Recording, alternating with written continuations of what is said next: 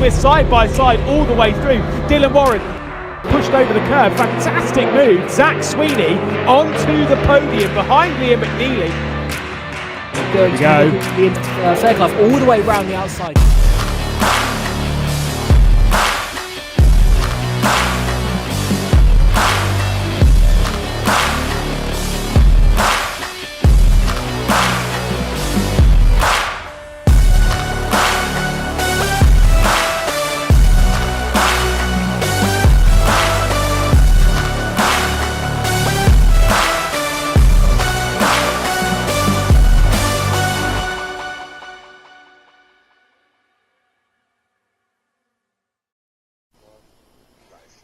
Hello and welcome to the ROKiT Racing Star F4 Esports Competition here in the UK.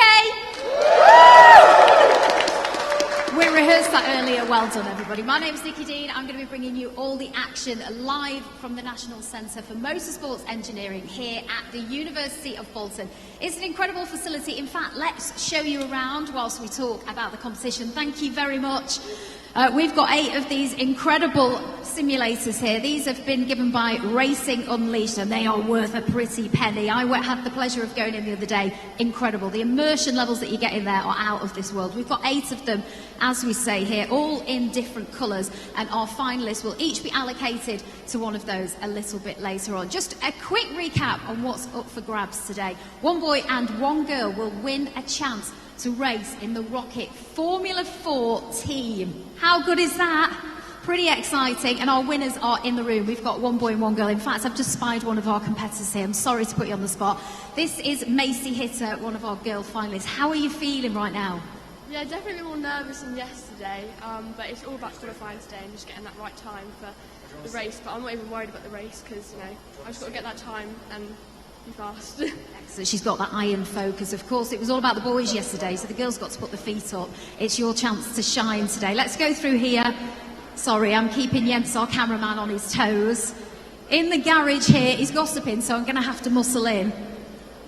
I'm sorry, guys, I need the big man. It's Bob Fernley, the man behind all of this. Of course, Bob was a former team principal for Force India F1 team and president of the FIA Single Seater Commission. Did I get that all right? That was a right mouthful, wasn't it? Bob, you're the brains behind this competition. So how are you feeling today? Because, you know, behind the scenes there's been a hell of a lot of work to get here, hasn't it? Yeah, I have to say, you know, the contribution from everybody here at the university, from the partners, have just been amazing. I mean, without it, when I got here on Monday, I was doubtful whether we'd be having this conversation.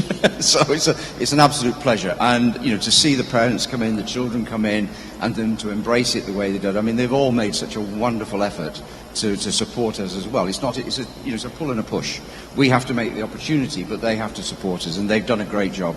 And it's been a thrill to watch the youngsters come through. Absolutely, it's been an incredible team effort, and like you say, looking around the room you can see all the nervous faces, the excitement. It really means a lot, so hats off, you know, for creating this opportunity. Let's jump back onto the stage, because what's going to happen today is we're going to allocate all of our finalists a simulator. The boys, as we say, did qualifying yesterday, so we whittled it down from 16 to 8. They're going to get a new simulator today, so it's all totally fair. We've got all the names here today, and you've got your goldfish bowl. You're going to pull out all of the simulators and allocate them that way. But before we do, let's just give a little bit of background then. So we talked about, you know, the hard work that's happened to get here, but why have you put this on? You didn't need to. Why have you created this opportunity? It was a very foolish moment, because actually believe it or not, we were on a beach in Koh Samui with Henk, who is the unsung hero of all of this, who's just about, without him, somewhere. We could have not achieved it. Henk, where are you? Put your hand up. He's here. There he hiding. is. Having a beer, and he was asking me about the history of things, and I said, you know, Henk, I'm really keen to try to give something back to the sport, but I want to do it in a way that we can create equal opportunity. You know, we want boys, girls, everybody to be able to play at it. And of course, I don't have the experience on the digital side, and Henk did. So he started to explain to me a little bit about what could be done digitally, and immediately the penny dropped. So over the next 6 months, we put it all together. Then we, you know, from that point of view, you've got the vision of saying, how do I create a total equal platform? How do we get out to hundreds of thousands of people, if necessary, that they've all got a chance to get into motorsport? And digital was the way. The problem you have then is, how do we move them from digital into racetracks in the real world. And fortunately, a very good pal of mine, Monisha Kaltenberg, who is the former team principal of Sauber, it might have been Force India at the time, of Sauber, I phoned her and I knew she was doing these simulators. And I said, you know, I need some help with this, Monisha. And she threw in behind it, put Racing Unleashed, and the simulators that we have here are more representative of a racing car than they are of a simulator. So it gives us that transition across into single-seater racing. And also they're training tools, so we can learn tracks and all sorts of other things on it. So that was the link to track. Then, of course, we have to look at how do we do the track, and how do we get people prepared. So we went down to Motorsport UK. I met up with Katie. Where's Katie? She's there. And she keeps me on the straight and narrow. We needed then to look at how can we obviously bring the children through so that they're capable of going on, because so many competitions don't prepare. You know, you win something, but you're not ready. So once the children finish this program, and we've got the winners and our dubbing children, youngsters, we will have, you know, 2 people. We'll actually have 3 that will then look after, and 1 will obviously be geared up to a 2023 championship. But to get there, they need to be physically fit, and they need to have FIA competition licenses. So Motorsport UK will come in, they will do all of the training, all of the arts tests, all the theory, and then of course we need practical. So I found another pal of mine that was back in McLaren days when we were with Force India, and he has High-Tech GP. High-Tech GP are a fantastic team that do Formula 4, Formula Regional, Formula 3, Formula 2, so there's a complete platform and ladder all the way up to F1. So I managed to persuade Ollie to support us as well. So High-Tech will now do all the practical training in the next 6 months. So hopefully at the end of the year, we've got 2 qualified drivers to go into the British Formula 3, and the 2nd and 3rd on the podium will be doing go-karting and have similar training in terms of things. So we've got reserves as well, because what we've also got to remember is youngsters develop at different levels. So we have to be practical and realistic, but on the other hand, we have to have a clear objective and a goal. That was Absolutely, you've covered it all. Well, hopefully that's given you a flavour of just how big a project this is, and you've worked tirelessly, the whole team has, honestly, I'm so impressed. Just to give people, make it tangible why this is such a fantastic opportunity, the main barrier into motorsport for most people is finance. It's just so incredibly expensive, isn't it? So these prizes, they're worth, if we could put an approximate on, how much would you say they're worth? I would say today to do, well, to be able to do all the training and everything that we've done through here, we're talking hundreds of thousands. But each season in F4 is about $250,000 today. Now, we need to bring somebody in here that's very important, and an organisation that's very important, because without them as well, it couldn't happen. And that's Jonathan Kendrick from ROKiT. Jonathan and I are from similar backgrounds. We both struggle. We're both useless. But both of us would like to be able to help youngsters, and that's the 2 of us have got the same philosophy. So Jonathan and ROKiT have been incredibly supportive, not just here, but also through our earlier programs where we were looking at the education. And when we finish this project, we will end up with the ROKiT Formula 4 team operating from where my old cars are there. And that means we've got the entire program in place, and it allows me to do what we did with the earlier stuff, which is integrate the education program into it. So we'll have drivers at 16, we'll create apprenticeship schemes at 17, and we'll have the graduates here doing the engineering. It gives us the full circle, and it's sustainable for the future. It certainly is. Hats off to you. When you were on that beach, beer in hand with Henk, did you imagine this here? Because I think everyone who's walked through has gone, wow. I don't think anybody expected it will be on quite as grand a scale. I think if we'd been on the beach and we thought of this, I think we should have had a second beer and forgot about it. No, I think everybody here is very grateful that you didn't. Okay, without further ado, shall we do our draw then? We'll allocate our competitors into their simulators. I'm going to read out the names, and Bob will draw out the simulator that they're allocated to. When I call out your name, if you can come up onto the stage, we do ask that you stay up here as well. So we're then going to have a big round of applause for all of our finalists. Make sure we're shining the spotlight on you today, because you've done incredibly well to get here today. So first up, we have got Deegan Fairclough. And Deegan Well done yesterday, and you're in Sim 1. Okay, next up onto the stage, Dylan Warren.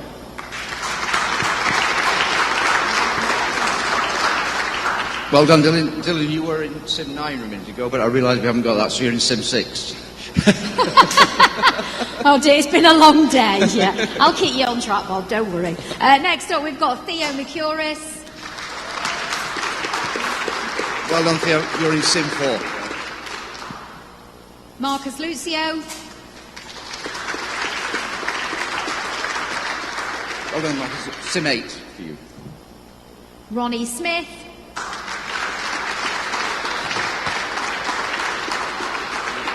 Sim 7 for you, Ronnie. Kai Vicini.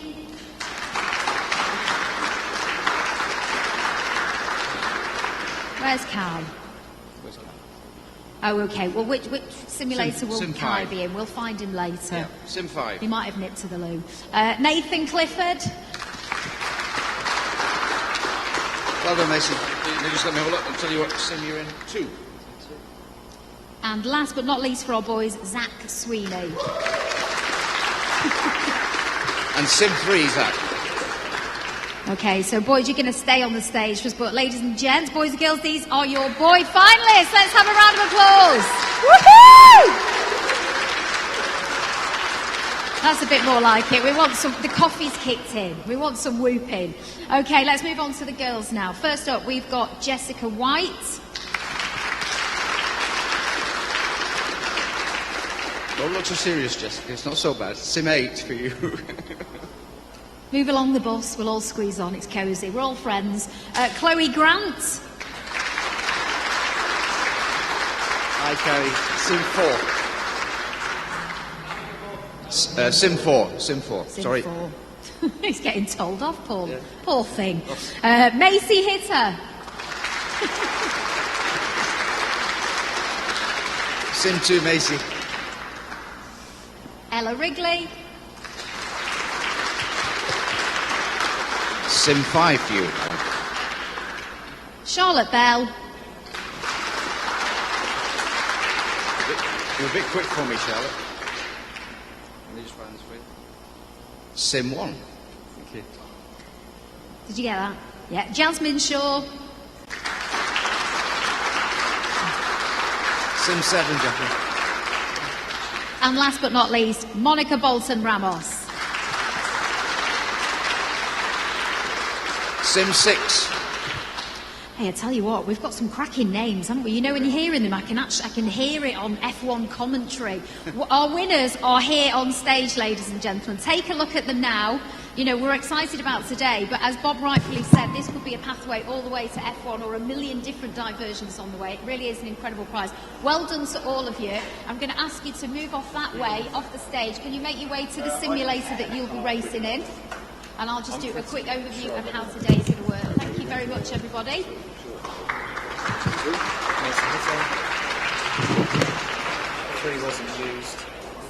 So we've got our finalists now. They've been allocated their simulators. They've made the way over. Hopefully they're feeling in the zone and excited. Just a quick overview of how it's going to work today. We'll have qualifying, which will decide their grid positions, ready for 2 races, which will happen later today. Then we'll combine the results from race 1 and race 2 for both the boys groups and the girls groups, and that will determine our winners for today. Now, keeping in check throughout, we've got race control. Hopefully we'll be able to cross to them. They're all the way in Switzerland. Can we see them? Maybe they could give us a wave. They're keeping us on track and making sure everything goes running. There they are. Give us a wave. I don't know if they knew we were going to do that. Away. Yay, there we are. That's our pals in Switzerland. See, I told you there's so much going on behind the scenes. And without further ado, it's time to hand over to our fantastic commentators. We've got Lewis McGlade and Cameron Roger. Guys, are you there?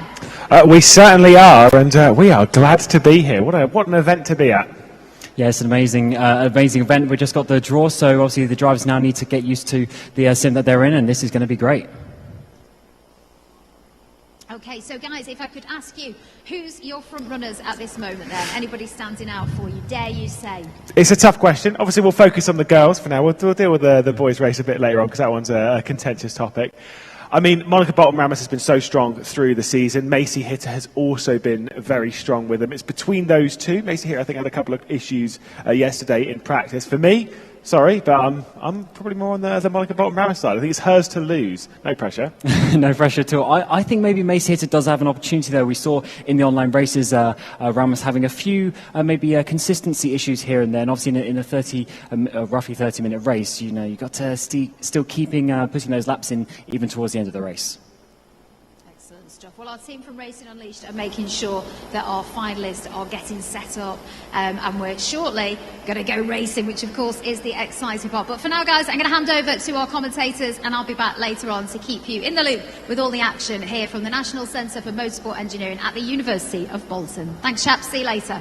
Well, cheers, Nikki. And now it's over to me and you to talk through all of this. I mean, qualifying is going to be critical, of course. For those who didn't join us, or well, couldn't, because we didn't have the live stream yesterday, and we'll kind of discuss it. Where we're racing today is Brands Hatch GP. It's a really difficult circuit. Track position is going to be critical, isn't it? And so getting that qualifying lap right is hard work. It's going to be pretty crucial, even with just sort of 7 cars on the grid. Then you know they're going to have to try and work their way through. And the car is a very raceable car, actually. But obviously, Brands actually going to have to find the ways through a couple of the tighter parts of the track. But certainly, the car is going to be good for overtaking, good for side-by-side battle. Well, let's see the car then that we're using. The Formula RSS4, 160 brake horsepower and quite a light car, around sort of 600 to 700 kilos. All of that power going, obviously, to the rear wheels.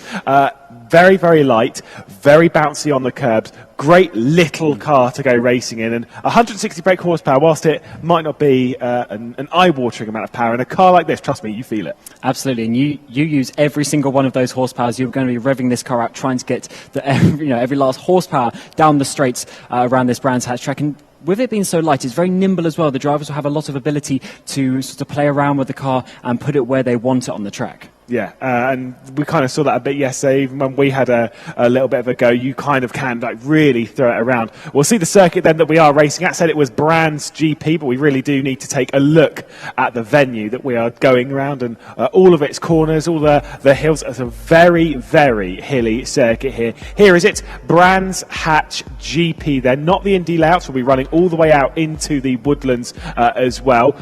Not the longest circuit in the world, slightly under 4K at 3.9 kilometres. 4 left-hand turns, 5 right, and all of them providing their own unique challenge. Just 188 metres from the start line down to turn 1, but with it being such a high-speed turn 1 as well, they probably won't be braking for the first real time until they get down into Druids. Let's see the track on the flyover as we'll begin that start with that 188-metre run. So cambered slightly to the right-hand side, getting that power down on the start-finish straight is going to be pretty difficult, and then through Paddock Hill, balance it on the brakes slightly, and then up towards Druids. Absolutely, and Druids is probably the best overtaking opportunities, the hardest braking zone, and certainly it's the place that you can really go side by side in this car. You're going to be using the brakes, trying to get the speed on the exit, because already you're coming to a little corner onto a short, sharp straight. Yeah, Graham Hill Bend is a very difficult one for to kind of wrestle. They can use the track limits quite a lot around the outside before we get into Surtees.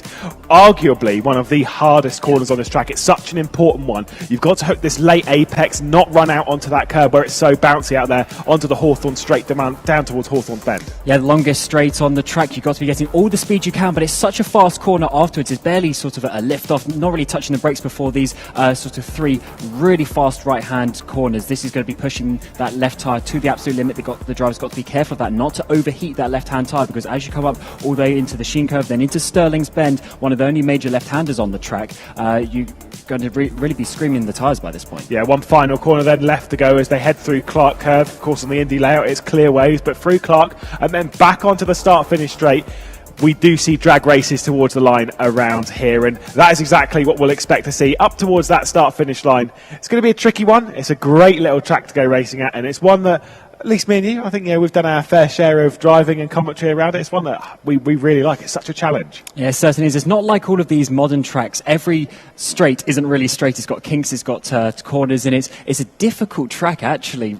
On paper, it maybe doesn't look so bad, but all the undulations, all the curbs, you've really got to use the track limits here. It's going to be very difficult for these drivers. Yeah, it really is. I mean, it's a fun one though, especially in a car like this. I mean, we've said in bigger open wheelers, obviously, not quite up to F1, but even your your more powerful ones where you're talking 300-400 brake horsepower, it's almost a little bit too small. It's a bit of a go-kart track for them, particularly that first sector when you run through Paddock Hill and then up towards Druids. It can be a little bit tight, whereas in cars like this, it is the perfect size. And with only 8 competitors, 8 finalists, of course 7 in the girls and then 8 in the boys, they should have plenty of space not to get involved in incidents. But it is one of those circuits that does kind of invite you. You have to be a little bit desperate at times. Yeah, we'll see that when we get to the race. I think we are going to see a lot of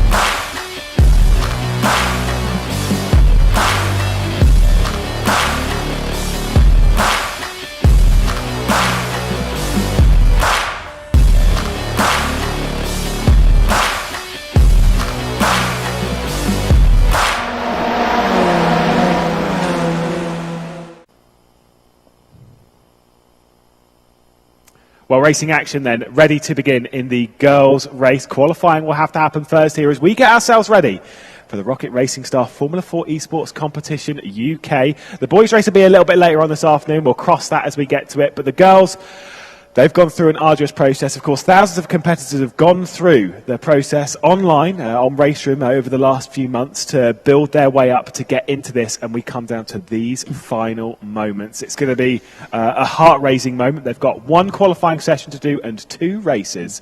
It's going to be tough stuff. And we've literally only minutes ago done the draw for these girls as well. So they just jump into the cars, into the simulations. This is the first time they've been in this specific sim as well. So they need to just, get the feel of it and really just work out, no practice this morning. They had obviously practice yesterday, but no practice today. They're just jumping straight into it, into qualifying. And it's going to be so crucial to get these laps, as you saw in the qualifying sessions earlier. Well, we saw Chloe Grant there in the white car. That's Macy Hitter as well. We'll roll down towards the first one where we'll see Charlotte Bell behind the wheel. Sim 3 is the one that's empty on this, but as we'll go down, you can see some of our competitors.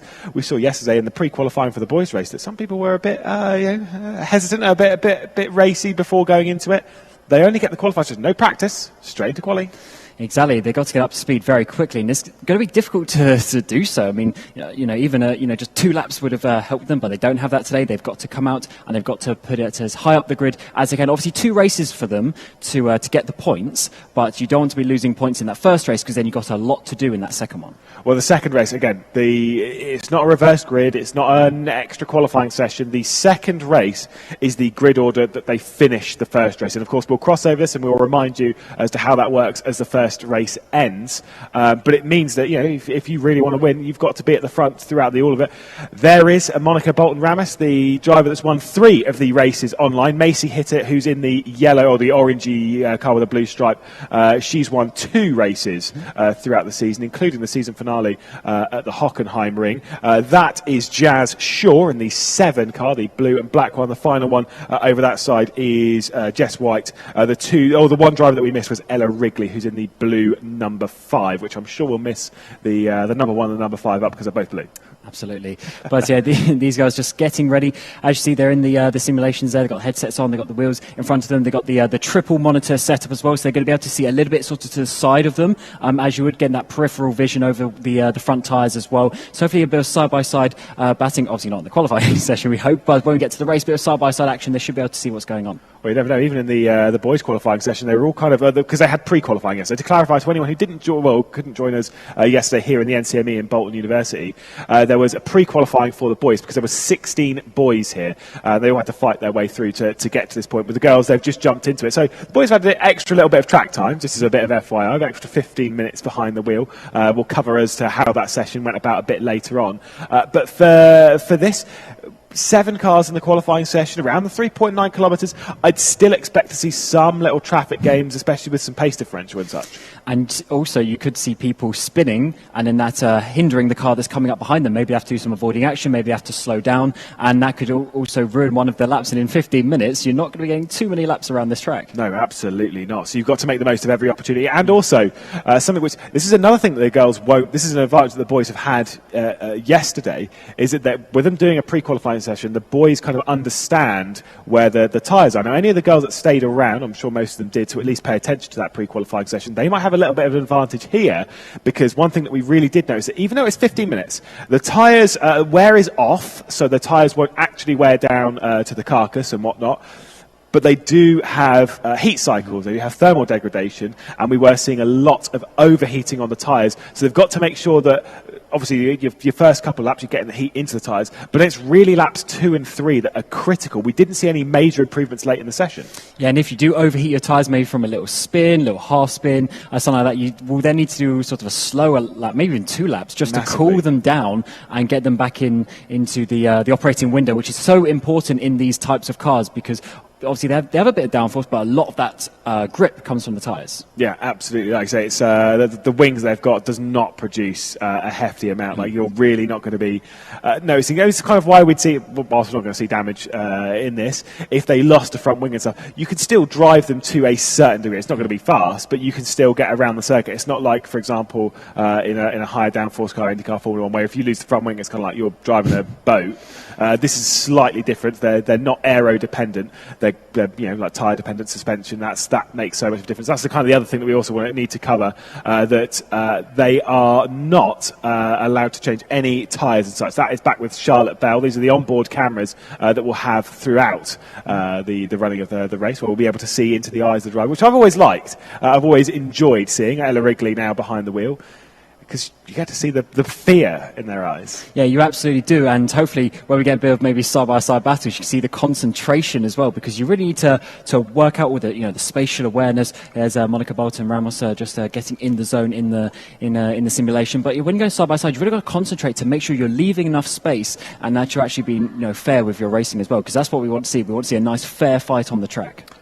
How did you prepare for any events? I know, obviously, LAN events, you've only done 1 or 2 in your time, but still, and never with quite a prize up for grabs. But how would you prepare for an event like this? I just like to try and remain as calm as possible. Once you get in the simulation, just try and relax, get your heart rate down, because you don't want to be stressing about it. You don't want to be getting into a position where you're sort of overthinking the situation. You just need to be nice and calm. You know what you're doing. I mean, as we've said before, they've done a massive achievement just to get here. They've beaten, enough people to get themselves here. They're obviously good at what they're doing, and they just need to now come and perform. I think they're out on track as well. I did see a little bit of a movement there from some of the cars. We'll head over into qualifying in just a second, and we'll see how things are going. This is going to be a tight session. I think the difference between pole position, who's going to set it? I just don't know. We have to find out, because this is where you got to perform. All the laps they did in practice, they're all, not counting towards this. They've got to come out. They only going to really get maybe 6, 7 sort of laps, fast laps around the track here. So they've got to, produce the lap times. And here we go. We're out on track for the girls' qualifying session. They're on their out lap at the moment. And when we get around to the start-finish line, they'll be starting their first hot laps. Yeah, absolutely. We've got Jazz Shaw here, who's in rig number 7 on screen. That's the bright blue car, which I'm going to say, I don't know about you, Cam, I think it's my favourite colour of all of the ones we've got here. We don't have the pink one that we had from the online season, which I really like that pink car, but the bright blue, you can't miss it. You can't. It's an amazing colour. We'll definitely be able to see her out on the track, and we'll obviously try and identify the drivers as best as possible. We do have the name on the screen at the bottom there of the preview, but here you see the side-by-side picture that we've got with Ramos coming up towards the final corner. Still 13 minutes to go in the session, obviously, but coming to start their final laps, and you can see the speed and the gears on the screen as well, just to show you how fast these cars are, despite being a 4th-tier Formula. Yeah, exactly. They are plenty fast enough around Brands Hatch. Which is why we come to a circuit like Brands Hatch. Of course, of all of the options of the UK circuits, comes to Silverstone and such. While Silverstone's a great track for these to go racing on, I don't think it's quite as challenging in a car like this. This is a circuit which is brutal in its requirement to really hit home.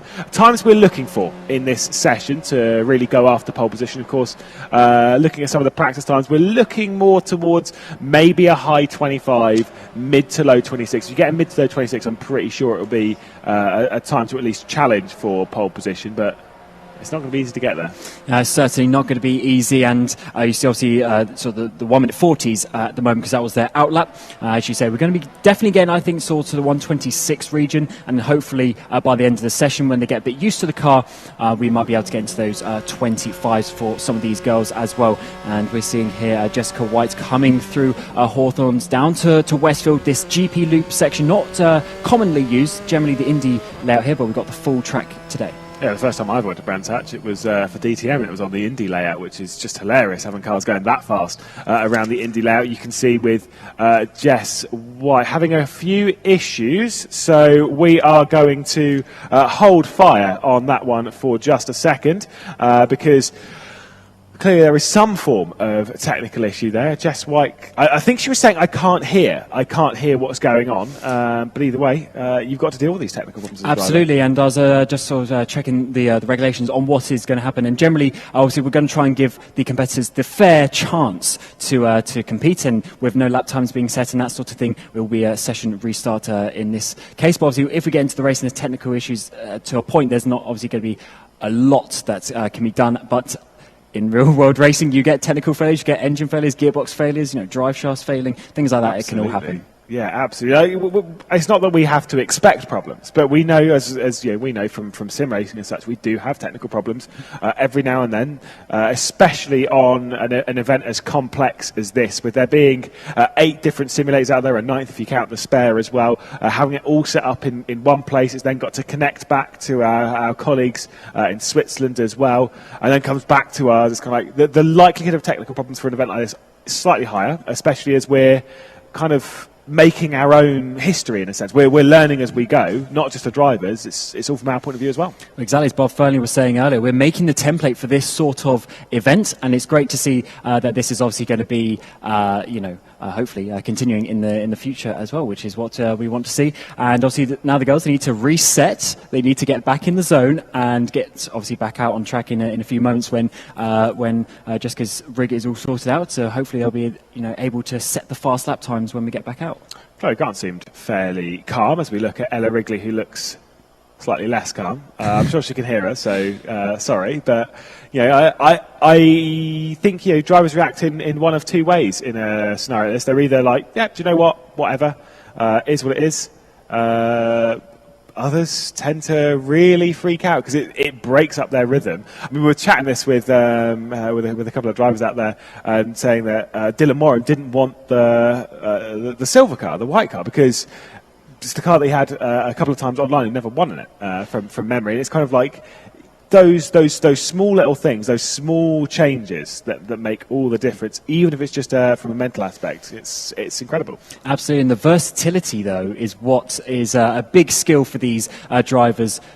When they get, whoever the winner is today, when they get their chance to jump in, the real Formula 4 car at some point in the future, they're going to need to be able to jump in and go fast. Obviously, the sponsors and backers behind it. It's not just about being in the seat; it's about also, performing from that as well. So they need to be able to get up to speed with that car. And obviously, in the real world, testing costs loads of money, so you don't do, a million laps of testing every year.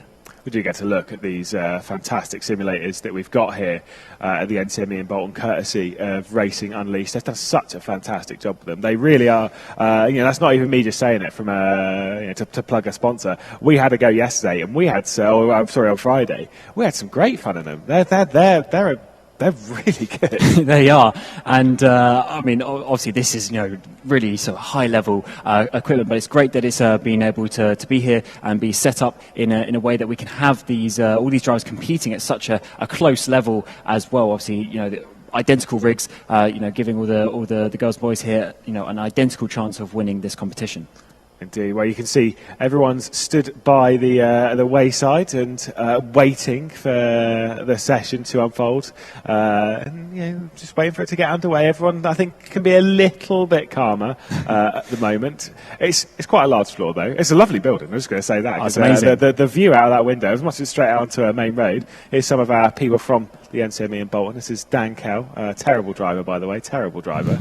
As Dave Marshall, obviously here as a driver coach for Macy Hitter as well. Interesting about driver coach, we'll probably speak about this, because obviously that's something they're going to slightly get as well as part of the prize, whilst it's not only the seat, which is a fantastic and unbelievable prize, and obviously the key thing here, but the fact that they're having their ARDS test done, their advanced ARDS test, the fact that they're having proper training done, that is worth its weight in gold anyway. Exactly, it's not just about the physical skill of driving the car, it's also about your body. That's one thing sim racing does really well, the actual skill and the technical technical side of it is, pretty similar. You're steering the wheel, you've got the pedals, and obviously with these simulations, you've got the actual movement as well. But the physical ability, when you get in the car, obviously you need the strength to press the brake pedal. You've got the G-forces on your neck, and also the strength to turn the steering wheel, which will be a lot heavier and things like that. So obviously, as you say, the training, huge opportunity for whoever comes out on top today. I think we kind of speak how the rigs and stuff work as well, because kind of it's not super obvious. I mean, we've had to go on motion simulators outside of this, and some of them are like it's really bumping over massive curbs and stuff. These are a lot more tame on that side, which is kind of how it's close to how it should be, way close to how it should be. A lot of them really overdo it, like they're selling a gimmick, whereas this is trying to give you an actual bit of feedback that's useful rather than just pounding.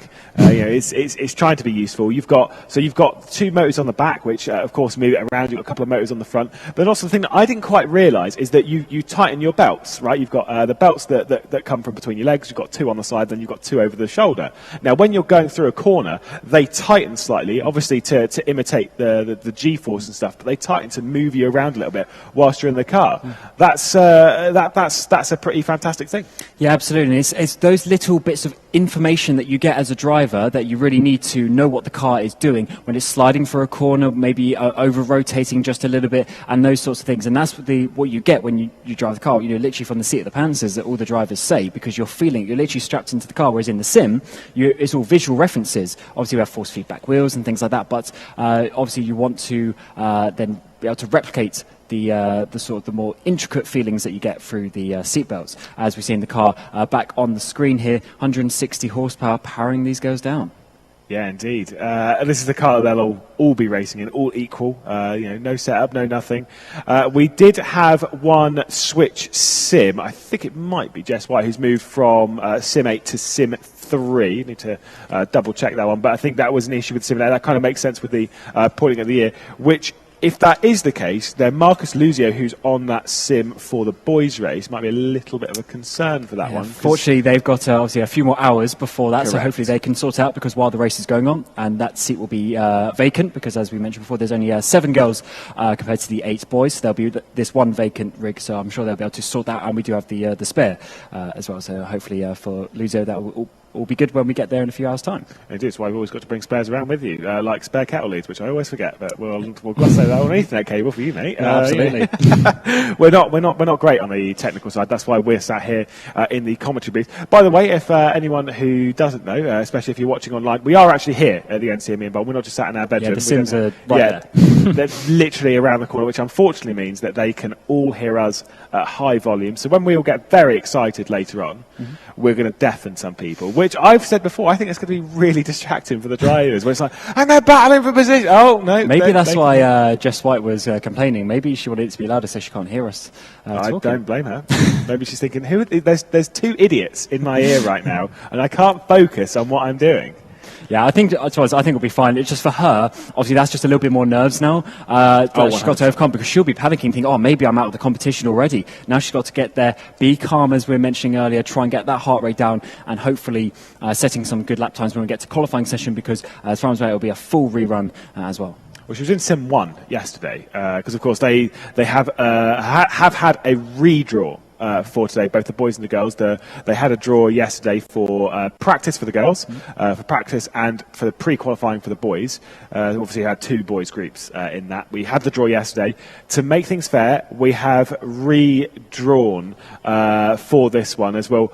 Take a look at the starters that will be heading into the girls' race, of course, and hopefully in what order, even though we know it's going to slightly change courtesy of the technical issues for the Simrig number 8. But we've got Charlotte Bell, we've got Macy Hitter, Chloe Grant, Ella Wrigley, Monica Bolton-Ramis, Jasmine Shaw and Jess White. These 7 girls they'll be taking to the qualifying. We'll have 8 boys later on. Girls will do the qualifying, we'll do the first race, we'll do the second race, and then we'll have a bit of a breather. And then we'll come back for the boys, and they're all fighting for the same prize. Absolutely. 1 girl and 1 boy winner, as you say, which is a great opportunity. Obviously, girls in motorsport, girls in sim racing isn't, as represented as it probably could be. So it's great that there's a specific girls part of this competition, and the prize is the exact same. They're fighting for it, and obviously they had all the online races as well. They had their own sort of competition with that, so it's great to see that we still end up with the 7 girls to come here and obviously fight for it, because any one of those could be driving a real world car in a few months' time. Absolutely. I mean, well, we've been in sim racing for a long time, right? For me, it's 9 years. For you, it's About seven. About seven. Yeah, gotcha. Yeah. Cool. I'm older than you. Nice. But yeah, it's sim racing, and same with motorsport as well. Even though we've got a fair few lady drivers that are right up there at the thick end of things, but it is a boys' game. Like, that's why we've got countless boys. But I think the thing is that even if the girls grids, we're kind of saying this throughout the online competition, even if the girls grids aren't full, these girls are setting examples to all of the young talent that's around that might think, actually, do you know what? This racing thing, it might be a boys' game, but I want to have a go. But there's all boys everywhere. It's like, no, there's not. And they're plenty fast enough as well. Some of the lap times we've seen in here, plenty competitive enough. Absolutely, and I believe it was the first round of the online competition. We only had 4 girls, so obviously that increased. Yes. I think we ended up with 8 total, obviously 7 here today. So there's certainly an improvement from the numbers perspective from that, and if we ever get into this competition in the future, I'm sure even more girls, because they'll see that they've now got the opportunity. Absolutely. Well, we'll take a look at our race control and we'll explain as to exactly what they do. They're based in Kemptall in Switzerland, so they're a bit far away from Bolton in the north of the UK. Obviously working very hard at the moment to reset the servers, to get ourselves ready, but there's a few that are on the side of the server setups and stuff. There we go, nice little wave as well. We didn't wave at the camera. We're not quite as nice as that. So good effort. But then obviously they're looking over incidents and stuff. They're responsible for making sure the server is running. They're making sure that the competition is done correctly and within the rule book, which they should have all read through. But we know as competitors that it's like terms and conditions. You accept and then just hope for the best. Absolutely. They should have read them, though. When we get into the race, the drivers will actually be able to, on their wheel, have a button to speak to race control as well, should there be any incidents, which we hope not, but this is racing. They're fighting for an amazing prize, so I'm sure there's going to be a few little ding-dongs here and there. So, yeah, it's good to see the race control really getting involved with this, multiple people trying to make sure this is as fair and competitive as it could be. Yeah, absolutely. And this is why when you're battling for a prize like this, if this was just a nice little Sunday league and we were all having a bit of fun, then, do you know what? It's fine. But in a championship like this, where you've got this kind of prize, you need race control. It does seem as though the session is back up and running. This is looking over the shoulder of Jazz Shaw, who's out on track. And you can kind of see what's happening on screen for some of the drivers. So you've got the gear selector that's just basically sort of central and then left of the rearview mirror. You've got the throttle and brake input, which they can see. They don't obviously need to, because they can see what they're doing with they feel what they're doing with their feet. But the important ones that we kind of found over on the left-hand side, they've got a leaderboard in the bottom left, which will tell them where they are in the present session. And then at the top, they've also got a position count where they're 3 of 13. Of course, the extra ones are race control and such that are looking over the session. Then you can see how much time is left in the session, which we can see is 13 minutes and 20 seconds. And then the all-important one, the one just to the right of that, where you've got the green boxes, green, left, and then bottom right, and then one blue one on the top right. That is the tyre temperature. There's tyre pressure on there as well, so they can keep their eye on it, they can monitor it, and they need to around here. And the drivers, as you say, they need to keep on top of that, because that is directly linked to your lap time, because it's the amount of grip that you have. The cooler that the tyres are, the less pressure that is in them, the more grip you will have, at least for that lap. And we are going to basically just double check that the game is okay for everyone, but I do believe that we are going to be going into this session as Jessica White is out on track now in the number 3 black car, rather than the white one that she had, or the grey one that she had earlier, and hopefully is able to set some lap times, although just making a little bit of a mistake there out onto Hawthorne Straight. Well, we were chatting to Zach Sweeney and Monica Bolton-Ramus before we got into this session. It's kind of a reminder that, there was a big crash in the background. That was Jazz Shaw, who's just crashed, coming through 30s. That was a little bit of a slip coming over the car. Chloe Grant has also gone through, and that the orange car in the background of that is Macy Hitter as well in the 02. That's the second rig, but a couple of issues already. All the rigs, they might have their very, very subtle differences. It could literally just be how the paddle to shift down is slightly stiffer than you'd expect. Whatever it is, you need to take yourself one lap, just calmly breathe, go around the circuit and not overdo it. Now we can see on board with Jess White. Oh, mate, Chloe Grant rejoining straight into Monica Bolton Ramos. My goodness. And that not only destroys her lap, it destroys Ramos's lap as well, and also the couple of other girls that were involved in that. I think it was Macy Hitter having to do avoiding action from that as well. So these laps are then obviously not going to be fast for those. As we've seen Chloe Grant there on the screen, just slowing down, trying to get in a better position. Still just over 11 minutes to go now, so some lap time should be able to come in. She's probably trying to cool her tyres as well, because after spinning them around like that, although where she's left it to go fast, she's kind of lost a lot of that apex speed from the Clark curve. She needs to kind of back off and then attack before the corner, so that you're basically carrying the standard racing speed through the corner. I think she's already lost a few tenths before we've even got into Paddock Hill, but we'll stay with Chloe Grant just a little bit here. Down through Paddock Hill, we'll see a lot of drivers using, as the session moves on, a lot more of that stuff on the left-hand side. They can get away with using it on track limit, brake, pull it down to the apex at Druids, way out over the left-hand side. And then Graham Hill, where we were seeing a lot of abuse in pre-qualifying in the boys yesterday. They can use a lot of that track as we go back to Jazz Shaw.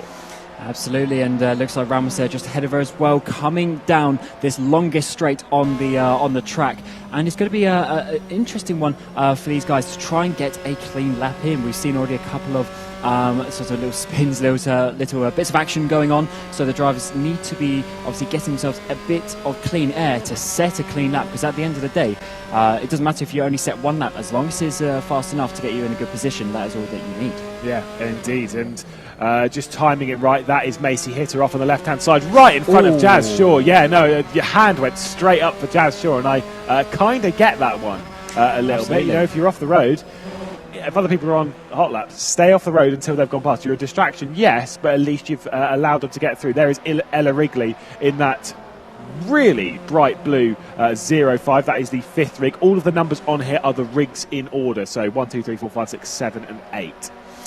Absolutely, come up to Druids for another time. I think maybe getting a bit of a off track on the other one, because that's the one thing. The track limits are being enforced here by the simulation. If they go too wide in certain corners, or maybe too tight as well, they will get an invalidated lap, as Ella Wrigley there goes for a spin on the exit of the Graham Hill bend, and will have to get back up to speed to set another lap. But yeah, if they invalidate those laps, they won't count, even if they are fast. Yeah, I've done that before. Well, not around here, but we had a few spins yesterday. This is with Jess White now heading up through Westfield Bend, a little bit too wide there, but does manage to keep it just about on the track through Dingledale, which is this right-hand kick, before we get into Sheen Curve, completely blind over the right-hand side, where yesterday Deegan Fairclough's line through here was absolutely phenomenal. Into Sterling's, uses a bit of curb on the right-hand side on the exit before pulling it back over to the left-hand side for the final corner at Brands Hatch GP. Let's see how she balances it on the brakes. Was all right. Chloe Grant, they don't have damage, and I think they'll be grateful of it, because I think if there was, Chloe Grant, Macy Hitter and Monica Bolton Ramos, 3 of the very favourites here at the NCME in Bolton for the ROKiT Racing Star F4 Esports Competition UK girls race, I think they'd be out. Yeah, certainly, and it does look like we're getting some really close lap times in just right there on your leaderboard at the moment on a 27.6. There's also a couple of laps coming in the background as well that I'm sure will be coming up in a meanwhile. We're seeing Chloe Grant coming around this final corner. You see her taking a really tight line, actually, as Jazz Shaw sets a 29.9, and then Chloe Grant goes up to the top with a 27.06 tenths away from White on provisional pole position. Well, as much as we've got Ella Wrigley out on circuit directly ahead of Monica Bolt. Oh, goodness me, there's a bit of a side-by-side there. I was trying to get around the outside of Chloe Grant. We don't have her on my live timing with Ella Wrigley, so I don't know where they will appear towards the end of the session, but we'll have to cross that bridge when we get to it. There is Monica Bolton Ramos, the 3-time race winner in the online competition. Looking to make it 4 and 5 today. Yeah, if she can do it in the LAN events. We've got 2 races this afternoon. It's not going to be easy though. This LAN events completely different than racing at home in your own comfort in your own simulator. As we saw at the beginning part of the online season, Ramos was really a step ahead in terms of the simulation races. But as the season progressed, she got always getting a bit held up here. Actually, Macy Hitter just going a bit slower there, so this is going to hinder Ramos's lap, not having the ideal line coming up through all this second sector, and going off wide and having a bit of a spin there coming into Sterling's. That was a big one, and then right in front of Chloe Grant as well. So that's the second time in this session that those two have come together at that section of the racetrack, and they are ticking off the time. 7 minutes left to go. They can't mess about too much at the moment. Provisionally on pole position, it is Chloe Grant on a 27.025. Just behind that, at least on our timesheets, is Monica Bolton-Ramos, who's actually set a time 0.4 off of that. I would expect these times are going to get faster, but that really didn't help. Absolutely. We seem to have Ella Wrigley on the timing sheet now in the 5th place there, 3.3 seconds off at the moment. Macy Hitter just in front, 2.7 seconds off, but obviously is still trying to get up to speed. We've seen a number of little spins that have hindered these laps, so I'm sure we'll see a few more drivers. There's Charlotte Bell down the XL Sterling's having a bit of a spin, probably going a bit too wide onto the grass there, losing that lap time. And it's so critical to get as many laps onto the board, with it only being 3.9 kilometres, roughly a minute and a half, 90 seconds a lap. You can't waste too much time. Charlotte Bell taking a very tight line as well through the final corner, and I think she's going to kind of lose out a little bit. I did get a note on our live timing. It says crash with environment, which is a nice way of putting it. That's a very polite way. That's a nice way of putting you've been off a little bit. Back with Chloe Grant, who at the moment provisionally of course is on pole position. She does take part in Real World Motorsport. I've commentated on Chloe Grant for 9 races now in the GB4 Championship. She's getting used to racing in open wheelers properly of this kind of category, which would be a great step for her over into ROKiT British Formula 4 if she could do it, but that is getting way ahead of ourselves. But it does all start with qualifying, and it could all start with pole position. What a confidence boost this would be.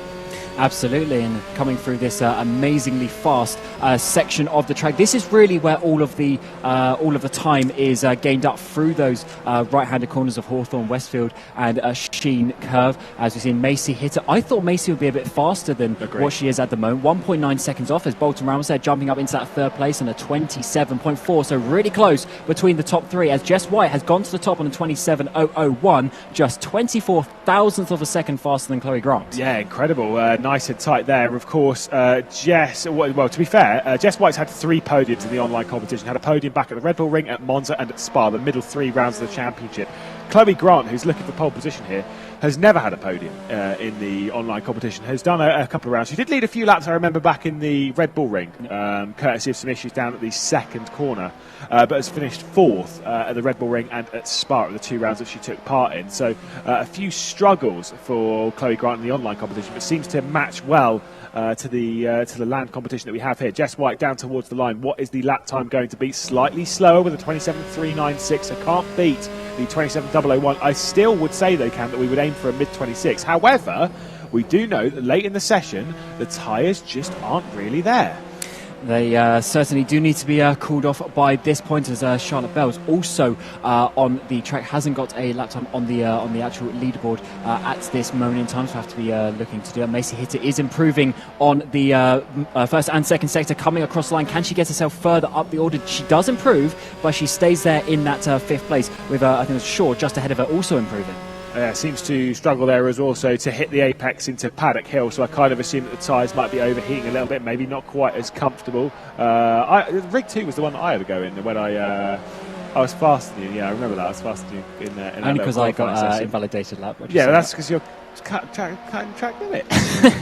It's fine. I can't remember who was faster. I was definitely faster than Dan, so at least there was that. It's the important point, though, because looking at Charlotte Bell on the timing, she's actually set not too bad a time, but she must have got an invalidated lap on that one because it obviously hasn't come up on the overall leaderboard, which is the important point. In these 15-minute sessions, you've got to make every lap count, and that's certainly what the girls at the moment are doing. We're into the final 3 minutes of the qualifying session. Remember, this is the grid order that we will start the first race in. Yeah, and again, as there was a car off the road, that would be Jazz Shaw that was just ahead of Macy Hitter. So Macy Hitter's had to abandon this lap. I don't think it's necessarily the worst thing in the world. Still 2 minutes and 40 seconds left. So they can back off and cool the tyres down, because then they can attack for maybe not the next lap. I would kind of back off for the next 2.5 minutes, have a really, really slow lap, and then attack for that final lap. Try and get the tyres back into an operating window. When you have your tyres overheat, particularly in these cars, it's normally the fronts that overheat, particularly the front left around here, that overheats. It's a little bit tricky to kind of roll through, kind of get the understeer through the corners and such. It can be very, very difficult. Did get word in our ear, Chloe Grant going to receive a 2-place penalty courtesy of an unsafe rejoin. So that is Chloe Grant, the driver that is presently second. Ella Wrigley moves up into fifth, but Chloe Grant for that unsafe rejoin that we saw right at the start of the session with Monica Bolton, Ramos and Macy Hitter getting involved. An unsafe rejoin, 2 places down on the grid. And that is 2 places you have to make up as Bolton. Ramos improves, still in that 3rd place. So, oh, look at that, though. 1/10 separating the top 3 drivers. This is just how close it is here at the NCME. The girls getting very close with just a minute and a half left in this qualifying session. Grant, though, will drop down those couple of positions, which could be quite important for her aspirations, because she's going to have to get back past those girls in the race. Yeah, at the moment, the order on the grid, as you can see on the screen on the left-hand side, White, Grant, Bolton, Ramos, then Jazz Shaw, Ella Wrigley, Macy Hitter and Charlotte Bell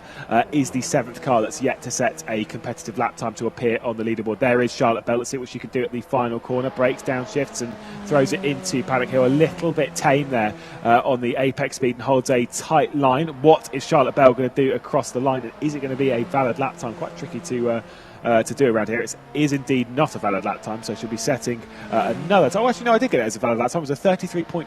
Oh, but all too wide there, and that is going to be that lap done. And with 45 seconds left, she's not going to be there. Macy Hitter goes back up into 5th place as well. So Ella Wrigley and Macy Hitter swapping positions a few times. They're getting a bit closer. Jazz Shaw as well also improves in that 4th place, getting into the low 28s. But with Jazz Shaw, because she's in 4th place, again, remember, Chloe Grant has a 2-place penalty, so she will actually move behind Monica Bolton Ramos and behind Jazz Shaw.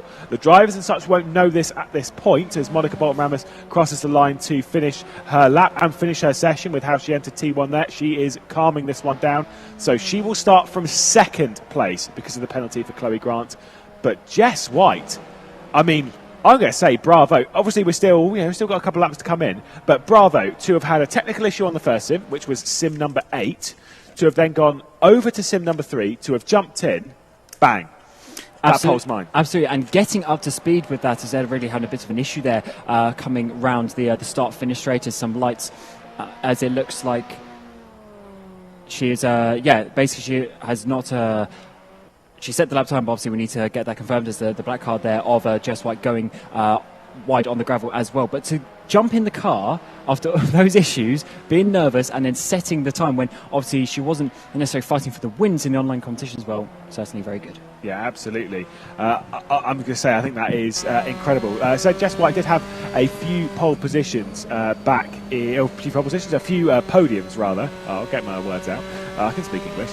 But had a few podiums in the online competition. To have grabbed this pole position, that is an incredible effort. The final lap times coming in. Macy Hitter does set her final lap time. And you said it was Jazz Shaw. We did cut across from that. You said it was Jazz Shaw that was going to move up into 3rd position.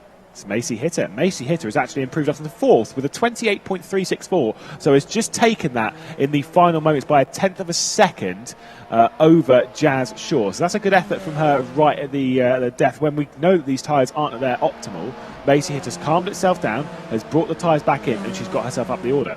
And I think what Macy Hitter did was pretty good over that session. She started off a little bit slower, but then every lap she just improved 10th by 10th, and getting up into that 4th place is going to be, well, effectively the 3rd place as well, is going to be a really good position for her to battle the likes of Ramos and White at the top. Agree. Wow. I mean, a thrilling qualifying session there, and Jess White's done the work. Chloe Grant, Monica Bolton Ramos, Macy Hitter, Jazz Shaw, Ella Wrigley, and then Charlotte Bell. So that there settles them for the qualifying session. And I think that was a bit dramatic, obviously, with a couple of the incidents and such that we had through the qualifying session. We were kind of expecting a few issues, but now we head into the race. They'll have to focus. It's an 18-lap race, not half an hour, 18 laps. So I have plenty of time to work their way through. But I'm concerned about the tyres for this race. Absolutely. We saw in 15 minutes how they can drop off in pace. So how the drivers control that over around a 25-30 minute race is going to be very important for these girls to do so, because it doesn't matter if you're fast in those first 10 laps, those final 8 is where you're going to be scoring the points. I think you need to go into this with a light strategy.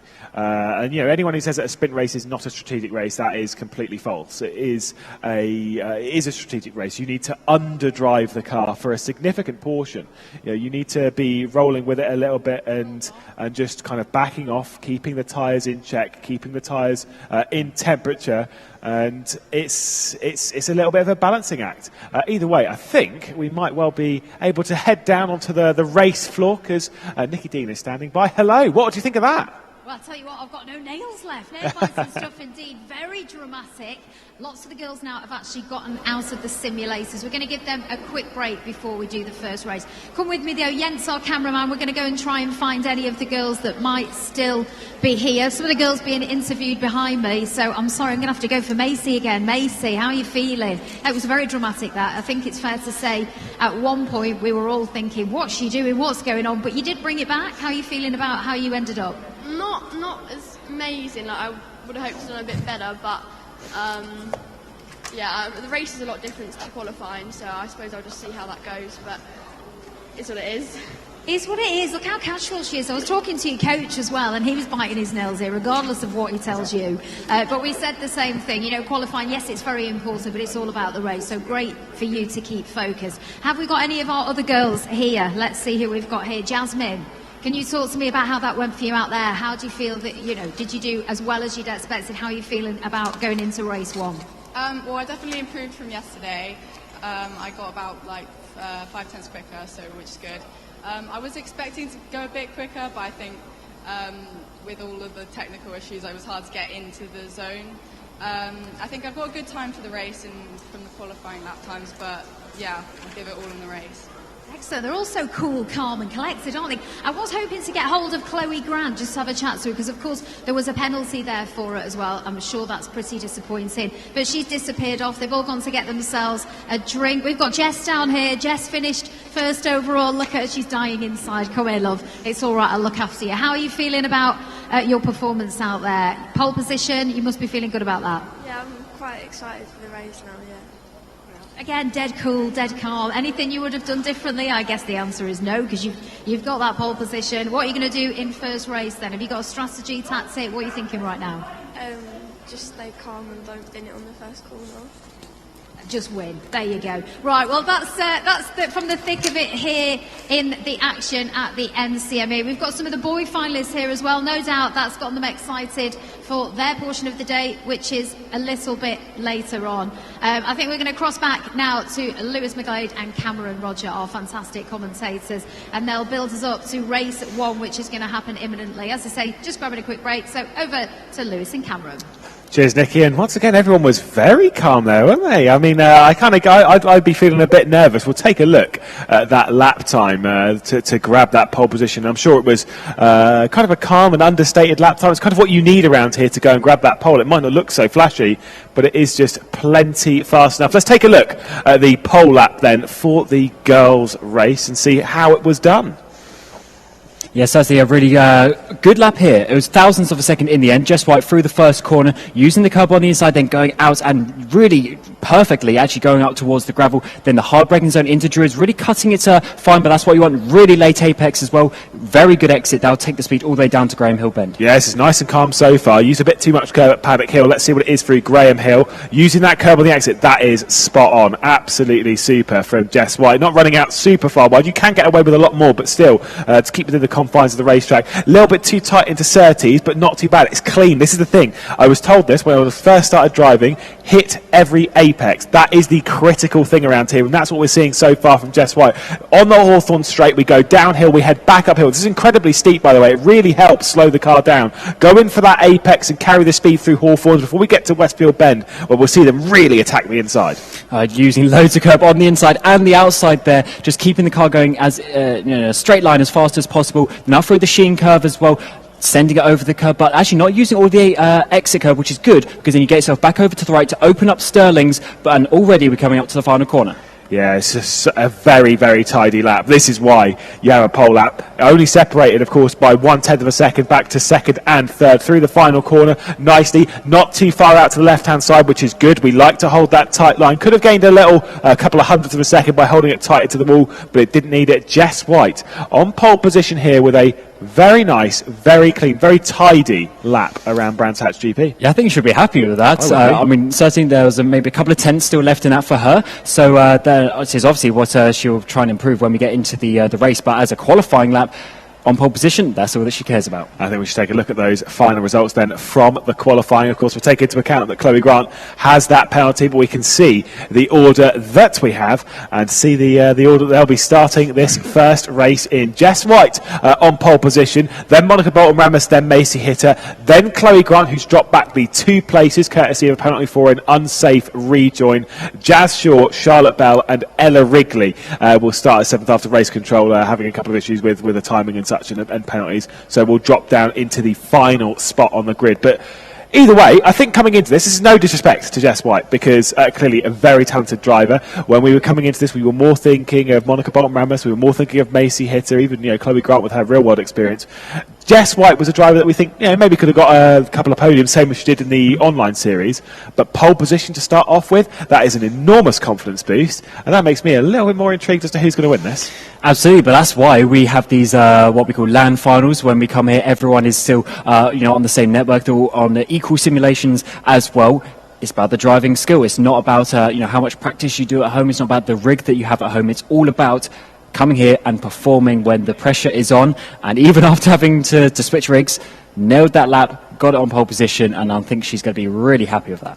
So I say that is very, very impressive to have just gone, right, this sim rig's not working, I need to change this up right now. It already informed me, we kind of heard about the audio and stuff, or whatever was going wrong. There was something wrong with the rig, but rather than panicking, was like, right, okay, that's fine, we're going to have a bit of a delay here in the session, I caused it, and then jumped into another rig, and boom, straight away, and looked strong throughout the session. It wasn't as if it was just one lap here and there. We had it before, where you get like one fluky lap, like when I said yesterday about that pole I had and I had to leave the room.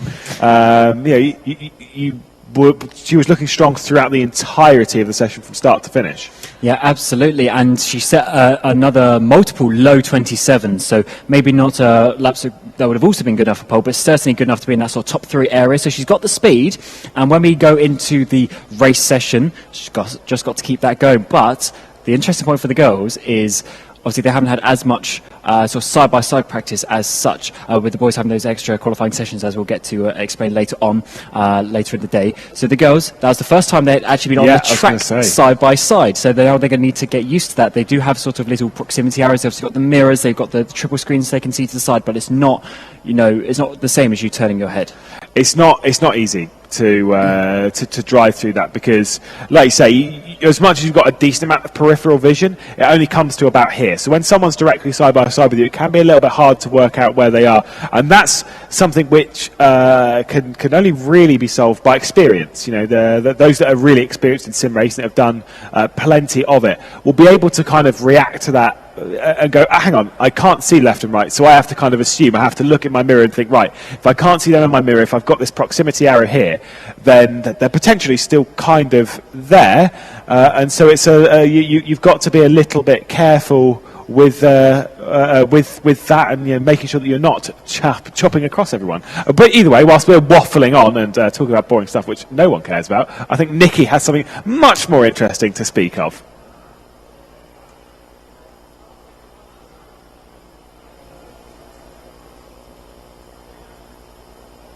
Here as well, of course, that was very dramatic there. We can see Jess, who's in pole position. She's just getting into her simulator now. She's in the zone. Wonder how they're all feeling right now. Perhaps if we could move down here very quickly, Jens, and I was hoping a bit earlier to have a quick chat. I know she needs to stay in the zone, but a very quick chat with Chloe Grant. See how she's feeling. She's actually with Stefan now from RacingUnleashed, getting her quick brief before she gets into her simulator. Chloe, I'm sorry to pounce on you. No, that was a little bit disappointing, but could I have a quick word from you? Obviously, it's a penalty there. You were second position all the way around, dropped down to 4th because of that penalty. How are you feeling? Has it affected your focus, or are you ready to get out there and fight for it? No, it's definitely not affected my focus, but it's quite disappointing, I'm not going to lie. I'm still not exactly sure what has penalised for, but it's just get on with it and race best I can. Absolutely. Excellent attitude there. Stay in the zone. Best of luck now. You'll be getting back into your simulator. As I say, we'll have a wander down here and I can show you what's happening. The guys from Racing Unleashed and some of the coaches, some of the chaperones with our finalists here, making sure that the girls are in the zone. We've got Ella Wrigley here as well. How are you feeling? I'm sorry to shove my microphone. I know you're getting a pep talk there. Are you feeling all right going into the race? Yeah, I'm fine. I know I'm not the fastest and I'll be starting at the back, but hopefully if I get a good start, I can get right up there. Exactly, that's what we'll be doing. Best of luck. Keep that great attitude. A bit further down here, maybe we could get Monica actually. I hope I'm not ruining your focus here. Are you all right? She's just tightening up her seatbelt. How are you feeling, Monica, going into the first race? Yeah, I'm feeling pretty confident. I just hope that I can take the lead in turn one and then pull away. That's what it is. Half the battle is confidence. I will leave you to get into the zone. No doubt we'll catch up with the girls a little bit later on. But it is almost time. As I say, they're doing the final fittings, getting in there, making sure they're nice and safe, getting in the zone. And then, of course, it's time almost to race. But I'm going to cross back to our commentators, Lewis and Cameron, to build up to the race. Over to you, chaps. Yeah, absolutely. Just to remind you then as to how this is all going to work. We're going to go through we've done the qualifying session, so that's 15 minutes. That's done. That's out of the way. We've already got our grid order. We've already got Jess White on pole position. We'll roll through the first race. It'll be 18 laps. At the end of this race, we'll gather ourselves some points. If you've watched Formula 1 and stuff, you know the kind of point structure we're looking at here. It's 25 points for a race win. 18, 15, 12, 10, 8, 4. 8, 6, 4, 2, 1, but we don't get down to the 2 and the 1, and we don't have the 4 in the girls' race, because it's just down to 7. So 6 is the lowest points we score. So every driver gets points. For the second race, it'll be the same order that they finish this race in. So if you get knocked out towards the back, not only do you score potentially, if you finish in 7th spot, not only do you score 6 points, but you've also got to start at the back for the next race. So getting consistent results in this is critical. However, because the race is effectively in 2 halves, if you drop back, you then have the reset from effectively gridding again for that second race. So all is not lost after that first race. So you've got to make sure that you're keeping your focus, keeping your concentration, so that you can then push in that second race as well. But also, Monica Bolton seemed very confident coming into that. Very confident. Was like, I'm going to get the lead, going to pull away. But then again, after that first race, going to reset. She's going to have to do it all again if that is how it plays out. And maybe she's been a bit more confident as well, based on the fact that Chloe Grant's moved back from 2nd position down to 4th, which promoted her back up onto the front row of the grid.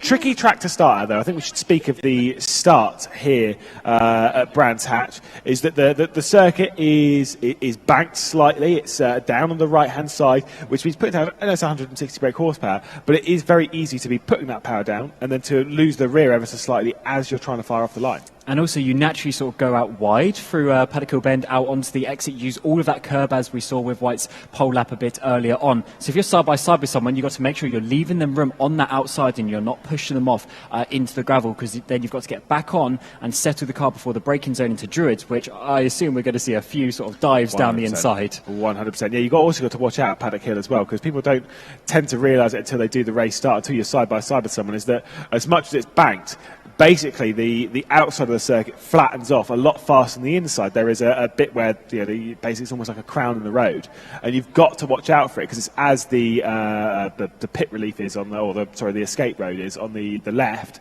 as you would escape on the Marshall side and then get back out over to the support paddock, which is over on the left hand side after Paddock Hill. That can cause some problems, because it's a very sizable bump. And when you're in a car such as this, if you're in a touring car or whatever, you don't really notice it so much. When you're in a car like this with low profile, with small wheels and stuff, it's like a shopping trolley. You notice every bump, every little inconsistency, and as soon as you go over that, it's problems. Absolutely, not much suspension travel in these cars. They're so low to the ground already, and obviously because they're sort of aero-based, the aero platform needs to remain stable, so they're quite stiff compared to some other cars, and you don't want to be upsetting that through a corner like that. We did see a couple of girls going off wide out into the gravel as well on the exit of turn number 1 in the qualifying session, so hopefully they just dial that back maybe 0.5% just to keep it inside the track limits this time around. But of course, that is the important part now, because this is where the points are played out. Everything beforehand was just building up to this moment. This is where we're going to find out the potential champion in this first race, or at least who we might think is going to win. One hand on the trophy. It's only 2 races. It's not like a full championship of 8-9 rounds. It's just the 2 races that we have here today for the girls, and then 2 races for the boys. So if you win this race, that is one hand on the trophy. That is one hand on the prize. That can get to your head, though. Absolutely. You can't get overconfident. That is probably the worst thing. If you do go and win the first race, maybe, it is 18-lap race, so we might even see, a 10-second lead if someone, dominates in that race. Those 10 seconds then get reset, and you've got to do it all again. You can't get overconfident because you can always be overtaken. Then all of a sudden your rhythm is gone, and you've got to then play a bit of catch-up from that. I wonder how many boys, by the way, are still here from yesterday that didn't get through in their pre-qualifying.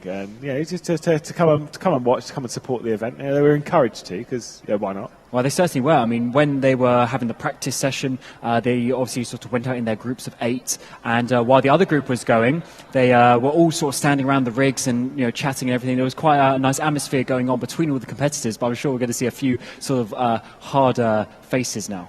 Well, Ella Wrigley then starts from the final position on the grid with 7th place. That'll be in the blue, the number 5 car. She managed to set a 28.807, and with a penalty, she starts from the rear of the grid. 6th place will be Charlotte Bell on the 3rd row of the grid, setting a 133.3. Was the slowest driver, but still managed to set those lap times. That's in car 1. Jazz Shaw, 28.473, had a few issues throughout that session. Will start this race from in 5th place. But then after this, things get a little bit tighter. Chloe Grant, after a 2-place penalty, was scheduled to start from the front row of the grid. Starts from 4th place with a 27.025. It was a 2-place penalty for her. But what can she do? Macy Hitter, a 2-time race winner in the online competition, will start from 3rd, 28.364. Struggled a little bit in that qualifying session, maybe even to the tune of about a second slower than where we'd have expected Macy Hitter, but maybe can find a little bit more in the race. And then our front row of the grid, Monica Bolton Ramos, and then the surprise package so far of our finale here, Jessica White on pole, 27.001. But look at that, just under a tenth of a second between those two drivers, very close on that qualifying speed, and there's now the consistency factor that is going to come in this 18-lap race. But obviously that's a total of 36 laps that we've got around this, so it's not just the one-lap shootout that we have here, it's also keeping that consistency as we're already onto the grid. Yeah, indeed. Now, this is it. This is where the hearts really do start to rise their way up. This is where the tension is really on. Again, this race victory, if you take this one, if you take 25 points from this, it's one hand potentially on the trophy a bit later on this afternoon.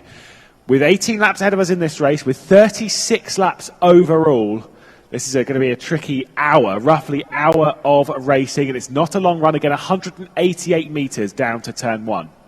It's going to be very close between these girls. They're going to be going side by side, and we're going to see how that works when they get down towards turn 1, because it's very, very close. And then turn 2, we're going to be seeing, obviously, where you get into that braking zone of Druids, and before you know it, they're going to be already out onto that GP loop and trying to get some slipstream.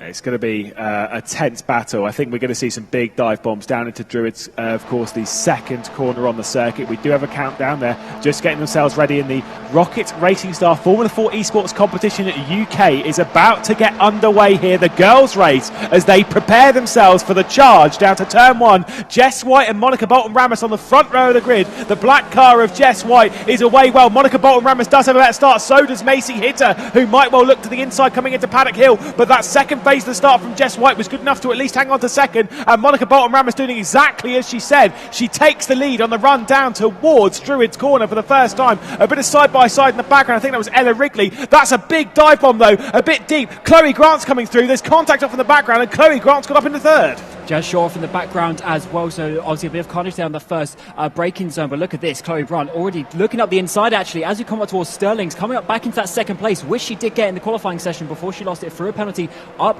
past Jess White. Jess White already down 2 places with Macy Hitter following behind. Yeah, onto the Hawthorn straight, and they're going to remain side by side up towards Hawthorn's corner. It was a slow exit from Chloe Grant, and this is Jess White's opportunity to repass through. The orange car in the background of Macy Hitter's just staring again. White and black inside, a little bit of contact between the two. Chloe Grant just pushes off just a little bit as they both side off. They're both going to be in the barrier. Macy Hitter's going to come through, and also Ella Wrigley from 7th place on the grid's come through into 3rd. That's why keeping it clean is very good. Chloe Grant goes down to last place, 7th place. That's a lot of work to come back from. A really good first sector, but that second sector just going too wide into Hawthorn Bed. A bit of contact with Jess White, but Jess White does continue as Wrigley is having a bit of issues, a bit of contact here with the barrier as we come down to Sterling's. Yeah, she does manage to rejoin it, doesn't get too involved with it. There's another one that was off. That one should be Charlotte Bell that was just running wide there going through Sterling's.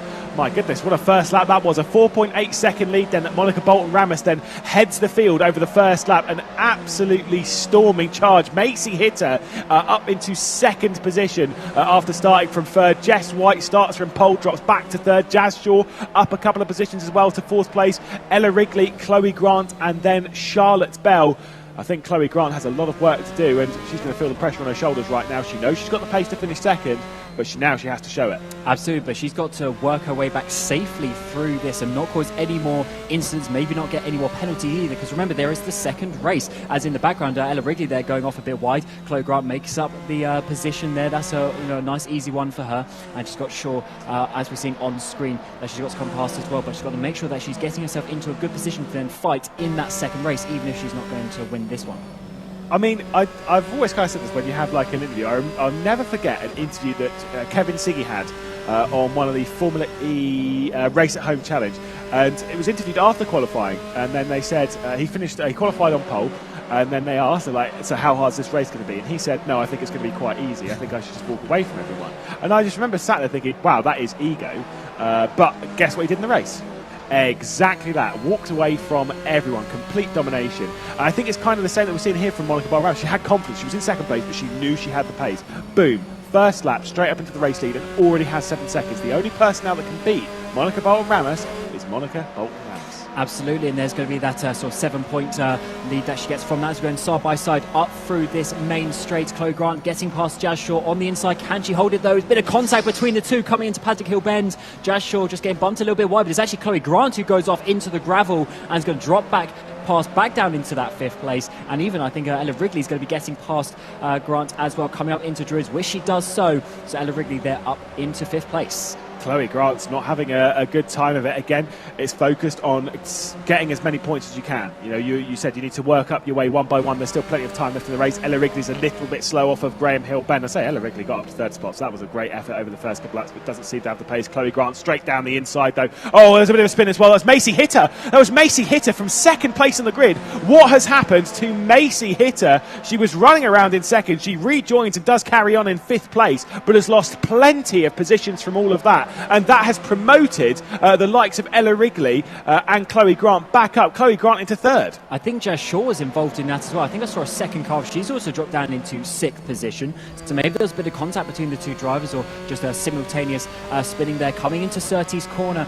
And it's been a few too many incidents for these girls in those first couple of laps, but it's really reshaking the order. And all of a sudden, Grant from the back is already back into that 3rd place, and only 5 seconds behind Jess White if she has some pace in these final 14 laps of the race. Yeah, we'll keep our eye on the lap times, of course. You can see that one from our race leader being a 27.7 being set from Monica Bolton Ramos. That will be the fastest lap, at least of the present laps. Her best lap on the previous one was a 26.9. No bonus point though for fastest lap. It was actually set there.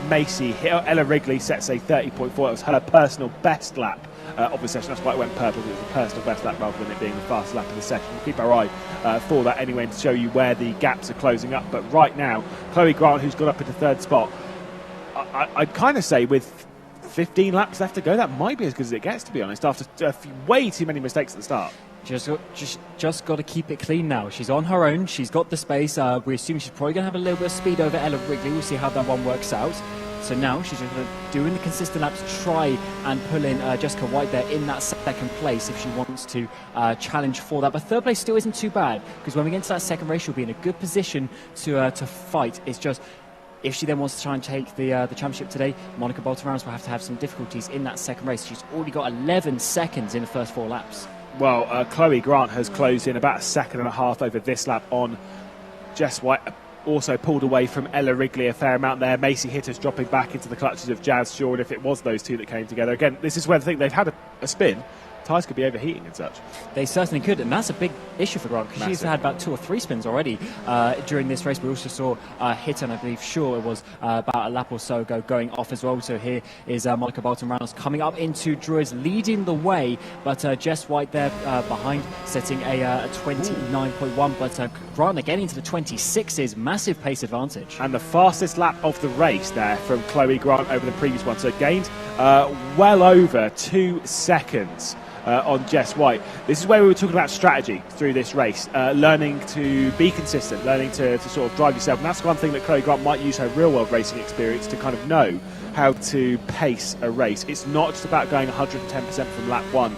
It's about thinking big picture. It's about treating this as an 18-lap race and not as a one-lap shootout. Well, especially in a series where you have to conserve tyres as well for multiple races. It's certainly something that she has to think about during the course of that. As we've seen Ella Wrigley here coming down the back straight. You see the top speed of these guys. We're still getting over 200 kilometres now. It's about 125 mile an hour, so still pretty fast even in these Formula 4 cars. It's plenty fast enough. I mean, if 160k is you're thinking about it, right? That's a good maths, mate. That was. Yeah, I was going to say 160k is 100 miles an hour. Then the extra 40k, bearing in mind that 32 is 20. 32 kilometres there is 20 miles an hour. And the extra. Hey, I'm actually well impressed with you. We'll have to speak to Ewan O'Leary, because I know he does his maths quite well. He'll be around a bit later on. But either way, great lap time there from Chloe Grant, and again going fast. He gained about 6 tenths in the first sector, a couple of tenths in the middle sector, and once again is hammering down the gap to second position at the moment as they cross the line. Look at that, 3 seconds. Chloe Grant is knocking at the door for second place right now. And already just a tenth behind Jess White, so there's going to be a bit of side-by-side action soon between Grant and White for that second place. And Grant really starting to come back as Meta Hit is also setting personal best laps of the race. We're getting towards the third waypoint in this opening girls race. Obviously, we've got the second one coming up as well. The cumulative points between these two races will determine the winner. So Chloe Grant is right next to, I think they might be very close, coming down on the Hawthorn straight towards Hawthorn Bend. That battle for second position, I think Chloe Grant is really, really knocking at the door as we are on the 6th lap of 18. This is back with Charlotte Bell. We do really need to get up there and see that battle for second, because Chloe Grant, I think she has now got second position. So Chloe Grant has moved up into second position, still way behind Monica Bolton-Ramos. As much as she might be running fast lap time, I think Bolton-Ramos is potentially pacing this race a bit. But Chloe Grant, either way, there she is. We can see clearly up into second place. Absolutely, and I'm sure that was a nice move there, coming through the back straight through the Hawthorn Bend sort of part of the track where she managed to get past. And this is a great recovery so far from Chloe Grant.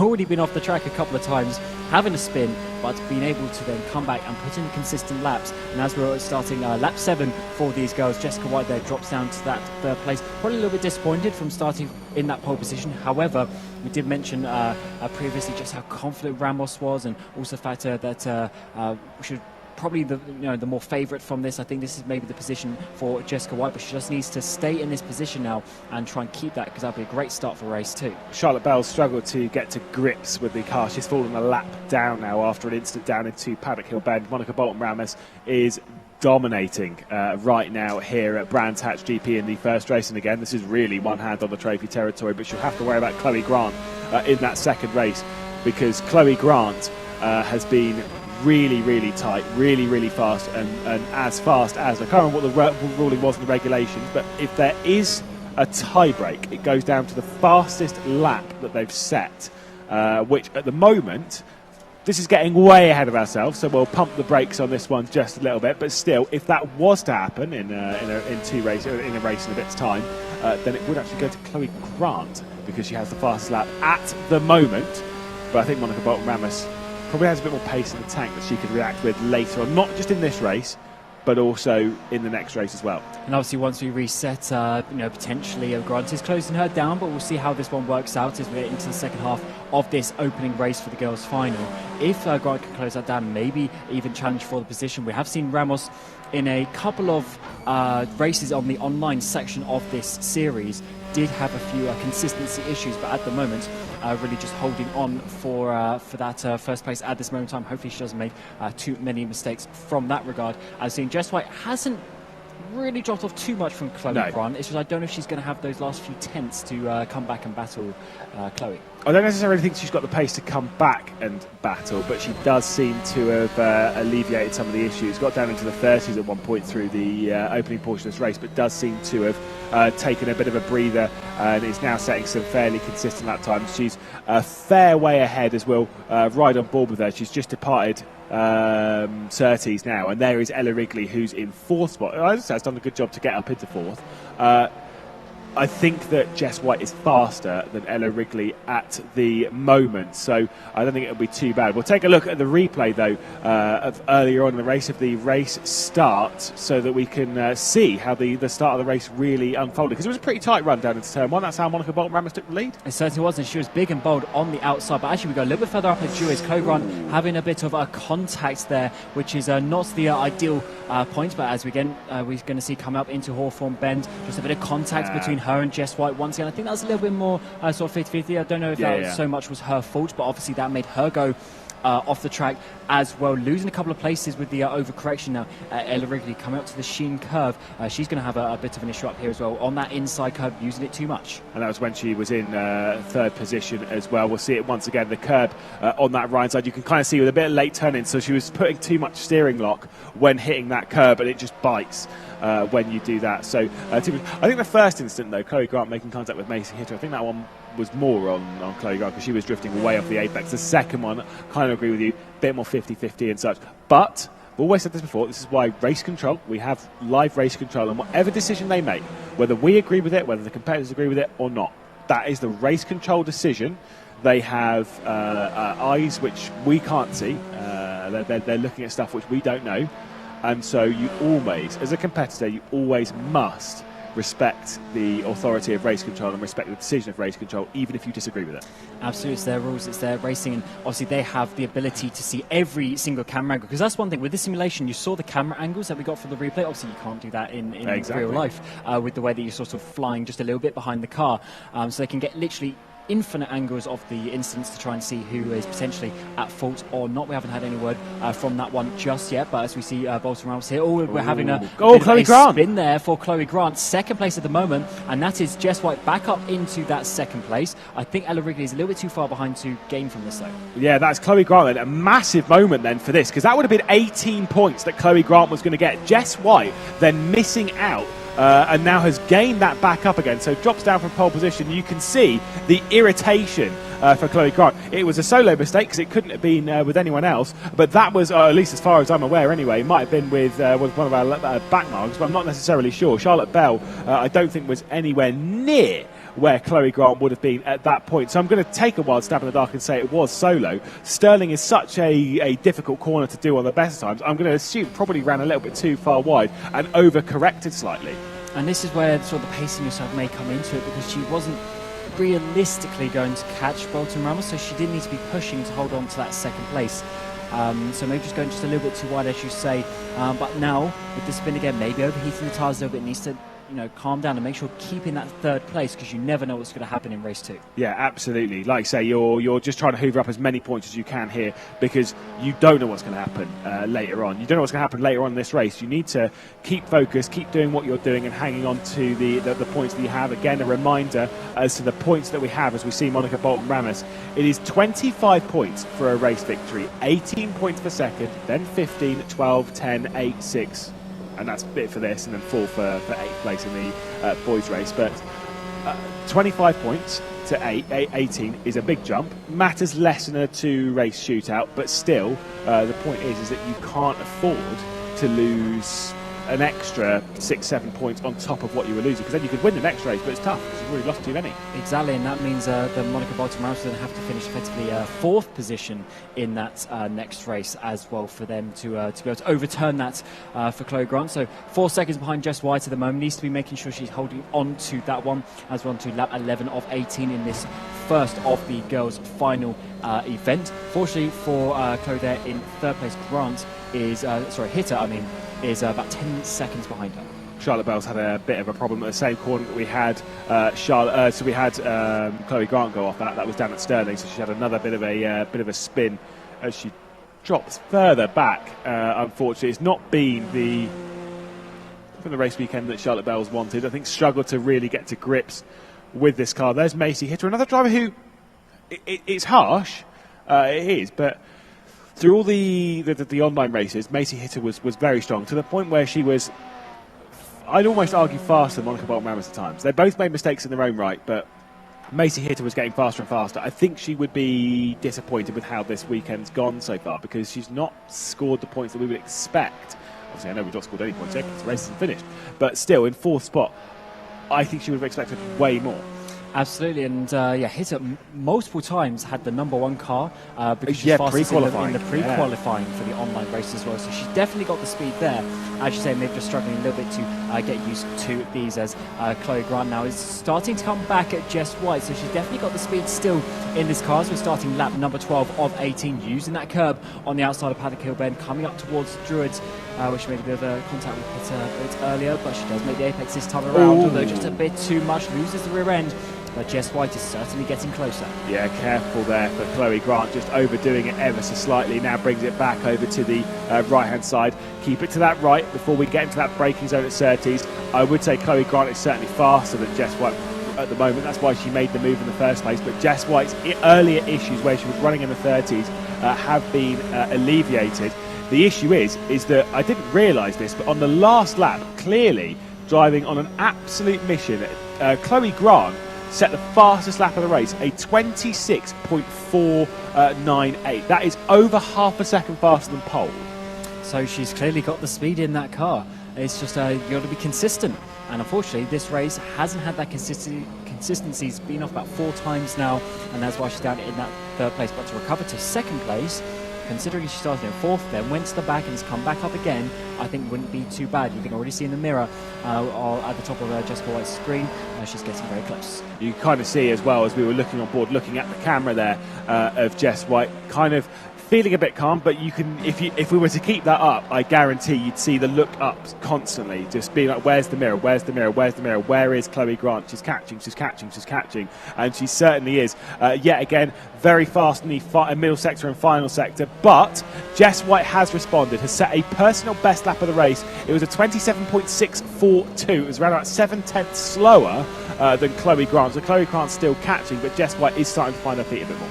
She certainly is, but this time got to be making that clean overtaking manoeuvre. Doesn't want to be risking anything else in this race, because being in that 2nd place will be very, very beneficial for her when we get to the 2nd race, because that means that if she can then overtake Ramos and take the victory, she has even better of an opportunity.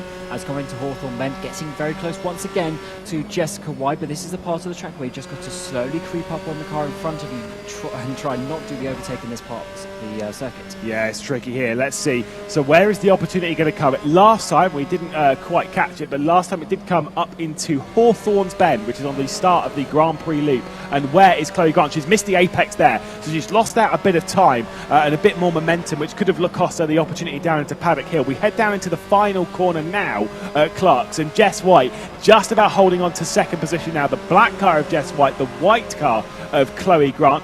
Would have been helpful if it was the other way around, but we're not going to go into that too much. But Jess White continues to hold on to this position. There is 5 laps left in this first race here in the girls' final in the ROKiT Racing Star Formula 4 Esports Competition UK. And at the moment, Jess White is hanging on. This might be a big send from Chloe Grant. Way off the apex, though.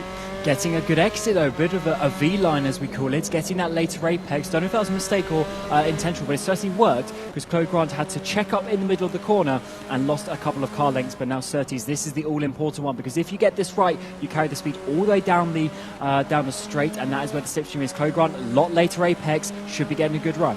Not quite close enough, though, I feel. It'd have to be a big slipstream and a big send into what is an extremely high-speed corner, especially in these cars. They barely brake. They only breathe over that left pedal as they just touch it in. We'll see it as we watch on from Chloe Grant. Later apex, a little bit too wide there from Jess White. Once again, heading into Westfield Bend. The pressure's really there, really closing in. Oh, and Chloe Grant's made contact. Chloe Grant has tapped the rear end of Jess White, and I have not seen a slam dunk penalty more so at this competition than that. For Chloe Grant, that is surely done. Absolutely. And on the previous lap, I was saying this part of the track is not really where you make the positions. It's so difficult, it's so high speed. Any little contact like that, and you just go for a spin. Jess White dropping down into that 3rd place isn't going to be too happy with that one on this 14th lap of the race. They're coming to start the 15th lap, and I do wonder if there's going to be any sort of redressing of that position. There should be. There really should be, because if there's one thing that's for sure is that Jessica White was not at fault for that incident. Not that it was a malicious bit of contact from Chloe Grant, and I wouldn't even go as far as saying it was clumsy. It was hard between the two of them, and she was trying to carry a bit more speed into Westfield Bend.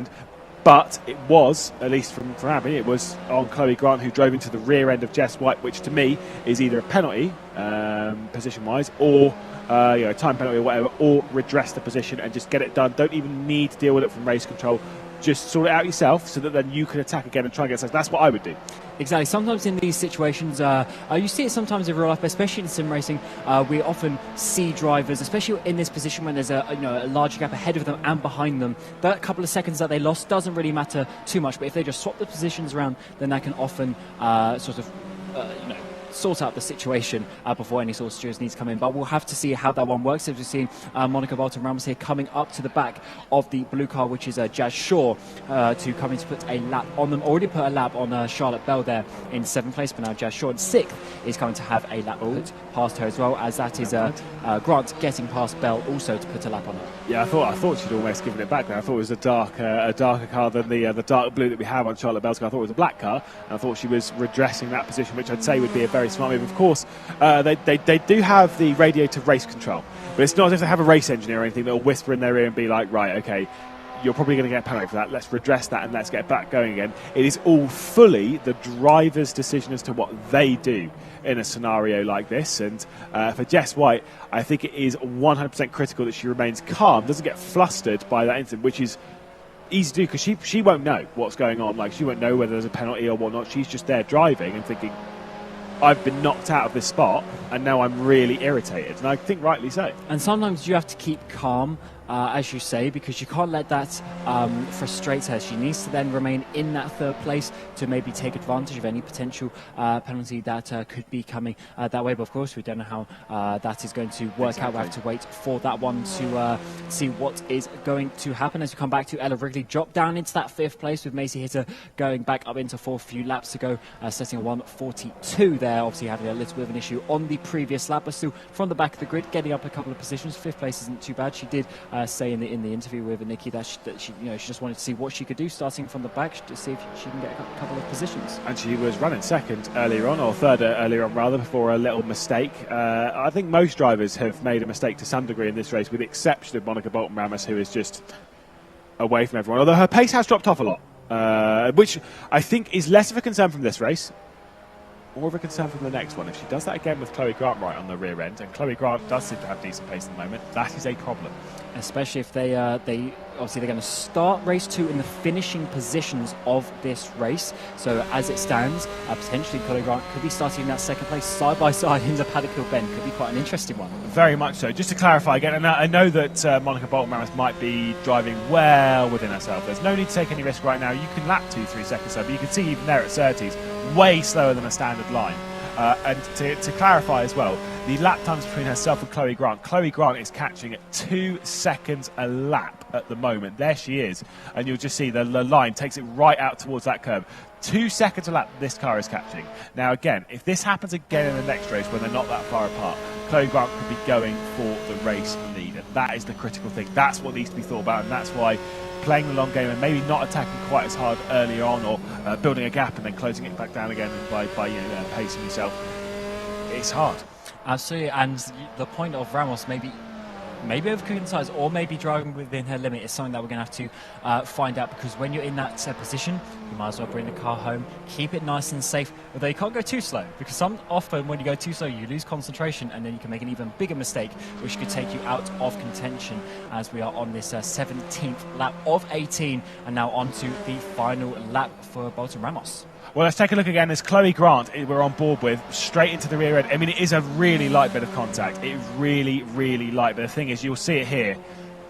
I mean, it's harsh. Okay, right, you're a president of Formula Sim Racing. What would you call that? It's definitely Grant's fault in that regard, because as the car behind, obviously open wheels don't have brake lights, but we still need to assume that the car ahead maybe isn't going to be going as fast. In that situation, you're going to be sort of having the intentions of overtaking as well, so you might be pushing in a little bit into that corner as well, and making the contact mid-corner is when the car is the most unstable.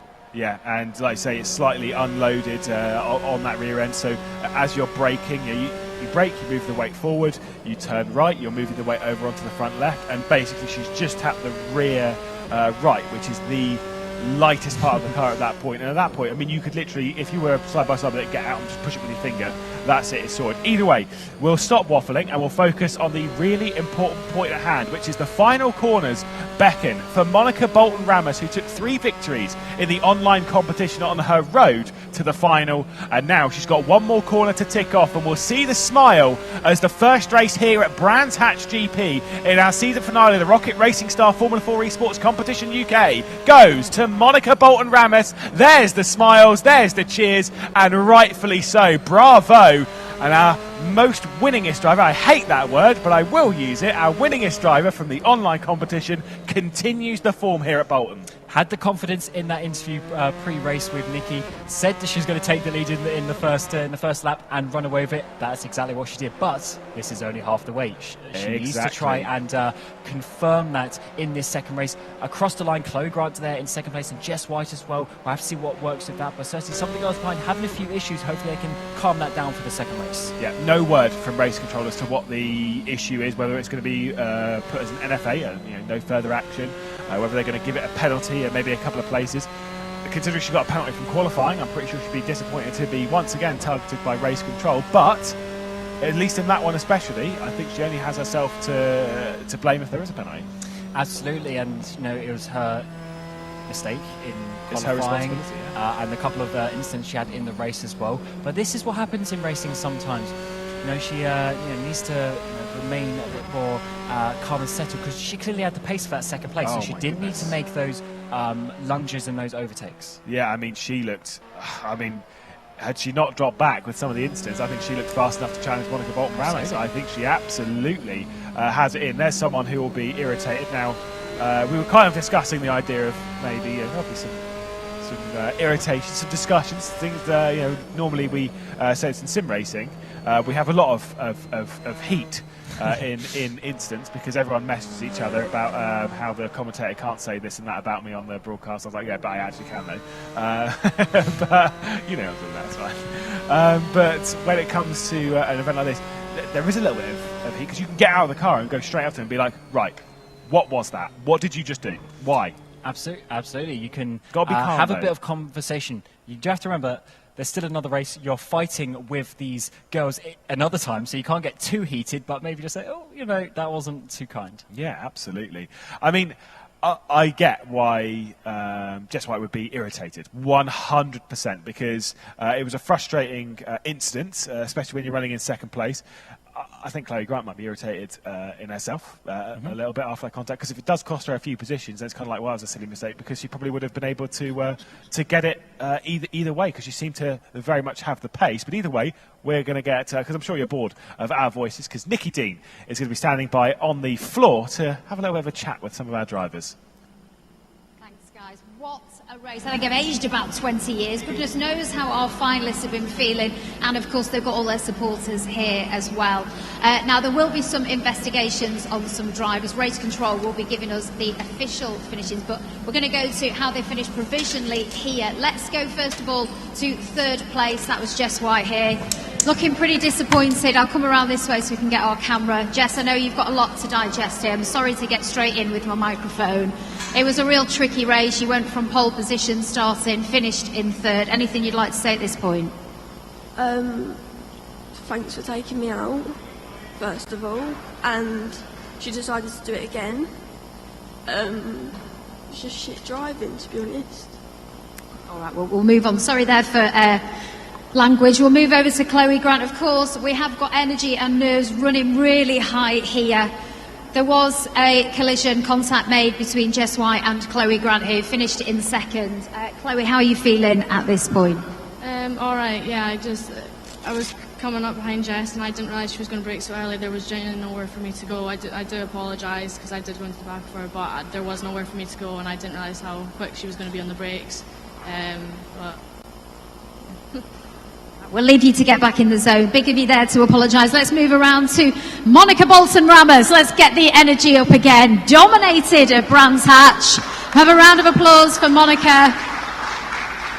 Where is she? Round here. Let's jump around. Way to go, girl. you did some fantastic driving out there. You didn't start in pole. How were you feeling beforehand? You said you felt quite confident. Do you think, you know, well, you did everything that you could out there. How are you feeling? Yeah, just really, really happy. I did lots of practice starts at home, so I knew how to take turn one quickly. And so yeah, I went around the outside, took the lead, and then tried to, you know, take it a bit slowly so I didn't spin. So yeah. You did. I think it's fair to say she did pretty well. Let's have another round of applause. Get the energy back up here in the room. As we said, there will be some investigations there. We are waiting for the official results. Were you aware of anything that was going on track, or were you just in the zone? I was looking at like how far behind people were, so I kind of knew if there was an incident or not, but not exactly what happened.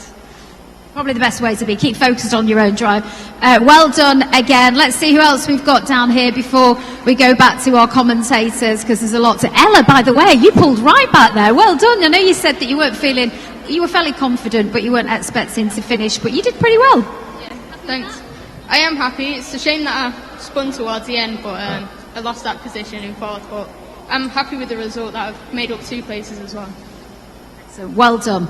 Great drive in there. Okay, there's and some lots of claps as well. We've got other cameras here as well filming for a documentary. I know the girls have got a lot of information to digest here. We'll just grab Macy Hitter.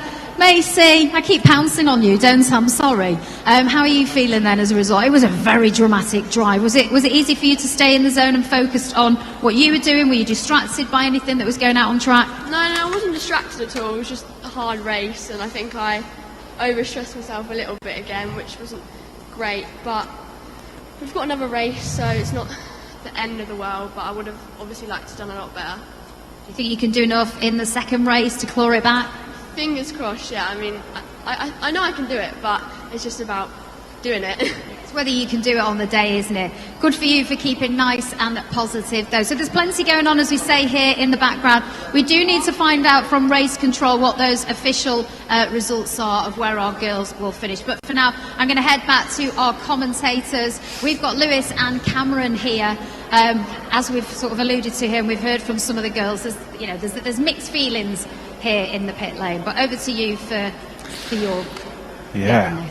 Absolutely. I mean, the words there from Jess White, of course, very, very frustrated. We'll take a look at the incident as to why she was so frustrated. I mean, Chloe Grant did admit fault to the incident, of course, just straight into the back of Jess White. Kind of we were saying before, understanding Westfield bends very fast through the corner, and Jess White a little bit harder on the brakes than maybe Chloe Grant expected, but still the blame does go on to Chloe Grant from my point of view. Yeah, absolutely. I mean, obviously Chloe was pushing to get that position back. I don't think that was the right part of the track to do that, though, which is really the issue. Obviously, we want to see close racing. We want to see these girls trying to get the positions. But at that point of the track, we did mention that literally where the contact was the sort of the worst point for that, because Jessica's car was so light and loose over that curb while turning in. There's always going to be a contact from that, unfortunately, and you can really understand Jess's frustration with that, because 100%. Really, she probably could have got second place from that. But the issue is, right, now, if the penalty does get dished out, right, which would be fair enough, right, let's play this as that's what would happen, or even if it doesn't, right, for Jess White, she needs to come back into the next race and be calm. It is 100% the single most important thing. We saw very emotional, and again, rightfully so, out there in the hall. I get it, 100%, but you need to remain calm right now, because an emotional driver is not a good one. No, you got to keep your calm, you got to keep your concentration, and having all those extra thoughts going around your head isn't good. In all ways, you want to be a little bit, you don't want to get a little bit too heated with someone, because then you might, do something a little bit different than you normally wouldn't do. I think we should take a look at the final moments of the race as well, because for Monica Bolton Ramos, it was another victory. I mean, we could count it as a part of all of the other races as well, being a fourth victory out of 6, but we really do need to keep it straight to this final as well, with it just being the first race victory of our finals here. We've got 4 races today. We've got 1 down. We're down to just 3 more. 1 girls race and then 2 more boys race. It was a victory for Monica Bolton Ramos, and we've seen that a few times this season anyway, just generally, because just doesn't know how to not win. Absolutely, but Macy Hitter did obviously get a couple of wins as well, so I think that's why she is a little bit disappointed. So I'm sure she's going to want to do better in that second race, getting that 4th position. Indeed, I wonder if we can see that clip of her crossing the line, because she was very emotional, and rightfully so, in the car as she crossed the line. Lots of cheers and such. Here she is. It's a nice moment. It is a nice moment. When you get to fist bump the air, you get to really enjoy it. And there is Monica Bolton Ramos across the line. It's nice to see that emotion as well, because sometimes you almost feel like, almost awkward that you want to be polite to your other competitors, but embrace the moment. This is 100%. Obviously her opportunity to get the race victory, and she took it. Oh, mate, 2018 at the Nürburgring, I just spent the entire day irritating Florian Haase. And after the race, I was cheering and stuff. We got on the podium. I kept him behind for the entire race. And then in the car park afterwards, I was walking up to him, and he was like, "You're Lewis McGlade, right?" And I was like, no. I thought we were going to have a big brawl. Who said good driving? I was like, all right. Because I think, as much as Lan event, whilst emotions are high in the car, when we get out there is a lot of that respectfulness, because you kind of have to, mostly for the fact of we're not really the months for fighting, but also for the fact of you have to respect your competitors. It's really important for a good racing series. Especially when you're going side by side in some fast corners. You've got to have the respect there. You've got to be able to rely on the person on the inside to have a sort of a fair judgment of the room that they're giving you. I mean, this is why I'm kind of excited for the boys' race, because some of the boys' races that we saw, particularly between Zach Sweeney, Kai Bacchini and Thea Mercuris, between those three back in the boys' race, I mean, they've got a lot of pressure to build up on more of that. Of course, we'll deal with the boys' race a bit later on, because we do have the second race to come up in this. With the point structure that we have, again, to remind you, the finishing order from this race will be the point structure they take. So for Monica Bolton Ramos, it'll be 25 points that she has. For Chloe Grant, provisionally, at least for now, as of course, race controller looking over it, is 18 points for her, and then 15 points for White, Macy Hitter with 12, etc. Ella Wrigley with 10. And then basically through the next race, they'll score once again the same points, the exact same points, 25 for a race victory and stuff.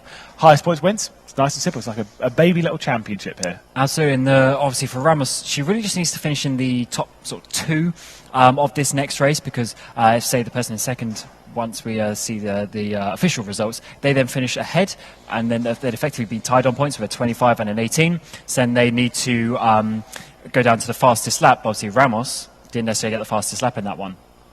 Well, we're getting words from race control that both drivers, Chloe Grant and Jessica White, both receive 5-second time penalties. Jessica White for reckless driving and Chloe Grant for the obvious incident, which means that nothing happens. They both stay in the same order, which does mean that Chloe Grant then does actually hang on to second position, only saved by the fact that Jessica White got that penalty for reckless driving. There is your podium: Monica Bolton Ramos, Chloe Grant and Jessica White. So it is 25 points for Monica Bolton Ramos. That was never in question, really.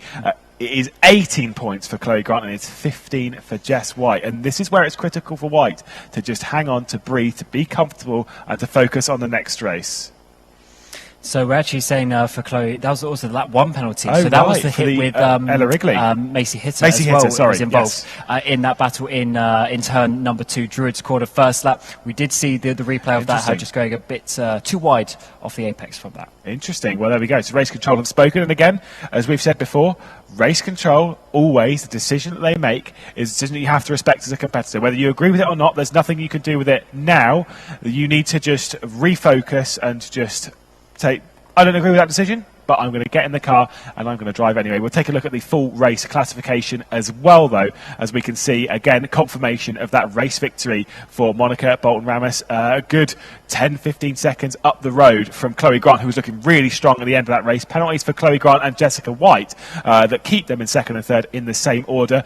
Macy Hitter, who struggled a little bit on pace through there, finished in 4th place, and then Ella Wrigley behind, with Jazz Short and Charlotte Bell both finishing a lap down. I wonder what Ella Wrigley can do. After starting from 7th, she worked her way up onto the podium, then had a bit of a spin. If she does the same thing again, she could actually maybe hold on to it with a bit more confidence in the car. I think the main part for this race too is keep it clean, girls. We need to see some cleaner racing, and then because of course the order completely changed multiple times throughout that first race, because they were just having a few incidents here and there, pushing each other off, things like even just solo incidents, as we saw. If they can do a clean 18-lap race, I think we'll see potentially some of the drivers like Macy Hitter and even Chloe Grant. I know she did end up getting back up there, but having a nice or more comfortable race. Absolutely. And again, when they get back into the car, they'll have 18 laps as well. It's the same race race distance, the same race everything. It's the same order that we had there. So Monica Bolton Ramos will start this race from pole position. She started the previous one from second, of course, before she launched down to turn 1 and led every single lap of the race. Didn't set the fastest lap, though. That is Chloe Grant. And I think that's going to be big pressure. Big pressure. Could be crucial if they tie on points. So we'll have to find out what the fastest lap would then be in this race. Well, we'll head back down to the paddock because Nikki Dean is standing by to, once again, talk us through what's been happening down there as we get ready for the second race.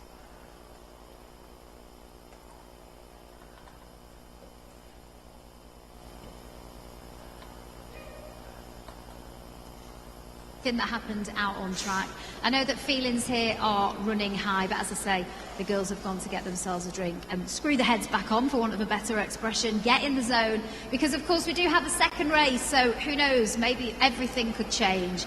I know that emotions are running high, and it's that ultimate prize, isn't it, that they all want to get their hands on. We were hoping to speak to Bob Fernley, if he can hear me and is around in the building, to see what he had to say on things at this stage, but yeah, it's very quiet down here. All the guys are regrouping, ready to get the girls back in for the second race.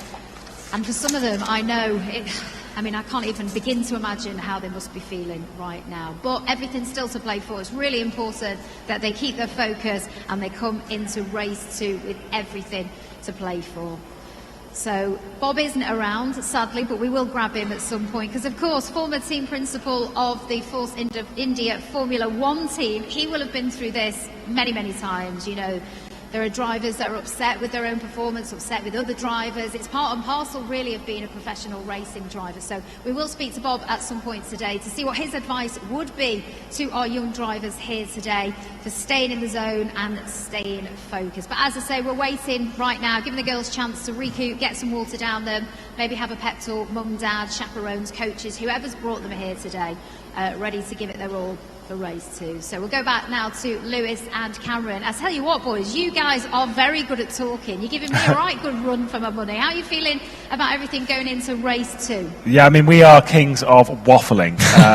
just waffling. So no, I'm feeling good. I'm just concerned that penalty and stuff might cause a little bit of issues. Maybe Jess White's not going to be happy with it. Judging by that interview, I don't think she was, but it's what you said earlier. You have to accept that decision, whether you agree with it or not. You have to accept it, and then you have to come out in this race 18 laps again to try and, some would say prove them wrong and try and do what you can on the track. But don't go overboard and then create more incidents for yourself, because 100%. Then that will completely put you out of the running. 100%. You can't overstep. I think that's the critical thing. You're absolutely right. Sure, you might be only able to win, right? You're just White. You take the win. If Monica Bolton Ramos is finishing second, then you don't win the competition, and that's rough. That's horrible. But there are more prizes than the overall prize. Of course, we've got second and third get the Club 100 karting championship as well. So that's great. But obviously, everyone's focused on that main prize, that main focus on winning the seat in British Formula 4. Tensions are going to be high out there. And because this is the first iteration, the first year of this contest as well, you're going to be, the top of the list as the years to come. You want to be the first one getting your name on that championship trophy. So that's quite a big accolade to go for as well. Those trophies are nice, by the way. We'll take another look at them a bit later on when we start the boys' race, but they are some pretty handy trophies. So even if you ignore the drive, the coaching, everything else, the yards tests and all of that, that's brilliant. The idea that you get a nice trophy, we've always said Simracing, we don't get enough trophies in Simracing, that's a pretty tasty one. Yeah, well, obviously, we're mainly online with Simracing. We're obviously all over the world, but here at the NCME, we're all in the same building. Indeed, and with that, we can catch up with the parents of Monica Bolton Ramos, because Nikki Dean is standing by with them. Absolutely. Monica Bolton Ramos, of course, as we said, dominated out there at Brands Hatch. And we've managed to get Mum and Dad here. How are you feeling? I feel better now, yeah. But it's nerve-wracking. I'm really, really nervous. But it's getting better. I'm getting better because she's doing so well. So she's staying in the zone. What about Dad? How are you feeling right now? I'm going to tell you what, she walloped everybody out there, didn't she? She did a right good drive. She did do a good job. We're massively nervous, us two. Our hands are shaking and sweaty, but hopefully we're doing all the worrying for her and she can just focus on doing her driving. When she got out, she was really chill, wasn't she? She was like, yeah, it was great, did my all. Whether she's feeling like that inside, I don't know. And you almost have to ask yourself the question, is that going to put more pressure on her going into race 2? All eyes are going to be on Monica. The girls are going to want to, be nose to nose with her. But like you said, a lot of the parents here as well, having to stand in the pit lane, you can't do anything. So it is really, really terrifying. What advice have you given her at this stage, or are you just leaving her to kind of carve her own way? Just telling her to keep calm, keep doing what she's doing, focus on her race pace, and just do the same as what she just did in the first race, really. It's quite easy to kind of get distracted or get carried away, too much adrenaline. So just, keep calm, keep hydrated, and just go again. Do you reckon you could wallop her if we got you in one of the simulators? How do you fare against Monica? No, I've tried racing against her in karts, and I was a good 6 seconds slower than her, so it's not even on the cards for me to have a go. That's what I like to hear, girl power. And back to Mum then for the final word. Are you going to be able to keep it calm for this one? Are you going to stand far back, or how are you going to be feeling going into race 2? I probably not going to watch it. I'm probably going to hide somewhere upstairs. I can't watch it. It's too nerve-wracking. But I think she's got a good chance, so I feel a bit better now. But I don't think I will be watching it. I'll be hiding somewhere. Do you have any experience on racing simulators? Could you take her on? None. I might try later if you let me, when they finish. You never know. Maybe it's in the genes. Perhaps we've got another one to hit. Now, quick, because Bob's running away. Don't you go anywhere, young man. How are you feeling? Because we've had quite a bit of drama here. I know that some of the girls are feeling perhaps a little bit deflated. We've had an investigation. Race control are quite happy that everything was above board. I just wanted to come to you because obviously you were former team principal of Force India Formula 1 team. So you're used to being around drivers that maybe have had a bad drive, disappointed with themselves, disappointed with something that's happened with another driver, had contact. What would you be saying to them now? They've got to stay in the zone for race 2. It's still kind of all to play for, isn't it? So what's your advice? Yeah, I think the thing is you've got to step back. The thing with racing is, as they always say, you're only as good as the last race. So put that behind you, move on now and look at what you've got to do now. Regroup, get your mentality back, calm yourself down. Because, if you look at it from the start of the program, Monica got a great start, so she really nailed it there. What happens now with the ones behind? They need to learn from that and try and get the advantage of the start again, and then put everybody under pressure. But racing is always about ups and downs. It's always about disappointments and elation. There's very little in the middle. So from a driver point of view, what we would normally do if a driver had a bad day, we try and just set them down quietly, just bring them round slowly, let them get focused again. Just have a driver is incredibly good at going through their mind where they went wrong. Just settle it all back down and get the system back out, come back out, and they'll be fine.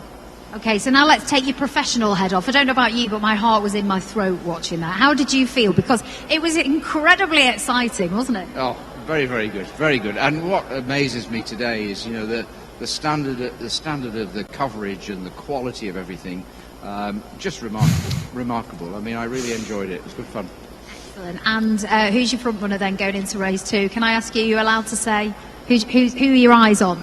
Well, I think there's lots of things can happen. I don't think you should ever have a foregone conclusion with it. Obviously, Monica drove really well today, but the other girls are coming through as well. So it only takes one mistake and everything can change again. So, who can concentrate the longest? That's going to be the key. The pressure is going to be the last part of it. Absolutely. And finally, have you had a chance to go in the racing simulators? How do you think you'd fare against the girls then? Because we've got some really great drivers, haven't we? I think I'd be a disaster. I wasn't very good in the real ones. Well, we'll try that out a little bit later on. Bob Fernley, thank you very much there for your insight. Almost time to get the girls down into the simulators for race 2. But before we do, let's cross back to Lewis and Cameron again. I'm going to give you your shining moment to do more talking. Indeed, yeah, we do. We're all right with talking. We waffle a lot, so we'll just carry that on, shall we? Obviously, speaking of the favourites and stuff, I think it's a good question. Monica Bolton-Ramos might well be the favourite for it, but Chloe Grant, is the pace at the end of the race that's really concerned me. Absolutely, she was so fast, and Ramos needs to watch out for that, because if Grant can have a bit of a cleaner first lap this time around, I think she'll be able to stay with Ramos and maybe challenge her, and you never know what can happen between the two, because if Ramos makes a mistake, goes back to 5th, 6th position, she may not be able to then get enough points to then come back and challenge for the overall victory. Yeah, absolutely. And I don't know where this is going to go with the difficulty of that sort of second race where, you know, you've got a bit of a form, but we'll take a look at the points positions, which of course are in the order that they finished in. So it'll be 25 points for Monica Bolton Ramos. We can see that leaderboard to guarantee this one for you, so you know exactly where things stand. Chloe Grant has 19 points because of the fastest lap, which is where the tie break might cause its problems as well, because obviously, you know, it's an extra little bonus point, and Monica Bolton Ramos might need to find a little bit more speed. Jess White, Macy Hitter, Ella Wrigley, Jazz Short and Charlotte Bell rolling through on the standard FIA point structure that we're used to, so 25, 18, 15, 12, 10, 8 and 6, and then the bonus point for the fastest lap, which Chloe Grant had. And it was quite late in the session as well. It wasn't exactly on the second, third lap. It was about lap 5 or 6, I think. Yeah, and that is a very important point with the extra point, because this means if Chloe and Monica swap around on this race, then Grant will take victory with that extra fast lap, and if she can do that again, then that will put obviously, you know, a second point in there as well. So I think it's looking very close between those two, and I mean, it's difficult to predict who is going to come out on top of that, because we saw how aggressive Chloe was in making the move. She was bold. She wanted to make the opportunities stick. So if she can get alongside with if she gets alongside Ramos, I'm sure she's going to take the lead. It was lap 11 that fast lap was sent. Now, obviously, because Chloe Grant had a couple of issues coming through on a few of them, and then finally got through in lap 11, which, based on how we had this in qualifying, the pre-qualifying yesterday, and indeed in the qualifying session for the girls' race here, we didn't really see any fast lap times after about lap 6, really. And so the idea that she's setting personal best laps around lap 11, and I don't know if you saw any of the laps late in the session, we were kind of trying to point out some of them to you. Monica Bolton, I'm sure, driving within herself, but there were some lap times, 29s and 30s late on in the session. And Chloe Grant was setting 27s late in the session. Her fastest lap was in the 26s, was in the mid-26s. I think it was a 26.4, 4.98 if I remember correctly. But that's a wild stab in the dark. But either way, you know, mid-27s, that's closing in 2-3 seconds a lap. Absolutely, and you would hope that is Ramos taking it a bit easier at that point in the race, but this is where we're going to find out, because Grant's shown the pace, Ramos has shown the pace, and also consistency, which we didn't necessarily expect from some of the races we saw in the online part of the competition. So those are going to merge, and it's going to come into this final race. 6 points between them. We need to find out who's going to come out on top. And it's not going to be an easy process indeed. Of course, we'll have another 18-lap race. We're waiting. I don't know where the competitors have gone. I've seen a few outside having lunch as well, which does concern me ever so slightly, because it's kind of like we do need to jump in the simulators and get on with this a little bit, because we are going to be running out of time. And we're having a very, very long day indeed. And we do want to find out who's going to be on top. I'm desperate to know. Is it going to be Monica Bolton Ramos? Is it going to be Chloe Grant? Is Jess White going to fight her way back through? Are we going to deal with more drama? I think we're not done with drama yet, Cam. I think we've got plenty to show our way through.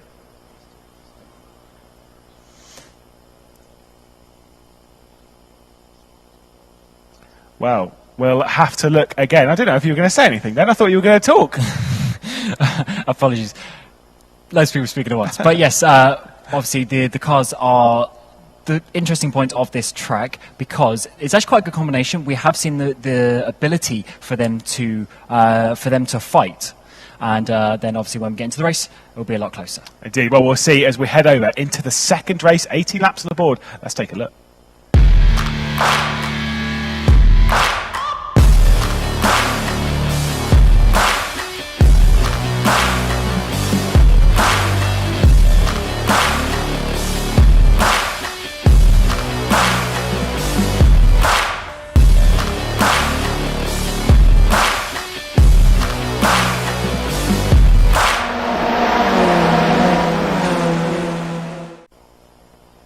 Well, hello once again, back to the NCME at Bolton University. Race 2 will be underway in a few moments once we've hoovered up all of our drivers, but I think it's about time that we once again take a look at the vehicle that we are racing around this circuit, and that we've been battling our way through the weekend's action. Of course, the Formula RSS4, 160 brake horsepower, a lightweight open wheeler, around 625 kilos on this car. It's nice and easy to wrestle around, but it has its challenges.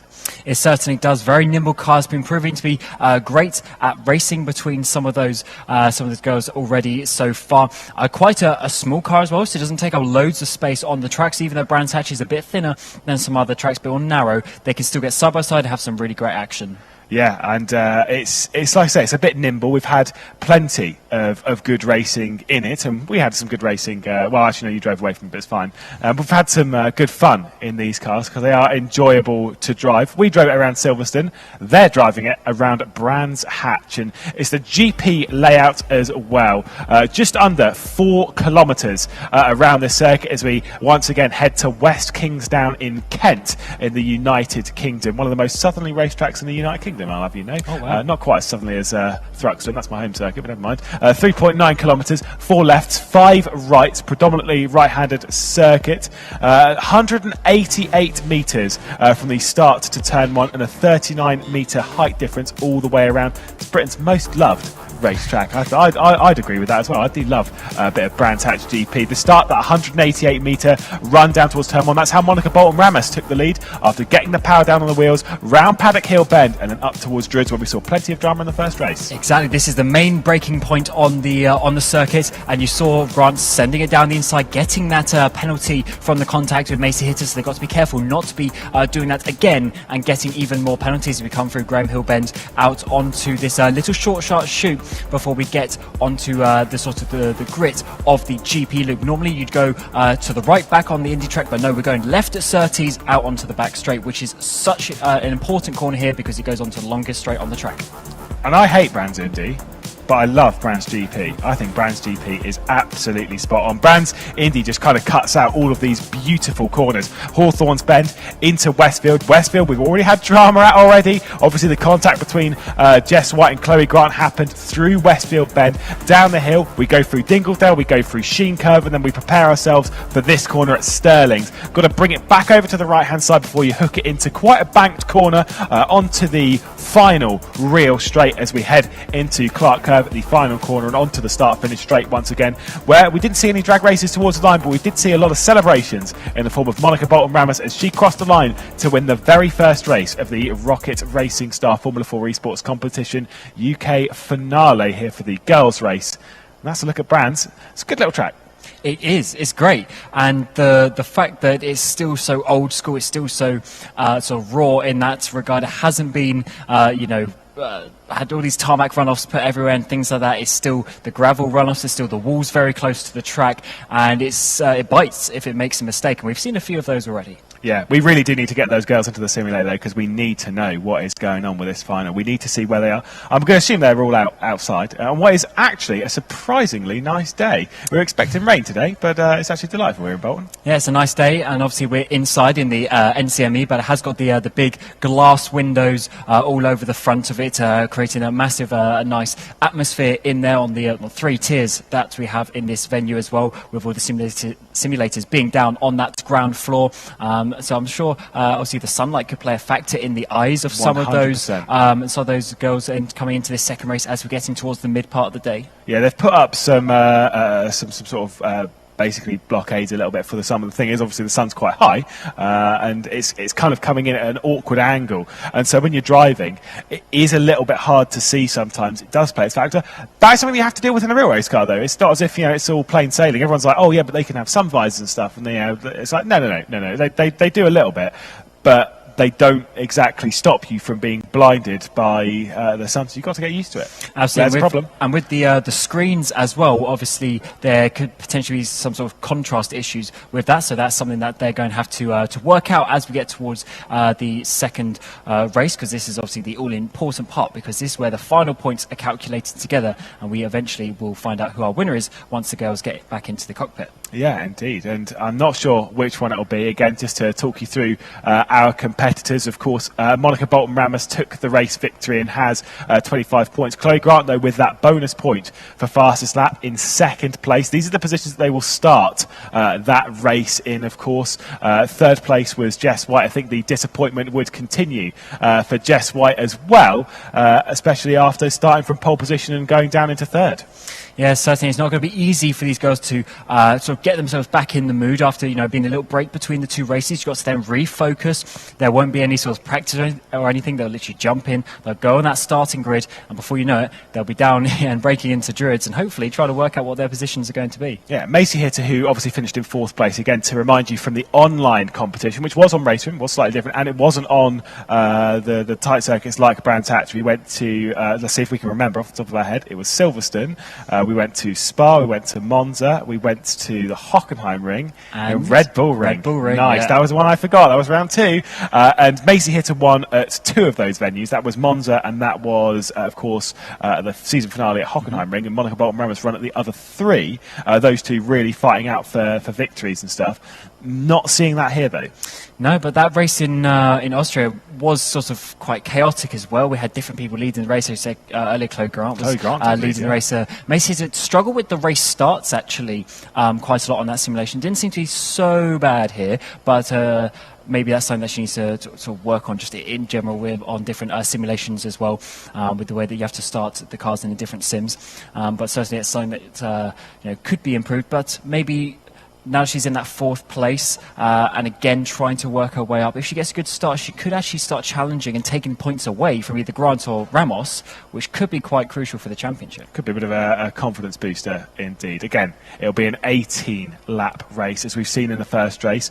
We've already completed qualifying. We've already completed race 1. We are waiting, I think, nearly an hour now for race 2. We are waiting our fair share of time as tension builds here in the NCME at Bolton University. And of course, this all building up to them taking over, one of our girls, one of our boys will take over a race seat in the 2023 season of the ROKiT British Formula 4 Championship in a potentially partially professionally run and partially student run team as well, which I think is a fantastic initiative. Yeah, it's awesome. Not only are they giving the opportunity for the the girl and the boy driver who win from this competition, but they're giving the opportunity to apprenticeships and scholarships and things like for students to then jump into the race team as well. So it's an opportunity from both sides of it. Again, the university involved as well, obviously High Tech GP in the background helping with that one as well. The teams obviously the plan is to base the team here and stuff out of the University of Bolton. So it's going to be a great experience for all drivers involved, or all team members, I should say, involved, but also the drivers who end up winning the race today. Absolutely. I didn't realise we'd be going into full podcast mode, but we can see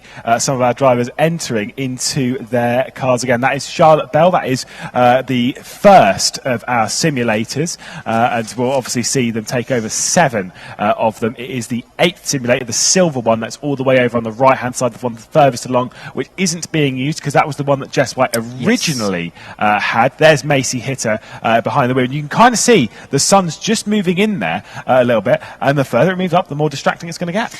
Absolutely. Fortunately for them, the screen is sort of opposite to where the sunlight is, because if the sunlight ever comes on the screen, as I'm sure everyone knows on your computer screen, it is quite difficult indeed, and is basically, as we said, the sort of triple monitor, 3 monitor setup that they've got in front of them, but we're already on the grid for race number 2. Yeah, indeed. Well, we'll have to see how long they've got on the grid, because there was a fairly long hold, roughly 40 seconds. It's about 50 seconds they've got before they get going again. And to remind you of the order, Monica Bolton-Ramos and Chloe Grant in the front row, with Jessica White, Macy Hitter, Ella Wrigley, Jazz Shaw, and then Charlotte Bell will be rolling on. Monica Bolton-Ramos nailed the start in the previous race. She needs to do it again.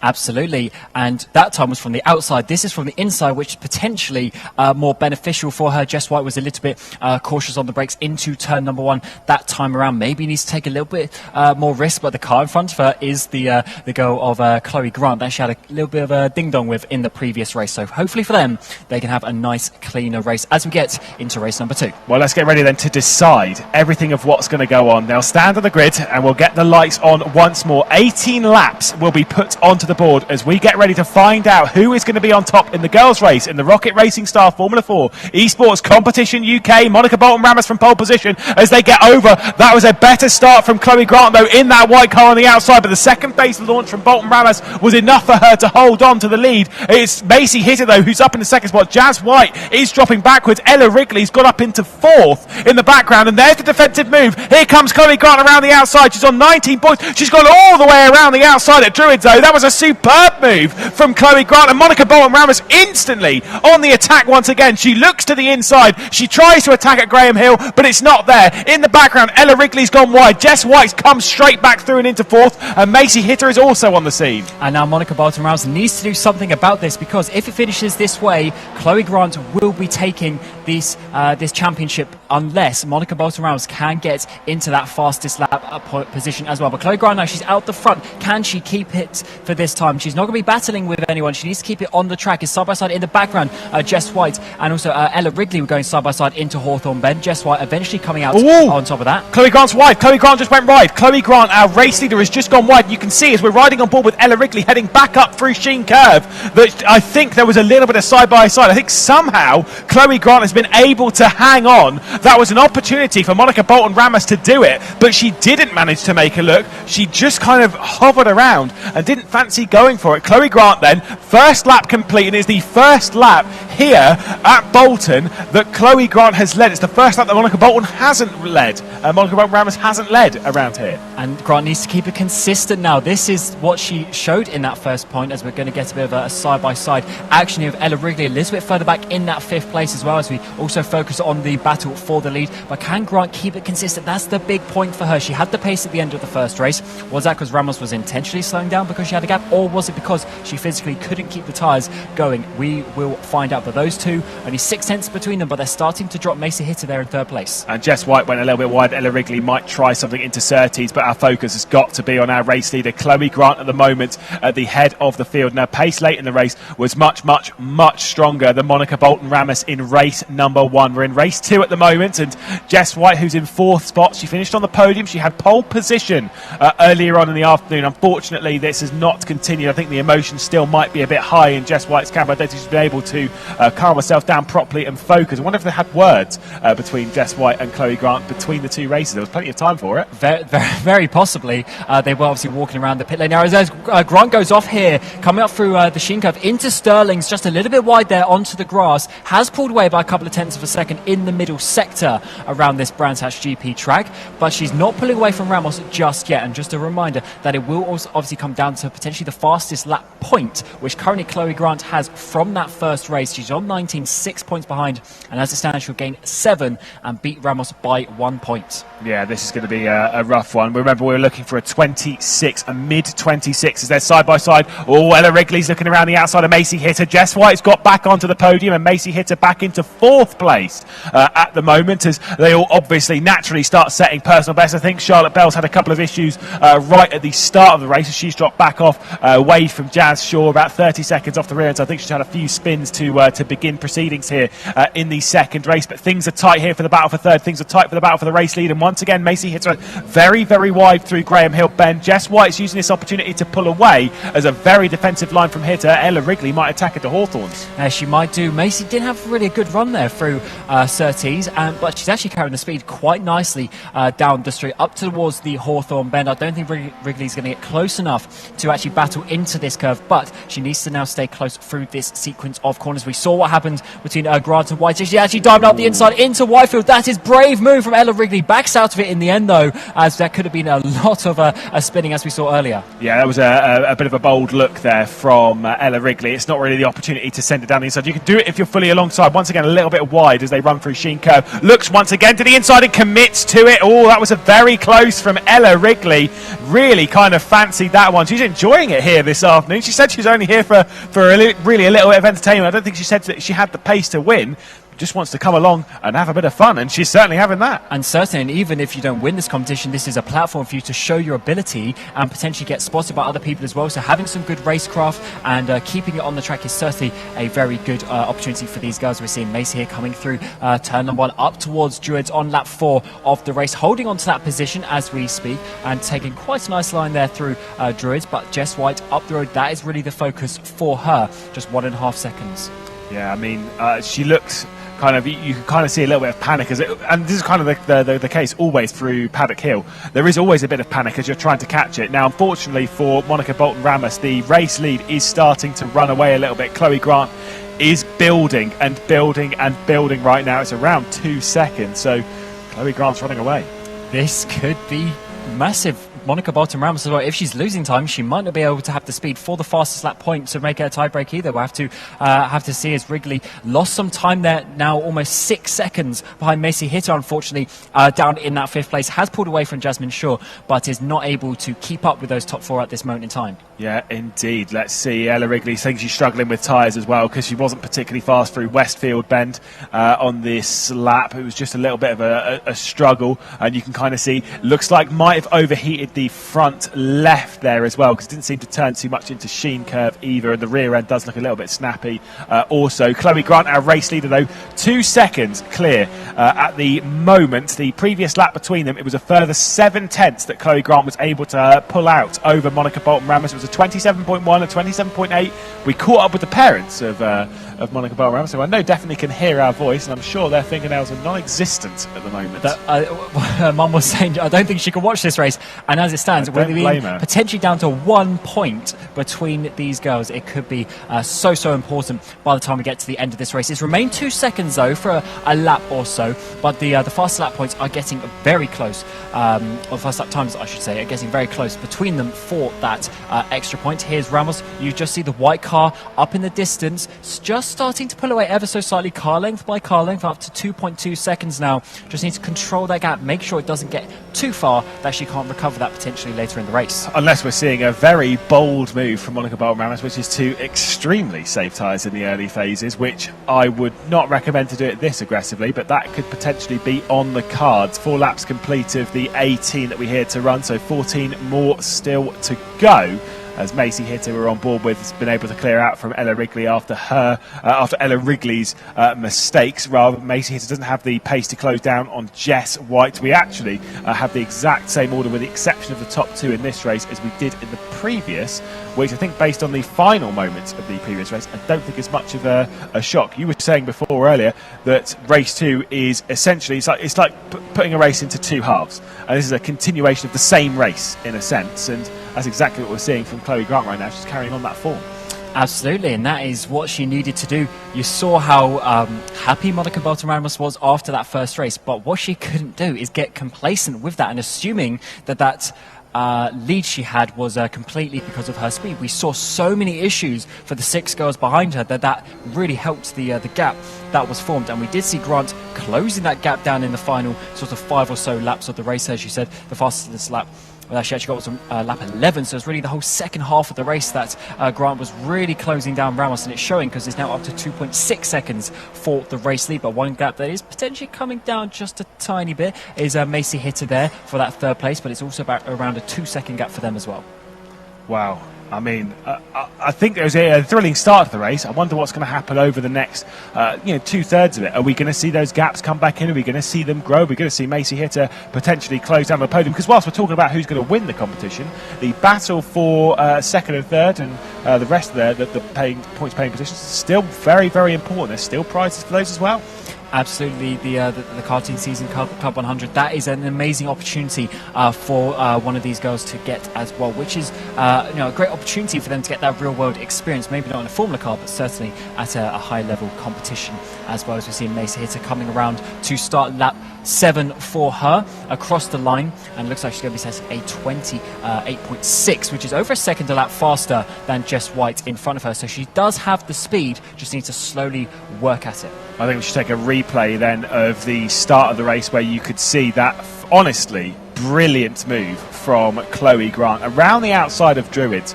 I mean, we know that move is possible. Respect to Monica Bolton Ramos, with everything on the line, gave the space as well, and it would have been so easy for her to just open the door and think, that's my track position. Respect between the 2 of them. They kept it clean, they kept it good, they gave each other room, and they, at least for that corner, put on a really good show. Especially sometimes you could go a cheeky tactic of pushing them off and then pulling away more than 5 seconds. That would potentially be the penalty that you can do. It's always something. That move. Yeah, exactly. It's certainly something that can be done. But as you say, fair play to Ramos. Kept it clean and was actually nice and fair, which is what we want to see. You know, we said that in the break between the two, that we want to see some nice clean racing, and I think we're going to see some here on the replay. Yeah, we should take a look at that once again as we continue to do laps here at Brands Hatch. Here is a look then from up above, down, looking on our drivers. You can see the initial launch from the top two was actually quite good. It was Jess White who lost out in that black car, even back to Ella Wrigley, who was side by side. Wrigley, oh my goodness, just about managed to make this stick. But then look at the white car, absolutely sends it in around the outside. A very defensive line from Monica Bolton Ramos. The space was given, and that is honestly a textbook move. That is brilliant from Chloe Grant. From both of them, both really leaving the space. Chloe Grant didn't come around. We did mention about, obviously, it is not the easiest to see the drivers on the inside of you through these corners, but look at that, leaving even half a car width extra all the way around the outside. Bolton Ramos not coming out too wide and being nice and fair with that. The gap is still the same, actually, as it has been over the last couple of laps, around the low 2-second mark. So the gap isn't improving dramatically from the likes of Chloe Grant. You do wonder if maybe they're in a bit of a conservation mode on the tyres, as we said, in this middle part of the race, not trying to push the absolute limit, or maybe they're just this close on the lap time that they can just keep on putting in consistently the same times. I wonder if it's, so the gap kind of, like I say, hovering around the same at the moment. I think it's kind of plateaued a little bit. Now the concern for both camps would be that maybe they're both conserving, maybe they're both bringing it in, maybe they're both just setting the same times.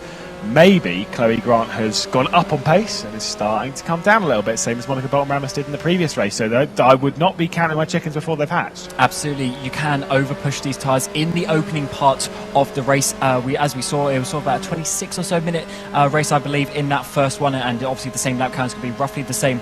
Over the course of that, you can overheat the tyres, as we see there. Chloe Grant there, fast lap of a 26.9 with Ramos, just behind them with a low 27 as well. So very good lap times between these two, and I believe that was actually the fastest lap of the race by Chloe Grant on the final time, just going past the point 27.0 of Ramos. So very close between two, only a tenth of a second between their fastest lap times, which is what it might all come down to in terms of the points. Well, I think it's going to come down to that fastest lap for sure, because the thing is, the fastest lap that was set over this round so far, this weekend from these two, was of course the time from Chloe Grant in the previous race, which was a mid-26. I can't remember exactly off the top of my head what it was. I'm going to say it was a 4.98. Definitely was a 0.4, because I remember it being half a second faster than pole. But it was either way, it was a 26.4. That could genuinely be the deciding thing. Now, we had a thousandth of a second deciding who got through and who didn't get through yesterday in the boys pre-qualifying. 1.1 fast lap could be what decides who gets a fantastic prize of a drive and who gets a fantastic prize of a different drive, but still. And it's amazing that after all those races we had online on RaceRoom, now coming here on a set of course with these Racing Unleashed simulators, it's going to come down to the absolute finest margins here at the NCME. It's a great event, and it looks like, especially for this girls' race, we're coming into the second half of this race number 2 now. We're coming on to the second half, where we're going to find out really where these points are coming out. There's a look at the race control. They are looking over everything. They've got the live timing. They've got all the pictures in front of them. They can see what is happening. Bolton Rams actually went slightly faster on that last lap by a few thousandths of a second, but not enough to take away the fastest lap from Chloe Grant. Yeah, of course, race control being based in Kemptl in Switzerland, so they're a bit further away. So I think that's fair, because I'm pretty sure Jess White might march down there and be like, right, okay, what was that penalty? Because I don't think she would have been particularly pleased, especially after basically nearly being in tears after the race. And so race control being completely separated from the racing action, I don't necessarily blame that. Of course, also would have been pretty difficult to bring them over here. Maybe they would have joined us in the commentary booth, which wouldn't have been irritating from them at all, as Macy hit her. Kind of not really closing in on on Jess White, and Monica Bolton Ramos not really closing in on Chloe Grant at the moment. Yeah, because looking at the fastest laps, Jess White is only about 3/10 off the leaders of this race. So Jess White certainly has the pace. She did get that pole position, which was obviously for the first race. Then dropping back to 3rd place in the results was her starting place for this time. So she has lost out a little bit from that, but she's certainly showing good speed and a great improvement from those online races earlier in the year on RaceRoom. But now coming to this land event, showing the speed. Unfortunately, might not be enough to take the win at this championship, but certainly is putting on a good show. There's a little bit too much curve there from Macy Hitter going through Sheen. Oh, there's a little bit. Who was that on the left-hand side? Who was that? Charlotte Bell. I was getting panicked that it might well have been Jess Jess White, but that isn't the case. We cross the lap once again, so we begin the 11th lap of running in this race. The race leaders, it was a faster lap from Monica Bolton Ramos. The previous one was a 27.074. That was closing in by 0.4 of a second on Chloe Grant. So our race leaders closed by around 0.4, 0.3 of a second. Also this battle for third position, Jess White did a 28.651. Macy hit it at 27.758. So that gap coming down to nearly, or closing by nearly a second over the previous lap. I wonder if they know the situation though with the fastest lap and with the tyres as well, because obviously, of course, Ramos is going to be pushing as hard as she can, and she's done so many laps now in the sort of the 27.0s, the 27.1. She's really there on the pace, but it's Chloe Grant with that 26.9 as well that's just able to hold out for the fastest laps. Turning a bit of a quality session in some ways for these girls if they finish in this position. But look, it's come down to 1.4 seconds between the two. Chloe Grant needs to keep it on the track, because no matter what happens, she needs to beat Monica Bolton Ramos to even have a chance of winning this championship. 100%. And this was the lap 11, where in the previous race Chloe Grant set her fastest lap. Doesn't mean it's necessarily the fastest lap of the race, it's just as in like it was. Let me clarify, it might not be that this is the optimal lap, but it just so happens that through the traffic and stuff that she managed to get her tyre in a cool enough position where she attacked. And once again, her fastest sector was great on that lap. And once again, lap 11, we have had the fastest lap of the race set by Monica Bolton Ramos. It was a 26.8. What did Chloe Grant do? A 26.8. Thousandths of a second it's coming down to between those two drivers. So Ramos is getting close, has the fastest lap now, which means that they would be tied on points as well, both getting 25 for one race and 19 for the other as it stands. But of course we still got 7 laps left in this race for them to set even faster times. It's going to be so difficult, as now the difference between them is only half a tenth of a second in terms of fastest lap. Well, Monica Bolton Ramos is looking fairly calm at the moment, and I think as each lap goes by, the stress will build and build and build. And honestly, Mum and Dad sat here watching. I don't think anyone would blame you for taking a bit of a breath, taking a step aside and just thinking, right, okay, let's see what she could do. I understand her mum's point of view of thinking, I can't watch this, I cannot watch this, because it is nail-biting, it's nerve-wracking when 1.7 seconds can decide your entire future. Absolutely, and as when we get into the boys' race, it's even tighter margins when we get to that point as well, and reveal the results from that pre-qualifying session yesterday. As we said, we'll have the boys final a bit later on. Chloe Grant sets another 0.0, but also Monica Bolton Ramos. They are pushing each other to the absolute limit for now. Chloe Grant is holding it on the track, but it is Ramos with the fastest lap. Indeed, and is flying in this race at the moment. The previous lap times, again, between them, it was 14 thousandths of a second that separate them, but over the previous lap. But again, incredibly tight on the times. Yeah, absolutely, and it's going to come down to the finest of margins between these two. 2 seconds separates them, so the gap actually came down about half a second. It's gone back out, so Chloe Grant's been quicker over the course of the last couple of laps. But also we have been mentioning that battle between White and Hitter is also getting close. Well, indeed. At the moment, because of the fastest lap in this race, as you're alluding to, that Monica Bolton Ramos has, giving her, again, 19 points. 18 points plus the bonus lap for the fastest, it would be 19 points. Now, what happens here? It goes down to the count back, of course, to who has the fastest lap overall from the competition, which would then head to Chloe Grant, because they'd both be locked on 44 points. I know 44 is a legendary number in motorsport. I know we've got a lot of Lewis Hamilton fans here, like Zach Sweeney, massive Lewis Hamilton fan. But the thing is, they're going to be locked on 44 points. It then goes back to the fastest lap, one lap to change it. This is pretty intense. There's going to be 36 laps in total over the course of the two races, but it might come down to just one. And lap one fastest lap. It is pretty crazy how tight it is getting between these two girls. The whole time, the whole day, we've been saying Monica Bolton Ramos, she's probably got this in the bag a little bit. She had such a consistent and dominant first race there. Qualified second as well, certainly had the pace. But it might come down to the fastest lap in the race. And also, this is assuming that Chloe Grant can keep it in the lead of this race as we come into the final 5 laps, because we have seen a few inconsistencies so far, but that was side by side with other drivers. Now she's out in the front on her own. Can she hold on to it? I mean, considering the bulletproof consistency, with the exception of one mistake, remember Sterling last race, there was a solo mistake from Chloe Grant, but outside of that, there was bulletproof consistency from Grant, and I kind of think that kind of needs to channel that consistency right now, because Monica Bolton Ramos will not hold up at all. So what Ramos really needs to do if they stay in this position is set a faster time than what Grant set in the first, which was a 0.4 if I'm not mistaken. She's on a good lap at this moment in time, and we do have obviously 4 laps it will be when we get to the line. Still 2 seconds between them. Jazz Shaw also already in that 6th place, setting her personal best time as Grant comes around the main straight here, taking that, as we said, the shortest run to the line, I should say, before coming to Paddock Hill Bend. And looking at the lap times, they have just started to go back up into the 27, so maybe the tyres starting to get a little bit hot. That's the thing, is that I don't think I say there's no race engineer. There's no one telling Monica Bolton Ramos, by the way, if you set the fast lap of the race, you might win this whole thing. There's no one telling her that, so she's not going to back off, because she can see that that is what wins me the whole thing. Is that white car is beating that car.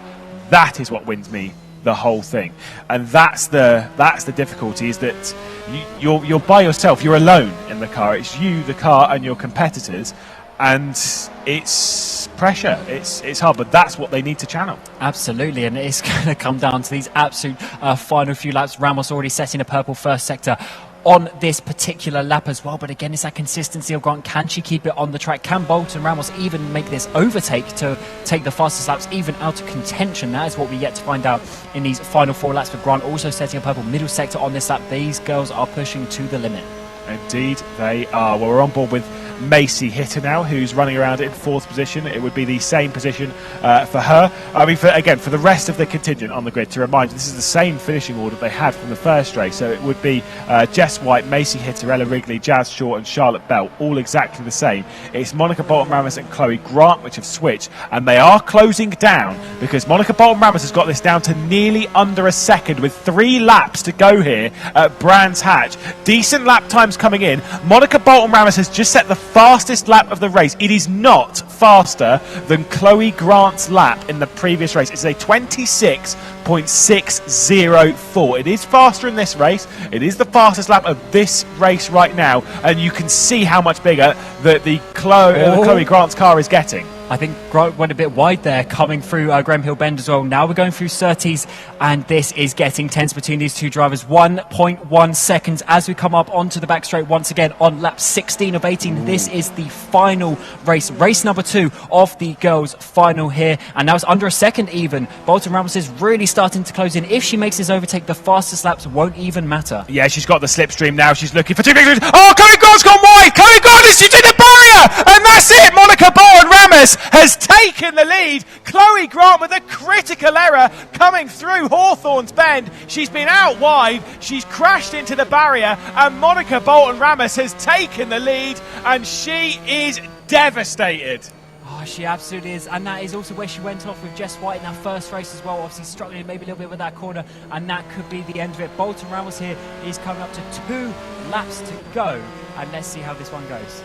Wow, I mean, incredible, absolutely incredible. We weren't done with drama, we weren't done at all. We still might not be. There is still 2 laps that I'm sure Monica Bolton Ramos' heart rate is through the roof right now, absolutely skyrocketed. And that mistake came because Ramos there set a good lap, got under that 1 second, put the pressure on Grant. Grant tried to push it into Hawthorne Bend, going too wide, and having obviously the issues correcting the car on the grass, as you would expect. And that's all because Ramos there was starting to put the pressure on. It was that 2 second gap for a while. She got under a second, and that is what she had to do. And now already with a lap and a half to go, keep it on the track, and she, we believe, will have enough points. Provisionally so, with 2 victories, she should have enough. Obviously, we'll call it across the line, nice and dramatic, but also we'll wait until Bob Thurney does completely confirm this on the main stage as well, because they'll need to check everything behind the scenes. They'll need to go over everything, because this is too much to just throw out there all willy-nilly and just be like, yep, cool, that'll be a win. This is a big moment for this young superstar, and that's what this whole competition is about. It's about finding young superstars, and I think we've got plenty on our cards right now. And Chloe Grant still shouldn't be too disappointed with this. She's putting a great performance there, maybe just making that little mistake here and there, but certainly getting 2nd place in the first race, and well, it looks like to be a second place in this race as well, with that gap to Jess White in third place being 7.5 seconds as we come onto the final lap of the girls' final here. Monica Bolton-Reynolds is coming to lead the way with just these last few corners to go. Wow. Again, her heart will be racing. This will be the longest lap, potentially, of her entire life. And it's not that long around here, just 3.9 kilometres, just under 90 seconds. But still, this is going to be a long one. I've had it before in races where your heart's racing, it's pounding, all you can hear is your heart rate, and I'm sure that's exactly the case, especially around such a difficult circuit. It doesn't take much to drop it. I think Chloe Grant, though, just overcooked her tyres, and that was a critical thing, the exact opposite of the previous race. Yeah, possibly that could have come into it as well. Such a heartbreaking moment for her as well. It was only, 3 laps to go at that point where she went off so close to the finish line, and we were saying, if she kept on the track, and she would have had the fastest lap as well, so that could have been enough for her to potentially get that with the fast lap bonus point. But it looks like it's going to go the way of Monica Bolton-Ramos as long as she can keep it with just 3 corners to go now. It looks like it's going to be a good day for her. Indeed. Ticks off one of the hardest parts of this track. Goes to Shinka. Look at how easy that is. Like, that was keeping well away from the white lines. Into Sterling's, nice and early on the brakes. One more corner. Start to believe. I know that fam, I'm sure, I hope her mum has rejoined us here in the NCME. One final corner to go then, and out of it, it is going to be 2 victories here at the Bolton final for Monica Bolton-Ramos, as she should be our racing star. We'll have to wait and see. We'll double check it, but our finale here, you can see how happy she is, and rightfully so. She applied pressure at the right point, and Monica Bolton-Ramos wins the second race at Brands Hatch. Chloe Grant, dejected, devastated, second place, the runner-up. That's going to be a rough one. Yeah, second place in both races and the fastest lap in both races as well. So she will be very proud of that. But unfortunately, going off the track at the wrong moment in time. Also, Jessica White getting that pole position. Unfortunately, couldn't keep it in the race sessions, but certainly a double podium for her. She's going to have to be really happy with that. Yeah, indeed. I mean, as much as, again, as we see Macy Hitter now crossing the line, 2 fourth places. I mean, not what she would have wanted to come in here with, but still 2 fourth places.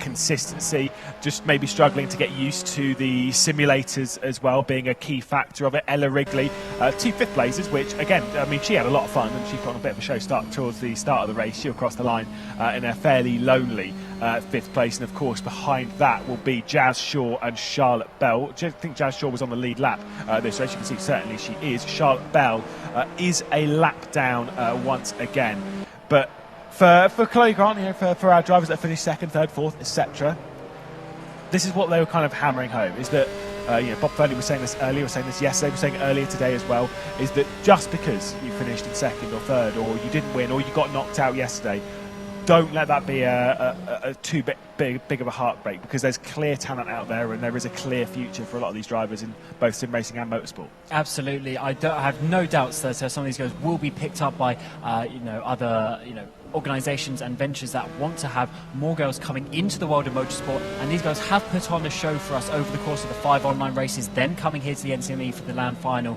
They've showed really that girls still can do this, and amazing racing and amazing nail-biting results that we've seen here as well, coming down to literally thousandths of a second. One little mistake completely changed the result. Yeah, absolutely. And it's a shame that it was just running wide at one corner. It was maybe even came from the start of the race, from maybe just overcooking those tyres, from overdoing it ever so slightly right from the off, and it's where it's easy to go. Here's on board with Charlotte Bell, who's been off the road a little bit for a bit of a spin going through Sterling's, which is one that is super easy to do. So it wasn't just Chloe Grant making mistakes, everyone did make their own fair few. Monica Bolton-Ramos was pretty much bulletproof though. Yeah, she did make a couple of mistakes. I remember Little the ones. Silverstone race on the online side. On the online side. But then yeah, as we translated to the LAN final, she has been so solid today, and at the end of the day, that's what won her the race. She kept on the track. Yeah, once again, we'll see this. We'll see the accident then from Chloe Grant. So Hawthorne, yeah, you can see that front left was not having any of it. It's a rough one. She tried keeping the power on a little bit too much because she's under pressure. It's a rough one. That's really a horrible mistake, which I'm sure will go through our memory a fair few times. But she can't be too hard done by. She gave it everything she had in this race, and Chloe Grant second place. And I'm pretty sure these applause, they're not for me and you. I'm going to say they're probably for Monica Bolton Ramos climbing out of her car, and rightfully so. She does deserve her plaudits for what was a fantastic drive, at least here in our final. I mean, you said before she made a few mistakes online. Here, I don't think there was any. Absolutely rock solid. So yeah, great result for those guys. Well, we can see Nikki standing by. Let's have a chat. Oh, what a race. You can see Mum and Dad here both beaming. Let's go and see Monica Bolton Ramos. Let's have another round of applause. She won both races.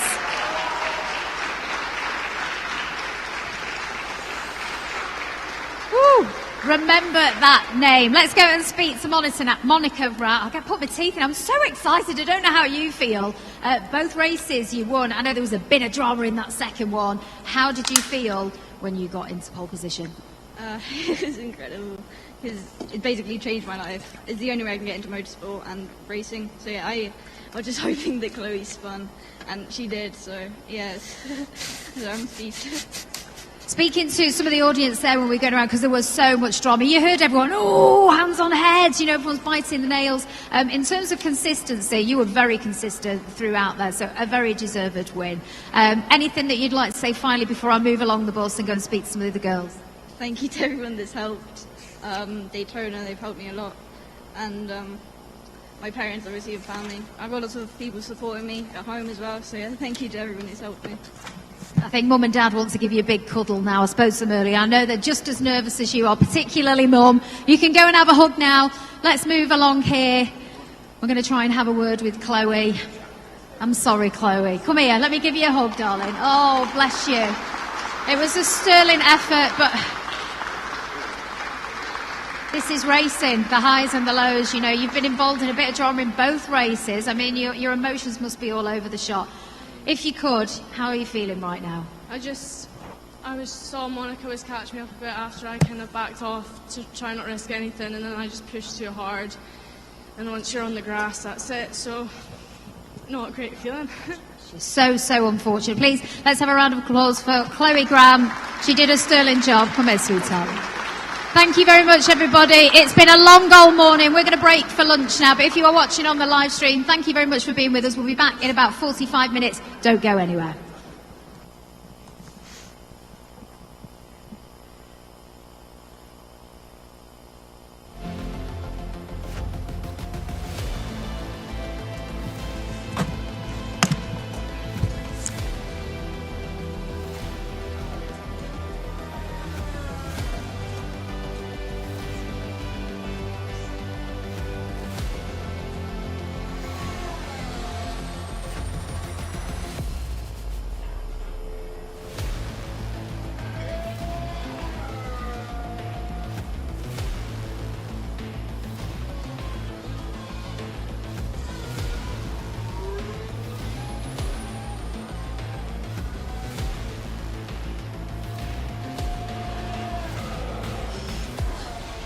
Hello, are we on?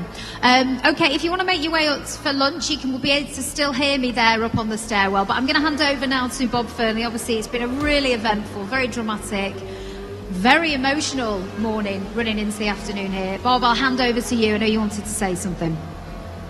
Thank you so much, Nikki. What an incredible race, everybody. Absolutely amazing that. Congrats.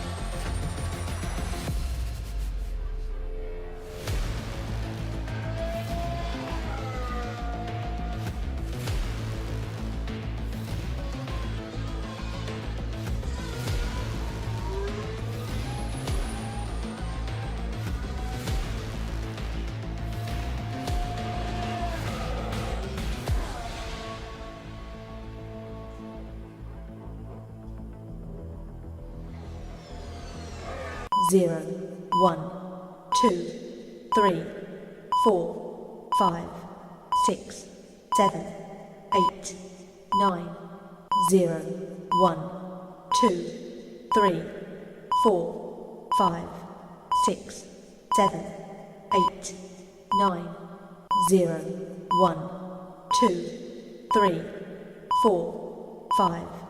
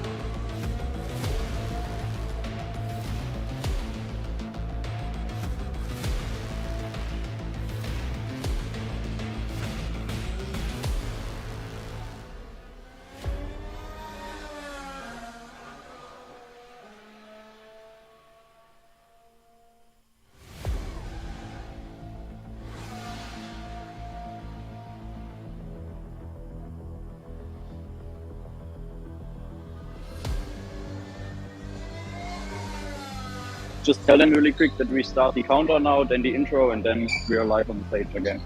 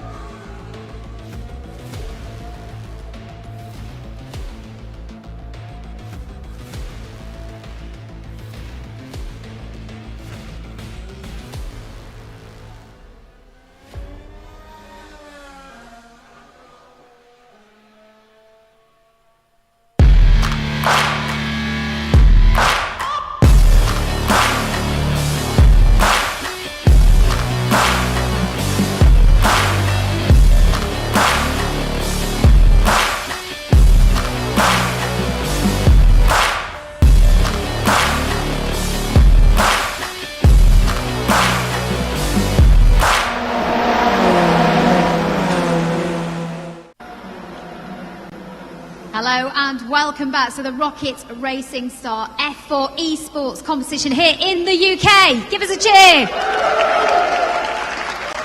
Thank you very much, and thank you to everyone watching on the live stream. Let's just go down the row here. These are our 8 finalist boys. Remember these faces. One of these is going to be our winner. How exciting is that? How are you feeling, guys? Thumbs up? Are we all good? Yeah, they're all so cool, calm and collected, aren't they? Let's have a little wander this way. In case you're just joining us, these are the simulators that our boys will be racing in. They've all been allocated one a little bit earlier on. We've got 8 of them in total. Just a quick reminder of what's up for stakes today, of course. We've already determined this morning who our girl winner is. Congratulations again to Monica Bolton Ramos. One of our boys will also be crowned our winner today, and of course they will win the chance to get a seat in the ROKiT Formula 4 team. That was a bit delayed. Thanks, guys. It's a once-in-a-lifetime opportunity. There really is everything to play for. It's hugely exciting. We mentioned a little bit earlier in terms of how much that will cost. That is completely out of reach for most people, which is what the ROKiT Racing Star Competition is all about, opening up opportunities for young people to get into motorsport. And as I say, it's really exciting to think that our winner is in this room, so we'll be watching them closely. Without further ado, let's cross over to our commentators now. We've got Lewis McGlade and Cameron Roger. Thanks, Nikki. I mean, what a competition it's been so far. The girls' races earlier were fantastic. Came down to the final few moments, really, in that. And I get the feeling we're going to see the same from the boys' race as well.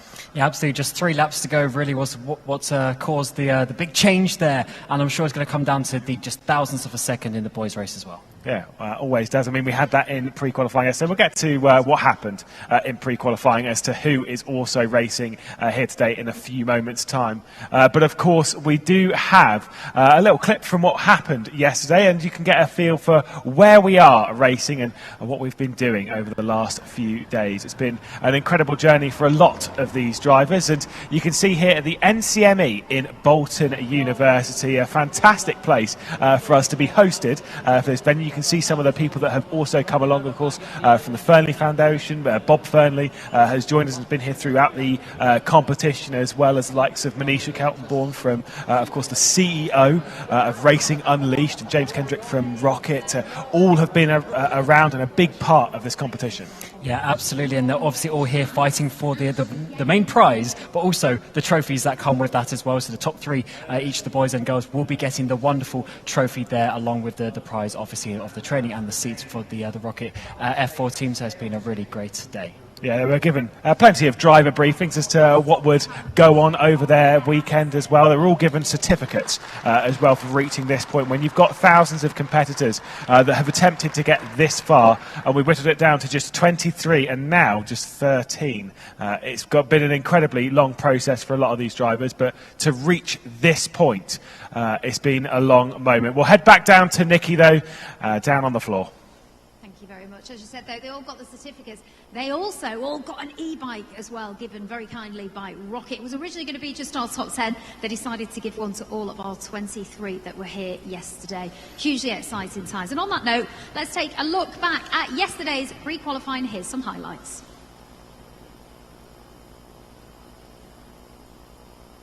I think we'll take a look. Absolutely. It's going to be a great lap, obviously, to get that pole position. Well, not pole position as such, but to get that fast lap time, he's pretty much nailed every single corner on this track. And let's have a look. It's already coming out of Sector 1 up towards 30's corner. This is a very important one, as we were mentioning earlier, because you've got to get a nice late apex, get the run all the way onto that back straight, because you just carry the speed down. And actually in the speed traps, he was also one of the fastest in a straight line because of that. Yeah, and bearing in mind they're all running the exact same setup here. They're not being able to run low wings and whatnot. It's all about the driver off the corner. This is up towards Hawthorne's Bend. See how much circuit he uses over the left-hand side before throwing it in, catching up that later apex. And you can see the clean air that is ahead of him. That's why he backed off on that previous lap. Uses quite a lot, but not too much of the curb on the inside running through Westfield Bend. Used an awful lot on the outside, up Sheen towards Sheen Curve, gone through Dingle down now. This was what we kind of saw, running really, really far wide. Brings it back over to the right, hooks it into Sterling, but doesn't use too much in the exit of Sterling, because you really can cost yourself there. It's the exit in these cars that's so important. Obviously, he hasn't got an amazing amount of power, so you've got to keep that momentum going. And as he comes around this final corner, as you see, doesn't go all the way to the left, keeps it tight because it's a curve, so you want to use the straightest, shortest line as you get towards the finish line here to set that lap time before coming back over to the left. And yeah, 25.1. Wow, I mean, what an impressive lap. I think he'll jump out of the car and instantly have people around him being like, so how did you do that one? See it there, the pressure, took a really deep breath. I mean, I know some people, when they're in the car, they tend to sit there and they close their eyes and they visualise the circuit and they think, right, I know that I need to take third gear for this corner. I know that I need to wash out there and I need to hold it tight here. There's a lot that you can kind of think about. There's Zdenek Rodrigo at the moment, who's in that second car. What are the final lap times going to be as they start ticking them off? 3 have crossed the line, no improvements for them. Zdenek Rodrigo is the one that's on the cusp. At the moment, a personal best in the first sector. This is hundredths, which could decide he needs to improve by 1/10 of a second, and he's got slipstream from a car ahead. That one is Bryn Collins. What can Zdenek Rodrigo do across the line? He improves, but not by enough. He does an 8.45, but Zach Sweeney, I think, improved on the fire up. I think it actually might have been 1/1000 of a second, because Zach Sweeney's lap time was not valid there. Let's take a look then, as we'll see Deegan Fairclough's lap round through Paddock Hill, obviously all the way over to the right hand side. You can use all of that track, it's absolutely fine. Then go in for Druids. It's kind of a late apex corner because you want to widen out that exit quite a bit over the right hand side, again using all of that track. And then in my opinion, one of the hardest corners on the circuit, Graham Hill, so easy to drop the rear end. Look at how much track can be used, and you've got to use it. I mean, if the game is allowing you to do that, you've got to take every limit that you can. Look how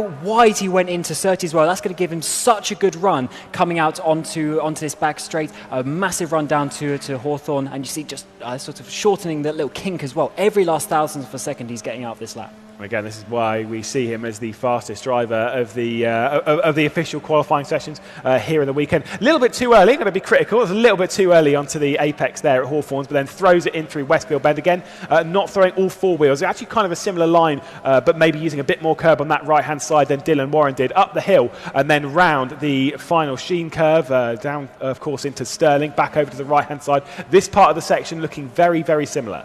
Yeah, just using pretty much every, millimetre of the track that he can, just making sure he gets every bit of speed out of this car. Into this final corner, you're going to see him, he actually goes quite wide, so he takes the speed, but then also gets it back over to the right-hand side to have the shortest run to the line, and there you go. The fastest driver across both of the sessions. There he is, I say, straight out of the rig, and instantly a hug. So we'll go straight into the times for you, or to the qualifiers.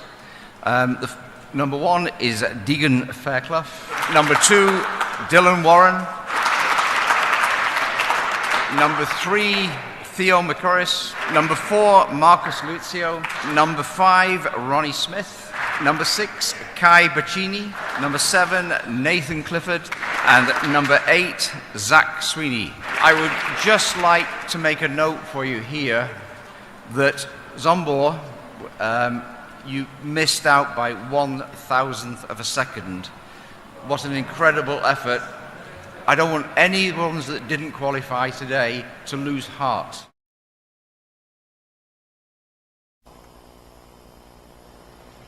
What an exciting day it was yesterday. Great to see the highlights. It feels like a million years ago. I don't know how everybody else feels about here, but let's come along here because we've got some of the parents. I'm going to leave the boys in the zone. Theo Mercuris' dad is here. How are you feeling? Not bad. Actually very nervous, to be fair.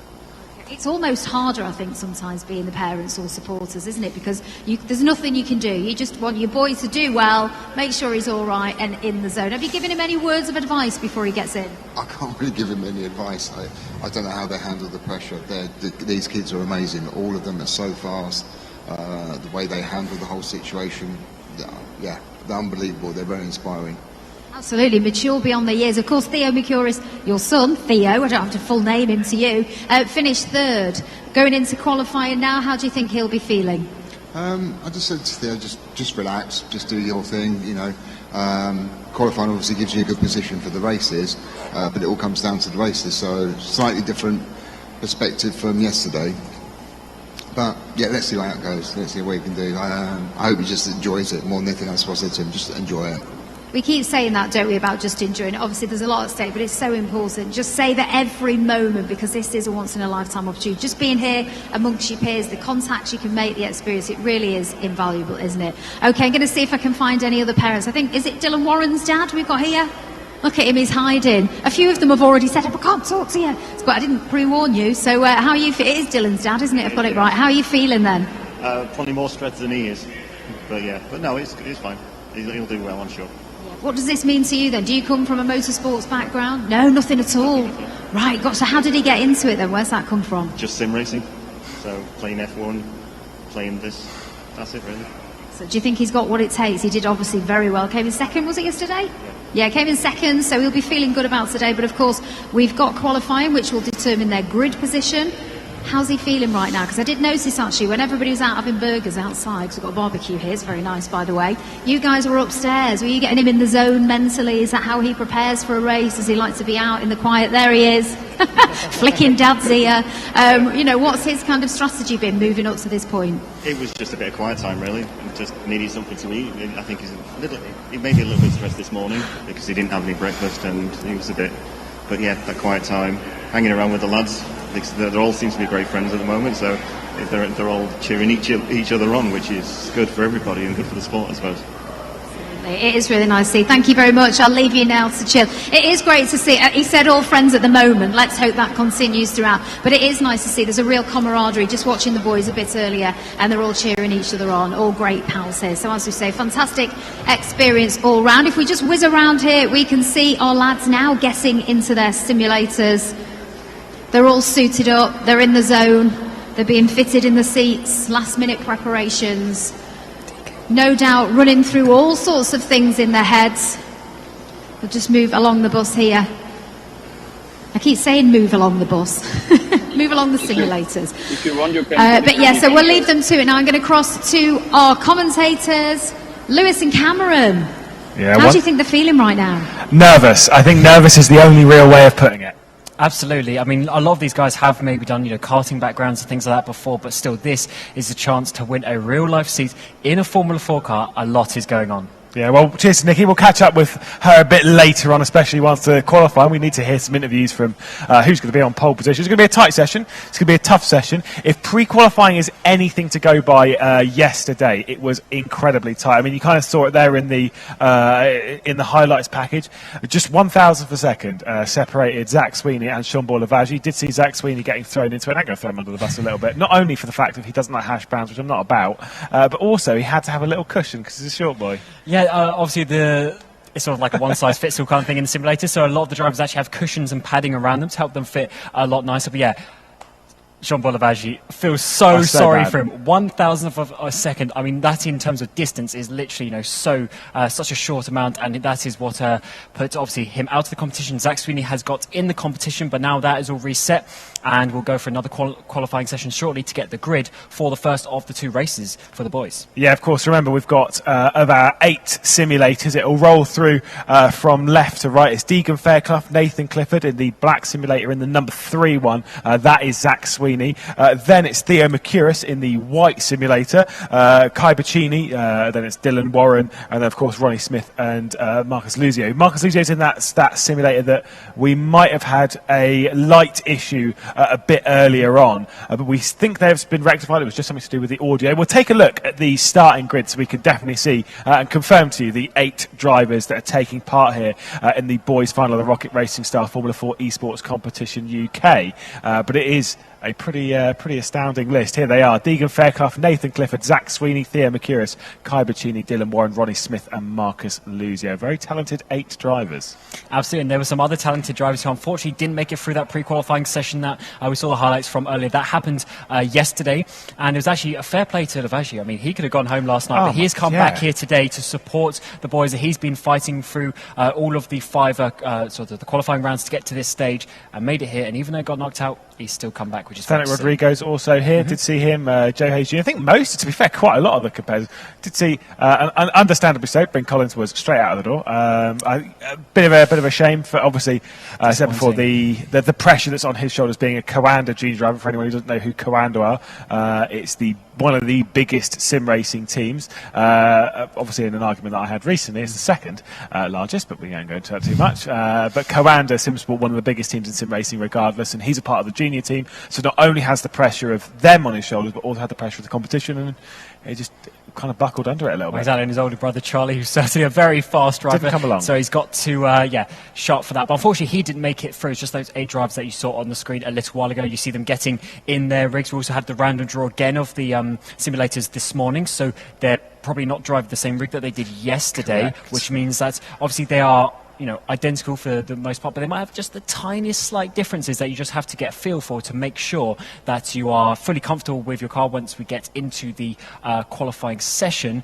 They haven't had any practice today. It's just jumping straight in the car, straight in qualifying and setting those laps. Did see, I was just looking through, no one is in the same simulator today as they were yesterday. Saw Zach Sweeney there. Obviously all of them getting helped in and stuff to make sure they're belted up. Zach Sweeney getting assistance from Dan Kell, obviously all of them getting assistance, some of them from the guys at RacingUnleashed, some of them from guys at the university. Obviously all of them been taught how to run it. Deegan Fairclough, the fastest driver from yesterday's pre-qualifying. We were kind of expecting it to be a bit of, maybe Dylan Warren, maybe even Theo Mercouris, based on what we've seen in practice. Ended up being Deegan Fairclough, put the lap in right at the end, and was the fastest in the group. Yeah, the really important thing I want to see is that yesterday they had 2 30-minute practice sessions, so an hour of practice before the pre-qualifying, which is another 15 minutes. They've already had an hour and 15 minutes in the car, but they haven't driven the car for 24 hours. They've had the girls' races early. They've just been milling around, not really doing so much. And now they've got to come in, they've got to switch on. And who is going to do that? Because as we've said with the car, often it's really the first sort of 3-4 laps where you get those fastest lap times. Yeah, we were kind of chatting with some of the drivers. I mean, Dylan Warren, for example, we out in the barbecue earlier that we were all having, I asked him, I was like, have you eaten anything yet? And he's like, nope. No, because he said that if he was going to eat, he might feel a bit sick in the car. Obviously, the nerves and stuff for everyone, I kind of get it. So, I mean, I was all right with it because I just had this burger, but it's fine. But no, for real, though, the nerves are a massive, massive part of it. They can make you feel very uncomfortable when you're in the car. They can distract you. We were spoken about before where you're on race starts and stuff and your left leg's all shaking and stuff and you can never find the brake pedal properly. Yeah, back in the day when I was first starting my sim racing career years ago, anytime you get in a good position, the leg would be shaking under the brakes. You'd be scared to hit the brake pedal. But, I mean, these guys seem pretty, professional and up to speed with what's going on, which is good to see. But will that continue as we obviously get into the qualifying session? They need to now set their fastest laps so they're on the track together, so they need to find their space as they were in the girls qualifying session as well. And now, this is their time. They've got to go set their laps. So there's Kai Bacchini behind the wheel of the number 5, the dark blue car, as qualifying is underway. So we'll see him in game and such. We'll see them battle it out for pole position. 15 minutes they have on the session. As here we are at Brands Hatch once again, 3.9 kilometres in length.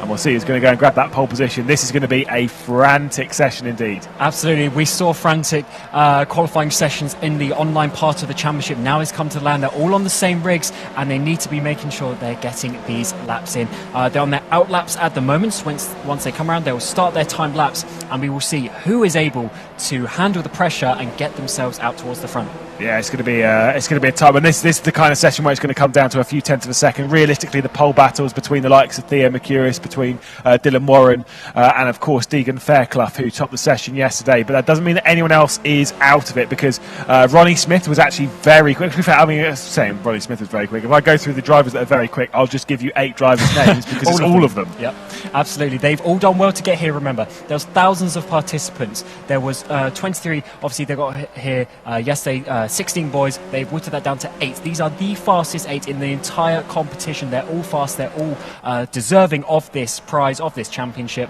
It's just now their time to perform, as we're seeing Ronnie Smith, potentially a slight oddball factor. Yeah. We weren't expecting him really to be challenging the top 8, but he was up in the top half. This kind of thing is that because we're basing our knowledge coming into this on the online competition, right? Which, yes, there's plenty of facts to do so. But take, for example, Jess White, who, yes, maybe struggled a little bit in the races, but coming into it, we'd never said that she was going to be one of the ones to go and fight for pole position, and she smashed it out of the park to grab that pole position in the girls' race. And it's no disrespect to her, it's just the fact that she did so much better here than she did in the online competition, because some people react to it so well. There is Zach Sweeney going for a little bit of lawn mowing on the exit of Hawthorne's corner. There's Deegan Fairclough, the fastest driver from yesterday.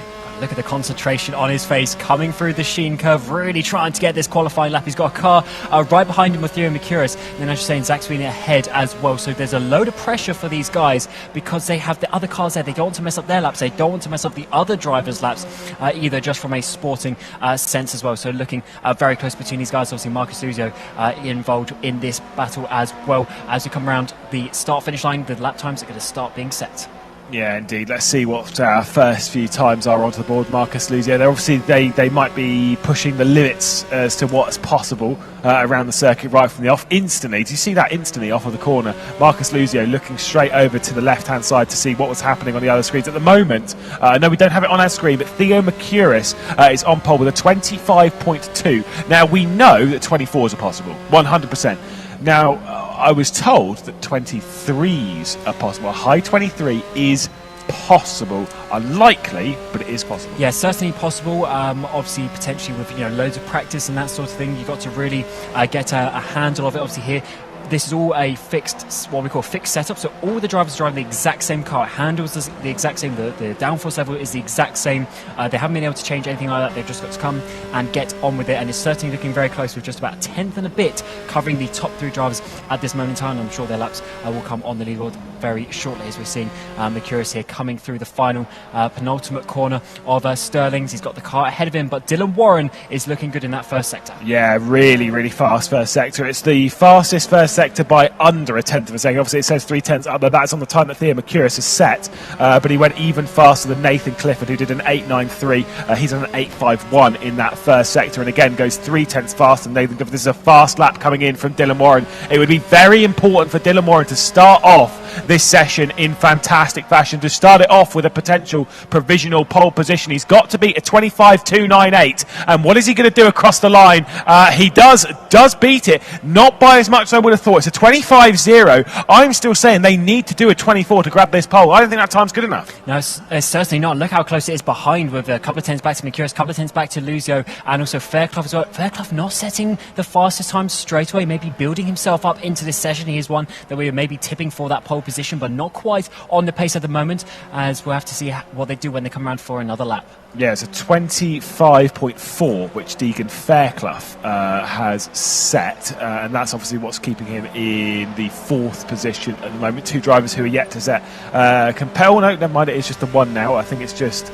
Oh no, everyone's set competitive lap times, because Ronnie Smith and Zach Sweeney did fail on their first flying lap to set a decent lap time courtesy of track limit excursions. Here's Theo Mercurius then rolling through Stirling. Ben got a decent bit of slipstream as well from Ronnie Smith, who's not so slow himself, as he is also trying to piece things together. There's the final corner for Ronnie Smith. What can he do across the line? Let's see, it's a 25.0 to beat for that provisional pole position, the tightest run to the line, saving every thousandth, but that's going to be 2nd place, and 3rd place actually is Mercurius right behind him. Straight goes away. Just 0.02 of a second quicker, which might be that, just a little bit of slipstream. Exactly. I mean, any time that Ronnie Smith was setting, Theo Mercurius was going to set basically exactly the same. We're on board with Ronnie Smith now, who's miles away from the apex, going through Druid's corner. Here's Deegan Fairclough in the number 1, the simulator that's furthest to the left, closest to the door, and he is a bit further down than he would have expected in 2nd place, when I'm sure he would have expected 1st after yesterday. Look how close it is between these guys. 2 tenths for the top 4. These guys are pushing it to what they can do in this car, and we've certainly got to see how they're going to improve. Still another 8 minutes to go. They're going to have a few more laps. You've got to make sure they're not overheating the tyres though and slowing that down, because they're going to stay out in the session and just keep lapping, trying to do the lap times that they can.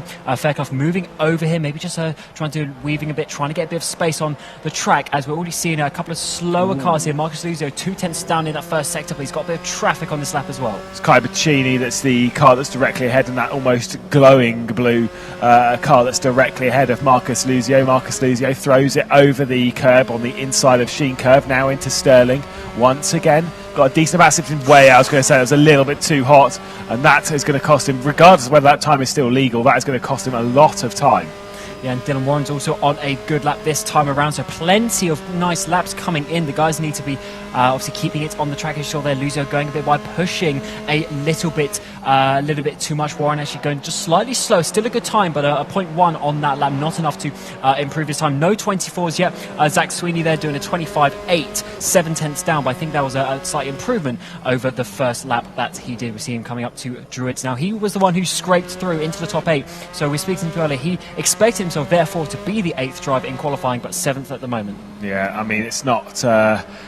we know that Zach Sweeney is more of a racer anyway. You know, this is the same thing. It's the same with most of them, right? You know, that a lot of them are all right at qualifying. A lot of them are very, very good at qualifying. But what we've seen through the season, at least on the online races, at least on their home setup, it's obviously very different here. The racing standard in this, bit dramatic, but normally very, very good. Absolutely. A lot of them do have that racing experience, which helps when we see these potential side-by-side battles that you're going to come up with when we get in towards the race session. You see these 3 drivers here. Fairclough going 6 thousandths faster at that last sector point, and he's got a couple of guys ahead of him, which is actually good, because sometimes you can use them as a reference for braking later. It's sort of just a visual reference. You can see how close you're getting as he comes through Stirling's and up towards Clearways and Clark Curve for another time. Is he going to use a bit of slipstream to potentially grab that pole from Warren? Only one more corner left to go, one more corner left to take the most out of it. I'm not so sure this is an improvement. No, the first sector's terrible. The second sector's all right. So I don't think there's going to be much from Deegan Fairclough. Again, they might be backing off for a few of these laps, although he does. Never mind. I'll back off from that one. I'll back off from that one. At least on the live timing, that wasn't looking so great. He crosses the line, he goes on the pole. But if that means he had a not so good first sector, maybe that means he's got even more tenths. We have seen these guys go into the 24s though, so let's see how that one works out for him. But then maybe there is a little bit more time to gain. Still not into the 24s that we were expecting, but we're very close to it indeed. So let's see how they do. Still a quarter of a second for the top 4 cars, looking very close indeed. Indeed. So here we are with Dylan Warren then. He's just been deposed from pole position and he's on a charge going through Graham Hill Bend, way out wide. We're seeing much wider lines though in pre-qualifying. They could use quite a lot of that. But what can Dylan Warren do? There's still 5 minutes left in this session, although typically, based on that pre-qualifying, we didn't see too many improvements late in the session. It was normally after the first sort of 5-6 laps. That said, in the first and second girls' race, both of them, the fastest lap was set around lap 11, so there might be some pace later on if they just keep pushing. Yeah, certainly could. Just under 5 minutes to go now. Dylan Warren, is he slowing down? I think he's just slowing down a bit there to try and get some clean air, because sometimes, even though you do get the tiniest bit of slipstream from the cars ahead, when you're maybe a second back or so, it's a distraction. If you have a clear track in front of you, you can just do your lap and hopefully get yourself into a nice position for that. But as the laps keep on rolling, it's still staying very tight at the top. Indeed, it is. Just half a tenth between Deegan Fairclough and Dylan Warren. 2 tenths back to Thea Mercurius, then Ronnie Smith in the same sort of tenth back. Then Marcus Luzio. All of those three separated by just a single tenth, 213 to 313. Then Kai Pacini, Nathan Clifford, and Zach Sweeney, the driver that snuck his way through in yesterday's action. Dylan Warren here we're on board with once again for another lap around Brands. Did back off quite a lot, but was it enough to cool the tyres? Goes for a late apex into Druids, straightens out the corner, which again Deegan Fairclough did use an awful lot of that exit yesterday, potentially when they had some more grip on the tyre. Yeah, we saw the perfection almost from that lap that Fairclough did. He was using all the bits of the road that you can. There is the in-game track limit detection as all. He goes a bit wide there, so he through Westfield, so he's not going to be potentially gaining there, but some better lap times are coming in. So I think this is what you said. They had a couple of slow laps. Now they're going back at it once they got the tyres and the pressures of where they need them. Yeah, Thea Mercurius being chased down then from Marcus Luzio behind. This lap time from Thea Mercurius, you can see, instantly pulls over to the right-hand side, so allowing Marcus Luzio to pass into the final corner to continue his lap. And Luzio's lap time at the moment, he's not really improving by too much. Dylan Warren, here we are with purple in the first sector. That's a big off, though. That is the lap gone. He was purple in the first, dropped a little bit of time in the second, and Deegan Fairclough has moved the benchmark into the 24s with an 8.53 as he pushes his way even further onto this pole position. And with just one or so laps, as Zach Sweeney goes up to 7th place. Luzio recently just went up into 5th place as well, so lap times are really starting to come in. Just under 3 minutes to go now, so this is maybe the last lap, maybe last 2 laps that they are going to get in this session, and it's really starting to get tight. But that jump, almost a quarter of a second for Fairclough, is going to be really hard for the others to overcome. And it was almost entirely in that final sector, because Dylan Warren, on the last lap that he was doing, he was setting times that were even faster in sector 1 and 2, but then obviously had that issue going down into Stirling. So Deegan Fairclough, as much as this pole position is looking good at the moment, I would not be overthinking it too much. I'd be very concerned that car is closing in. Here we are then on board with Marcus Luzio up towards one of the fastest and most committed corners in the country, maybe even on the planet. It's such a difficult one there at Sheen's Curve. Yeah, it's so blind. You have absolutely no idea where it is, and it's really curving around. So you've got to turn in completely blind. Just have the faith that the apex hasn't been moved, which is very unlikely, but you still have to believe it and have the confidence in the car to do that. As we're seeing the drivers coming around to start the final couple of minutes, this is going to really be starting their final laps, their final attempts, as Pacini they're going just a little bit wide, and that is not going to have the best exit for him. Not really using that inside curve or the outside curve at Stirling, so maybe a little bit of time left on the table there. Yeah, I saw again not really using the track to its fullest extent, and on this lap is actually improving a little bit, but we'd have to wait and see if that actually carries over until the end of the lap. Luzio comes up towards the first sector, and what does Marcus Luzio do in that first sector? A little bit down once again. As Pacini improves in 5th place, also Dylan Warren gets closer on a 0.8 as well, but it's a 0.89, so half a tenth slower than Fairclough. That is not enough for the provisional pole position, but that should almost secure him that second place at this moment in time. Doesn't look like anyone else is able to do that, but Luzio also has got up into P3. So these guys are just fighting so hard for these final few laps. Yeah, 6 of them separated by half a second on one of the most difficult racetracks. I know it doesn't sound like too much realistically, but it is extremely tight. Marcus Luzio pulls off now to show the same level of respect that Thea Mercurius showed to him, getting out of the way, not trying to block the hot lap of one of his competitors, which, I mean, sometimes I know some drivers would leave it on the track to kind of almost be a nuisance, which we do not want to see.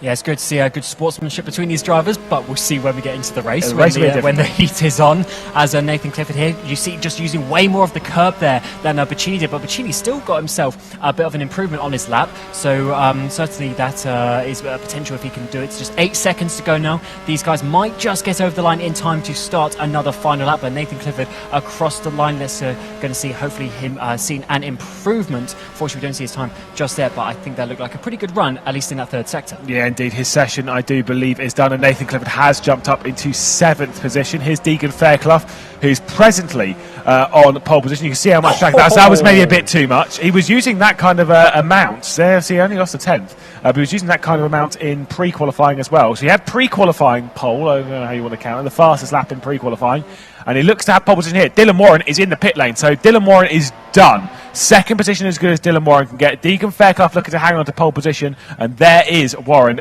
back in the pit lane. And I think maybe it's not pole, but it's still a very good lap. And we saw, what did we see in the race 2 of the girls? Chloe Grant from second place, round the outside of Druid, took the lead, so he knows he's going to be comfortable with that. And even then, just being in the top 4 is really the place that you want to be. Well, so far, second place has a 100% lead record around here, because Monica Bolton-Rauer started from second place in race 1, and then, of course, like you say, Chloe Grant started from second place in race 2, and both of them were leading at the end of their first lap. Of course, for Chloe Grant, it fell apart a little bit later on in that race. Marcus Luzier returned into pit lane as his session comes to a close. A few laps to come in from the likes of Ronnie Smith. Thea Mercurius improves up to 4th. Yes, so some nice laps. Look how close that is, though. 4 seconds for the top 6, and then just a very short while back, just another couple of tenths to Zach Sweeney and Nathan Clifford in 7th and 8th as well. So it's looking really close. And as we know, these guys racing is generally even more close compared to the qualifying times. Just wonder who those good-looking gents were. So we thought we'd turn around. Sorry, everyone. But either way, again, another really, really tight session. Another great lap from Deegan Fairclough. Clearly enjoys Brands Hatch. So hopefully we're going to be able to sort of see a bit about this as well, because it looked like a really good lap. Another one into the 24s, so I'm sure it was a very fast and clean lap.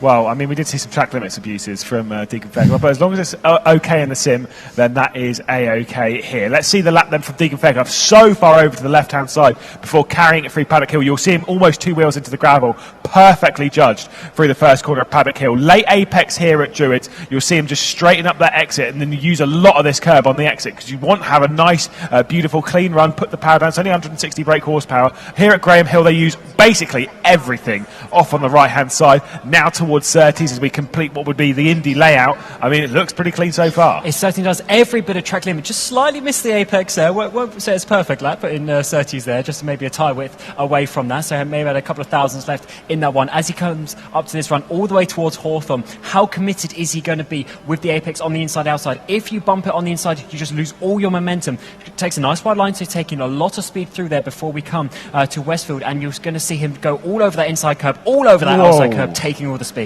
He was using more of that outside curb than he was yesterday. That was very brave, because that can really pull you off. So much curb through Sheen, that's expected. Didn't drop 2 wheels in the grass like he did yesterday. Hooks it into Sterling's beautifully and doesn't use too much of that escape curb, because it kind of makes sense. You don't want to use it. It's so much higher than the rest of the circuit. Now into Clark Curve, the final corner of the racetrack, and that is beautiful. Just hooks it up on that white line, but not using any of the grass on the inside, and then punch it towards the line on the shortest run, and that is a 24.853, and that is our pole position, provisional pole position. I think, they still need to look over everything, but I don't see why it wouldn't be. And not really too surprising, I should say, he got the fastest time in the pre-qualifying as well, so certainly on it, but it's the consistency that we need to see in the race to make sure that he can get to the end of the 18-lap race. We'll head down to Nikki Dean, who's got the top 3 from that fantastic qualifying session.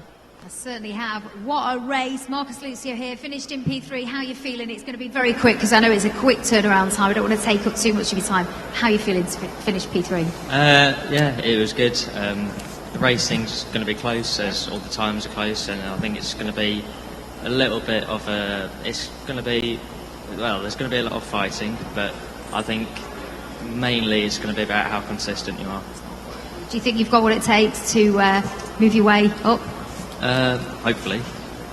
We'll soon find out. Thank you very much. We'll run along here we're going to go and see Dylan Warren, who finished in P2. I'll come around here. Dylan, I won't keep you very long because I know you need to get your head in the right space for the first of the races. How are you feeling, P2? Not the best in the world. I think it's just a woulda, coulda, shoulda session, the entirety of it. I mean, I spun on my outlap. I was so scared after that, but obviously I managed to hook it up eventually. And then when I needed to hook it up, when I was a 10th up, I didn't. So, yeah, my fault is what it is. So just have to look forward. Still, P2, lots to be proud of. Please don't feel too disappointed. Let's find Deegan Fairclough. Where's he gone?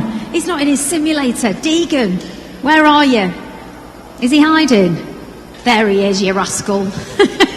You're making me work for my money today, aren't you? Right, we've got pole position. I say we, like I'd had anything to do with it. Pole position for you. How are you feeling going into the first race? Yeah, super happy. It's going to be some fantastic racing between us lot. The top 8, they're all super close. And Dylan, second place, is just super close. And it's going to be some brilliant racing. I can't wait. Are you feeling the pressure, obviously, starting in pole? Does that add pressure, or just see how it goes? No, now we've actually been in the sim and like done some driving, done some laps. I'm quite happy, quite excited to get the races underway. But yeah, super happy I got pole. Well done, you should be very proud. Mum and Dad are in the background somewhere here. Spent quite a bit of time over the weekend talking to them. I know they'll be really nervous. Can we see them? Give us a wave. At least give us a wave. There you go. I know their nerves will be shot. It's you know, incredibly terrifying stuff here, watching their little ones out there. But everyone should be really proud of themselves and how they performed out there. I know we've got just a few minutes before we go into race 1, so we'll let the lads get in the zone. I'm going to hand back to Lewis and Cameron to do the warm-up before we get into race 1. Certainly will. Thanks, Nikki. And again, we love to chat to our drivers because it's nice to hear who's different. I mean, obviously, Dylan Warren didn't even get out of the simulator there for a bit, and I mean, we've been in them.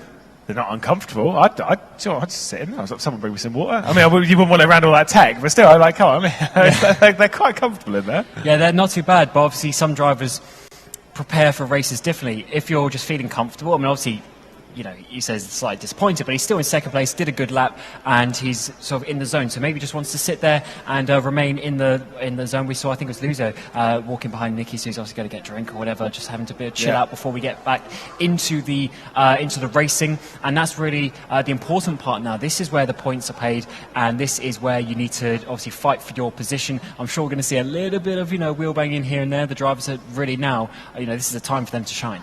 Well, just to remind you as well that we'll have 2 races here. This race order, race 1, is from the finishing order of qualifying. So that sets the grid for this. It'll be 25 points for the race victory, then 18, 15, 12, 10, 8, 6 and 4. It's a great point structure with 0 issues whatsoever. There are other point structures which could be a bit more aggressive, but this is the one that we have. This is the FIA sort of open wheel point structure, which we see in Formula 1 and British Formula 4 and stuff. And they also get a point for fastest lap as well, which we saw being very critical in the girls' race. Yes, that could be the turning factor as well.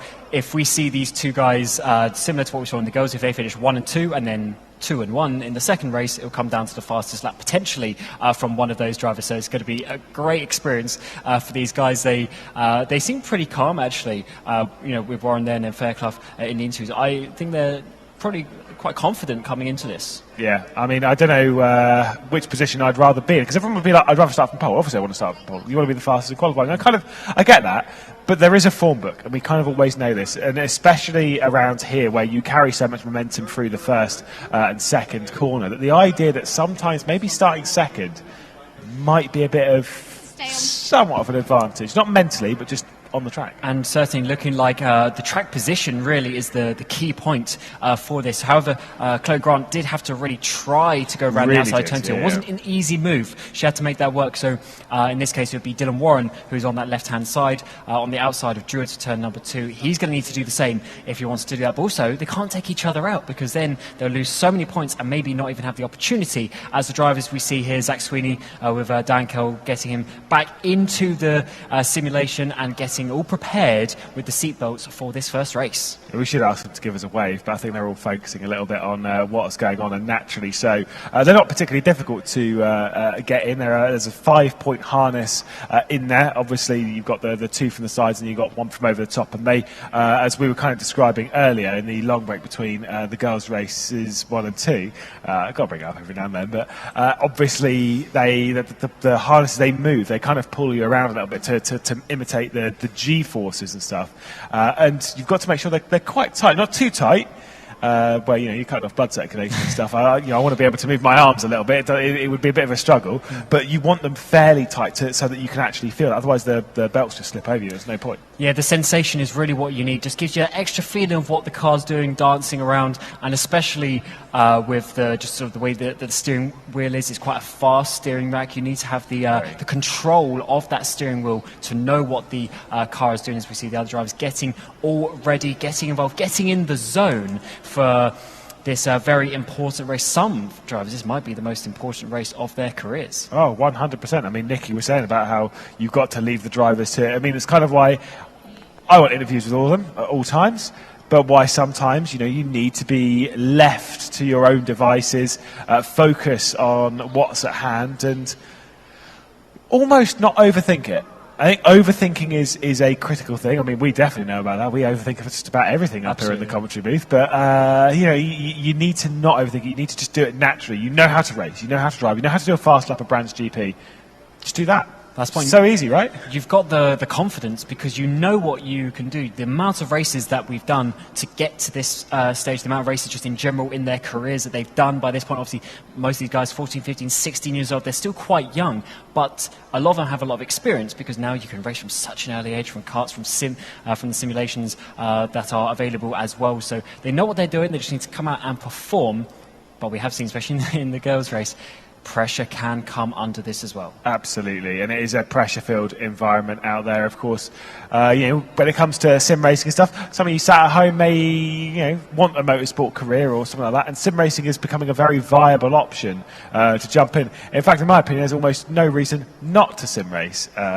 You can always jump on and always give it a go, and just sort of... why not? There's no harm in just giving it a go. Absolutely, and there's so low of an entry level now. There's really not much that you need to actually come into sim racing. As we said, a couple of girls actually using controllers, using keyboards to race as well. Obviously, it may be a bit difficult to be competitive with that, but at least it gets you in towards the race. So hopefully, this is an opportunity for you to get yourself into sim racing. Once again, we'll take a look at the car, the Formula RSS, for the vehicle that we are rolling with over the competition here at Bolton. 160 brake horsepower here on a Assetto course of 625 kilos. Very, very light. It bounces over those curves. Really short real wheelbase, of course it is. It's a little open wheeler, quite a dinky little thing, but you can't abuse too much of the curve. It's why when on the inside of Surtees and stuff, we see a couple of them try and take to that curve on the inside. You can't do it. It's way too high. And how many times so far already have we seen, also in the qualifying sessions, if you just put your outside wheel off onto the grass, you start bouncing over it, you don't think you're losing that much time, but there will be a couple of guys coming past you because you're going to lose 2-3 seconds, and with how close this field is, that's many, many positions. I think Fairclough seems fairly relaxed. A nice little wave to the camera. See if we can do that mid-race. Only legends wave at cameras mid-race. They certainly do, especially at the Nürburgring. Thanks, mate. It was a good time. I mean, I don't think it works too well if you call yourself a legend. A bit of a hand up there from Nathan Clifford. Not sure if everything's all right in his cockpit, but all's good. All's good. That's what we like to hear. Like I say, they all seem fairly calm. About to go into one of the most important 18-lap races in their entire career. Zach Sweeney having Dan Kell lean over and having a bit of a look. Again, a thumbs up. I don't know where the parents have gone, where Lee Sweeney is, but all of the parents are sat behind you. I don't know about you. I would hate having my parents. I'm just like, no, please, Dad. I'm about to take this guy out. Back in the day when I did a bit of karting myself, I remember, especially my mum, she used to get so into it on the sidelines, coming back off a race. She'd be absolutely shouting and screaming because the parents, obviously, they put so much effort, and this is a time to obviously appreciate the sacrifices that they have made for them. I mean, many of these drivers driving hours, 4 or 5 hours, some of these guys, to get here, and obviously you need your parents in that all the drivers needed to have a parent or guardian with them. So hopefully when we get into this race, they can do their parents proud from that regard.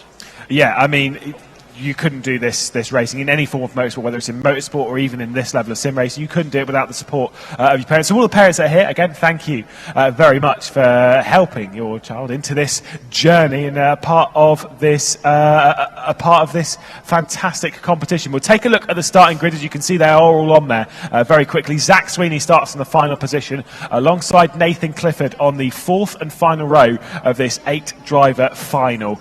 Zach Sweeney obviously just got through in the pre-qualifier, and so he starts from that 8th position as well. Ronnie Smith, who's been one of the surprises of the weekend, unfortunately that qualifying not going quite so well. He was in the first group in pre-qualifier and managed to work his way through just a 3 from that. Kai Bacchini alongside in that 5th spot, someone who's had one podium only in the online series, but had a few disconnections, and hopefully those problems will definitely be alleviated in a LAN event.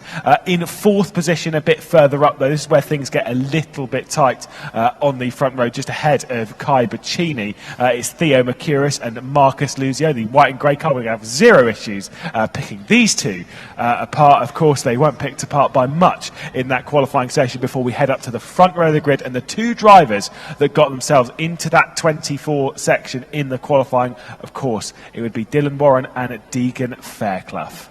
Yeah, getting so close between these drivers, but just remember, in the girls' race, pole position ends up actually coming third, as we just have the final confirmation there of Warren and Fairclough on the screen. Being on the pole doesn't necessarily mean you're going to win the race. We've got 18 laps twice, 36 total laps. We'll have the reset in the middle with the new grid as well. It's getting very tense for these drivers. They need to now go out and get just the fastest time. And you can see actually from this view, it's really nice to see that triple screen. You can see on the left, you can actually see the cars with a bit of that peripheral vision. They'll have to be using that as we get towards, especially this turn number 1. How is Dylan Warren going to do round the outside? Is Fairclough going to be able to give him enough room? Also, comparatively to the qualifying session, they were actually starting on hot tyres. You could see it there. They were all green, front left, front right, rear left, rear right. All of them were nice, toasty and perfect racing conditions, which does mean they might actually overheat in the opening stage of the race. So you've got to sort of pick your battles and underdrive it. You can actually see it there on the left-hand side of shot as we look over the shoulder of, I believe, Marcus Luzio. Well, let's get ourselves ready as the lights are on and we are ready to go in the final race, the race number 1 here at Bolton in the ROKiT Racing Star Formula 4 Esports Competition UK. Deegan Fairclough is off from pole position, and that's not the greatest launch from Dylan Warren, who drops back into 2nd place as he tries to slipstream his way around the outside. No opportunity for him to do so. Back hill, there's a big snap there from Kai Bacchini though. Let's see the defensive move as he is going to hold on. Kai Bacchini had warped up the order, but I don't think there was too much. Deegan Fairclough has been able to hang on. Zach Sweeney's gone for a spin up at Druids though, and he's dropped down the order. Theo Mercouris up into 3rd. Yeah, this is a very good start from the guys, but Fairclough just managing to get those extra couple of car lengths. Warren did try around the outside of turn number 2 as we expected, but he lost the rear a little bit, couldn't get the drive. But now as you come through 30s onto the back straight for the first time, you can see Fairclough just trying to avoid the slipstream a little bit, but we've got side-by-side battle in the back.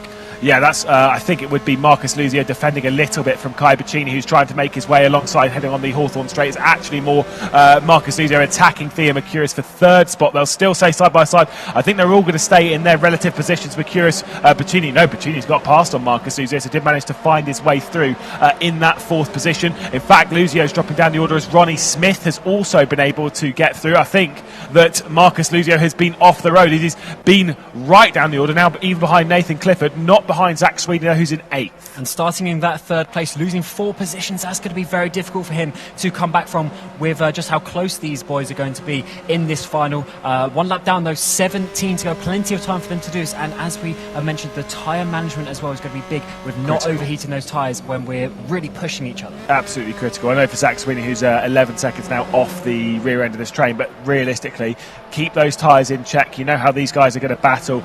All of them separated by less than a second between each one. Fairclough, Warren, Mercouris, Bacchini, Smith, Clifford, and then Luzio, and then the big gap back towards Sweeney.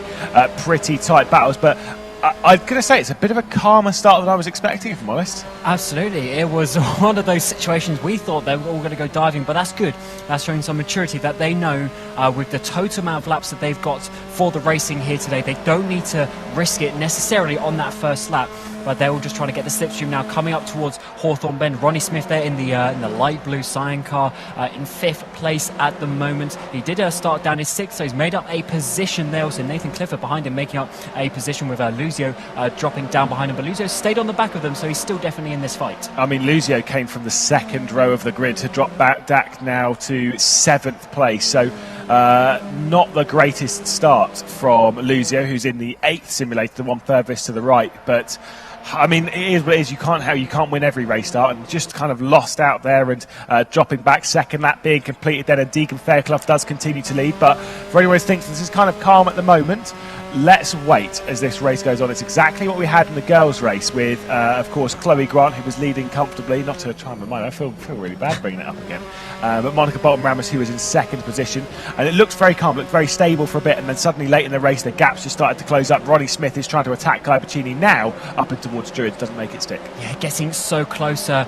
Bacchini was sort of shaking his head coming down the start-finish straight. He must have made a mistake in that final corner, which has actually made him lose a bit of time. He's now over a second behind Mercurius, but also Mercurius losing time to Warren as well. So the gaps at the front starting to stretch out just by a couple of tenths here and there. But these battles for sort of 5th, 6th... Oh! There was a spin there. There was a spin. That was Nathan Clifford going for a spin just ahead of Marcus Luzio going at Surtees. Just lost the rear end, dropped it. I know it's only 160 brake horsepower, but you can spin. Absolutely. Probably just taking too much speed into that one. I don't think there was any... I didn't see any sort of... the car's close enough to really any sort of contact there, but that is going to really be a struggle. He's dropped back behind Zach Sweeney as well, who's recovering from his place, as Ronnie Smith all over the back of Bacchini, coming through Dingledale up towards the Sheen curve. Very difficult place to overtake. Just got to stay nice and close. Well, there is Nathan Clifford, and you can see Zach Sweeney in the foreground as they will probably start their battle for what will be the final position. A bit of a battle for the wooden spoon, but this obviously does decide their starting order in the next race, as well as a few points. It'll be the difference between 6 points and 4 points, which I'm going to assume is probably not going to be the difference between winning the trophy and not, but still it's a good place to start. Another fastest lap from Deegan Fairclough, 24.9. Here's Ronnie Smith then looking down the inside. Ooh, that was a little bit of a dicey defence there from Kai Bacchini, and he's going to have to do it again up to Druids. Oh, there, look at this, diving it down the inside. Oh, it's actually not braking quite late enough, just gets blocked off there by Bacchini. Bacchini doing a really good job braking late enough to not let Smith get a bit of a run, but Smith looking down the inside turn one. I don't remember the last time I saw a proper overtake there in turn one. Normally you sort of overtake before that because someone's had an issue. Not actually battling into turn one. That is pretty crazy indeed. Smith is still staying on the back, trying to get himself inside the top 4, but as these guys are battling, Mercurius has got away by another half second. Yeah, 100%, you're absolutely right. We don't see too many moves down there, but you can make it stick if you're brave enough. The thing is, in these kind of cars, the average speed through that corner is too high to affect a dive form. The braking zone is not long enough. If you're in a touring car, you can maybe give it a go, but in something like this, it's just not really on. It's not possible. But sometimes you just got to have a look, more so trying to distract the driver ahead. We know how much pressure plays its part in games like this. Looking backwards once again from Kai Bacchini, he's 2 seconds off the rear of Theo Mercurius, as you were saying. Dylan Moran started to close back a little bit on Deegan Fairclough, your race leader, as we come round to complete the 4th lap of the race. We certainly do. Smith once again staying so close. He had a look up the inside of turn number 1 last lap around. Can he get a good run once again? And with Bacchini, looks like maybe not the best exit as he gets in the slipstream, staying the tightest line towards turn number 1. Ronnie Smith thinking about it, but not close enough once again as Fairclough just setting a pretty decent time. But all the guys behind actually saying personal best. Yeah, everyone behind closed in about 0.3 of a second. That might be a bit of a concern. As here comes Ronnie Smith looking again to the inside, the commitment to the brakes. Whoa! I mean, he really did try and throw that one in. Just, again, it was the issue there is the half-hearted commitment. We've kind of said this before on racing and stuff, from our fair share of it. If you're going to look, if you're going to send it, send it. Don't half-heartedly send. Don't leave it down the inside and sort of try and back out a little bit. You've got to do it and commit. Absolutely, especially in that turn number 1 where he's going to need to basically dive his nose into there. But let's see the slipstream coming up towards Hawthorne Bend. Is he going to be close enough? Trying to... Oh, they actually battle for the race.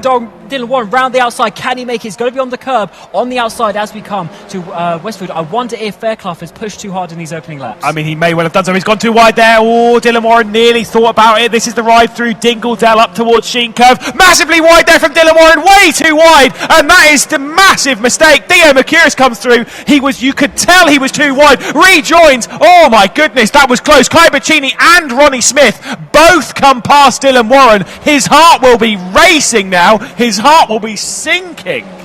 And that looked the commitment from Ronnie Smith there down the inside of Sterling's to make that move. He managed to get through as well. Theo Mercurius is all over the back of Fairclough as well, so multiple battles that we need to look at. Fairclough having a really slow lap once again, as Ronnie Smith now down the inside of Paddock Hill Bend. Can he keep it up the inside? That'll be the inside again for Druids. He's made it stick this time, third lap around, but he now needs to defend down into the braking zone, which I think he's managed to do. But Chini going back, and Warren as well, 3 wide almost coming into the braking zone. Yeah, that was a big move from Dylan Moore, and of course he'll be frustrated, red mist, etc, etc. He'll be thinking, I've got to make this one stick. He can, he can feel the pressure on his shoulders right now. Not only his dad, not only the family, not only himself in the competition, but he just knows what is at stake here. Kai Bacchini with the big chop on defence. That one might be a little bit too much, and that's actually going to open up the opportunity for Dylan Moore to get alongside. They're very close. They're squeezing a little bit. This is on the Hawthorn Straight. It's allowing Ronnie Smith to pull away on the podium battle. Deacon Fairclough, by the way, ahead, has been able to keep a hold of the race lead, and that's Dylan Warren around the outside. This would be a lovely move into Hawthorns, and he has made it stick. Beautiful stuff from Dylan Warren. Kai Bacchini tried to fight it, but the speed of Warren, he is on the comeback charge now. And that's all because Warren had a look to the inside of Surtees, then went back to the right hand side, got the slingshot effect as Bacchini kept that inside line, couldn't get the exit out onto the back straight. So really good racing by Warren, trying to make himself sort of a contender again into this championship. They are now quite a few seconds off the top two. As you say, Mercurius hasn't quite been able to keep up with Fairclough at this moment in time, but I don't sort of doubt that they're going to be battling as we're getting towards nearer the halfway point in this race. Yeah, let's see. So time's being completed. Deegan Fairclough back onto a decent time, 25.2. It's his first decent time over the last couple of laps, maybe bringing those tyres back into it a little bit, but he's only a second clear of Theo Mercurius. This is back at the battle for 7th position as Zach Sweeney is keeping Nathan Clifford at bay for now. Of course, these two have both had issues through the running of this race. Now going to have a decent battle, try and put on a bit of a show for us for 7th place, because as much as maybe they've come along and not expected to win the competition, they are still here for a bit of racing. And there's still points on offer, and with the second race as well, they want to still beat each other. You don't want to finish as lower down in the championship as possible. You want to finish as high in the championship as possible. So these two are going to be fighting. They started obviously 7th and 8th in the field, having a couple of issues during the first part of the race as well. It's funny that they had two completely different issues, but they're still next to each other on the tracks. They pretty much lost the exact same time, but let's see what Clifford can do coming onto the back straight once again, getting that slipstream. I don't think he's close enough this lap to look into Hawthorn, but he's certainly getting very, very close. Hawthorn is too fast of a corner to give it a go from this far back. He might have a little look to try and get Zach Sweeney offline, but Zach Sweeney, I mean, he went offline there. He completely missed that apex, but we'll ignore that. As, yes, Dylan Moran has closed right in on Ronnie Smith. We're getting a drive-through penalty for Kai Bacchini. The driver in 5th place. A drive-through penalty being dished out from race control. Interesting for him. That's pretty much going to put him out of contention. Yeah, there he is, straight in. Because he's going to have to lose quite a bit of time from doing that. Also, to make sure that he doesn't sort of compound the issue by getting annoyed and then potentially getting something else as he shakes his head. But these guys getting very close indeed. I mean, yeah, did you not see how irritated he was? He did not look exactly pleased by it. No, but you wouldn't be. You put so much effort into this. Unfortunately, is having to go through the pit lane, and that's such a you're at the pit limit to speed. There's nothing you can do. You just got to sit there and serve the penalty. Yeah, it's rough. It is rough. I don't know if it's going to drop him back down into last place. He's actually now in the battle with Zach Sweeney and Nathan Clifford. Some good moves between Bacchini and Sweeney over the past. There is the three-way fight now for 6th place, and this is important because it's not only points. Again, it's track position as to where you're going to start the next race. Absolutely. You want to be as high as you can to give yourself the best shot. And now look at this three-way battle. A bit further back in the pack, 6th, 7th, 8th position for these guys is looking really, like they're fighting, for the lower points in this position. But they certainly want to be getting as high as they can to try and beat each other when we get to this second race. Remember, we're going to have a whole complete second race, another 18 laps with the grid being the finishing position from this race. Yeah, and so every position that you can make up is critical. Also for banter, you will beat your mates as well. A lot of these get along fairly well. They're all having a little chat together, so clearly there's not too much hostility, as Nicky did say, yet. We'll see what happens as the race goes on. Dylan Moran did just set a 24 there on that lap, as he is really starting to attack the rear end of Ronnie Smith. And the important thing for Warren now is he really needs to try and get back towards that second place over the course of the next 10 laps in this race, because if he can do that, then he has at least the ability to fight Fairclough. Yeah, indeed, and that's kind of what he needs to do. He can't, if he's dropping dropping 10 points, right, potentially is devastating. It's bad, but dropping an extra 2-3 points on top of that for finishing one position down. If you're dropping 12 points, over half the points, that's it. As far as I'm concerned, that as near as makes no difference. Sorted. Absolutely, because Fairclough would have to have a pretty interesting race in race number 2 for something like that to happen. But Warren's really on the back of him now. Ronnie Smith hasn't been able to keep up or even think about Mercurius up the front. Almost 4 seconds between those two now, and Warren just a few tenths behind. You're going to imagine he's going to be having a look down the inside at some point soon. Maybe Druids this lap. Indeed. Well, we'll see if he can do it. He desperately will want a podium here. I think Theo Mercurius might be a little bit too far down the road. It really depends on the conditions of the tyres. Here's the battle, though, for 6th place as Boccini leads from Sweeney and Clifford, and it's super tight. All of them dropping a wheel into the dirt on the exit of Sheen Curve as they head out of Stirling. Almost exactly the same lap time from the top to almost exactly the same lap time between 3rd and 4th. And then this battle will come across the line, and super tight they will be. I'm pretty sure they're all setting exactly the same lap time because they surely can't be setting much faster than each other.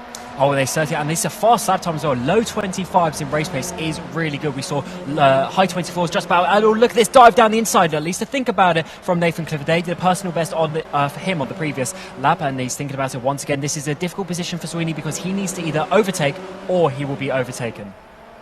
Wow, we'll have to wait and see how this race is going to perform as the 10 laps have been completed. Oh, a bit of a moment there from Nathan Clifford as well as he just drops a wheel into the dirt over the right-hand side. Zach Sweeney just really applying the pressure to the rear end of Kai Boccini. I think he's got a better launch there out of Surtees, and I think he might well be trying something, but we have to move up to the battle for 3rd because Ronnie Smith and Dylan Moran are separated by absolutely nothing. Yeah, Warren's pretty much pushing him through these corners. Oh, a bit of maybe a bit of contact there between the two with Sweeney there trying to get a bit of a run. Oh, this is not really the corner to make the overtake. We've seen this come to blows earlier on in the day as well, but it looks like Zach Sweeney's going to hold on to that one, but he's got to be careful because Clifford's now getting the run on the back of him. There was certainly a brush between the two of them. I think there is no doubt of that one.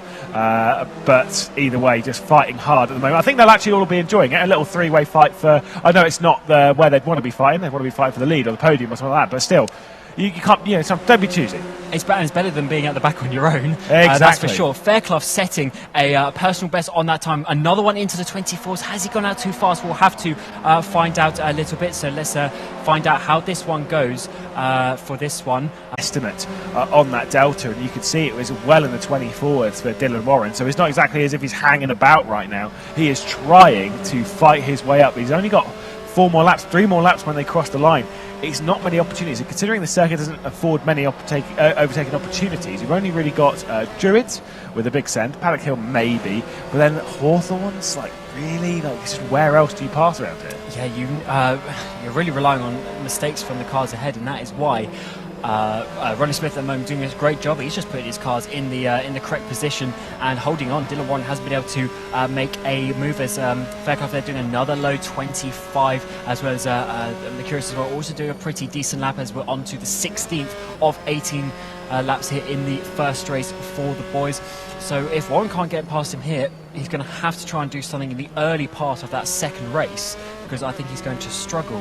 100%. I think at the moment, especially with the level of consistency we're seeing here in the boys' race, it's almost like you've got to lead into T1. You've got to lead and lead every single lap of race. Or for sure, one thing that you can't afford is to let Deegan Fairclough lead because he's just smashing it out of the park at the moment. A personal best lap from Nathan Clifford, a mid-25, a 6:05. For him, again, still the fastest lap of the race is going to go the way of our race leader, and he's actually just said it on the previous lap, a 6:69. As here comes Dylan Warren to the outside, going up towards Hawthorns. Oh my goodness, he's got to go all the way around. That was not going to work. I mean, I think he might have got pushed out. I think race control are going to say something, but for Dylan Warren, he tried going around the outside. It's always bold. You're asking for problems out there, but just pushed out. The track is just so narrow there. It's so difficult to go on the outside. You're really relying on that car on the inside of Smith, and now he's dropped back down into that 5th place, 6 seconds off Luzio as well, so that is a position loss where sometimes maybe taking that 4th place could have been It could have been the safer option, but of course you do want to go for it as well. But the outside of that corner, we literally just said about a lap ago, there's not really a place you want to make an overtake. No, but I think Race Control will take over. Of course, we do have Race Control looking over from Racing Unleashed's headquarters in Capital in Switzerland. They will be keeping an eye on everything in this race. They've already given out a drive-through penalty to Kai Bacchini, so they're on it like hawks at the moment.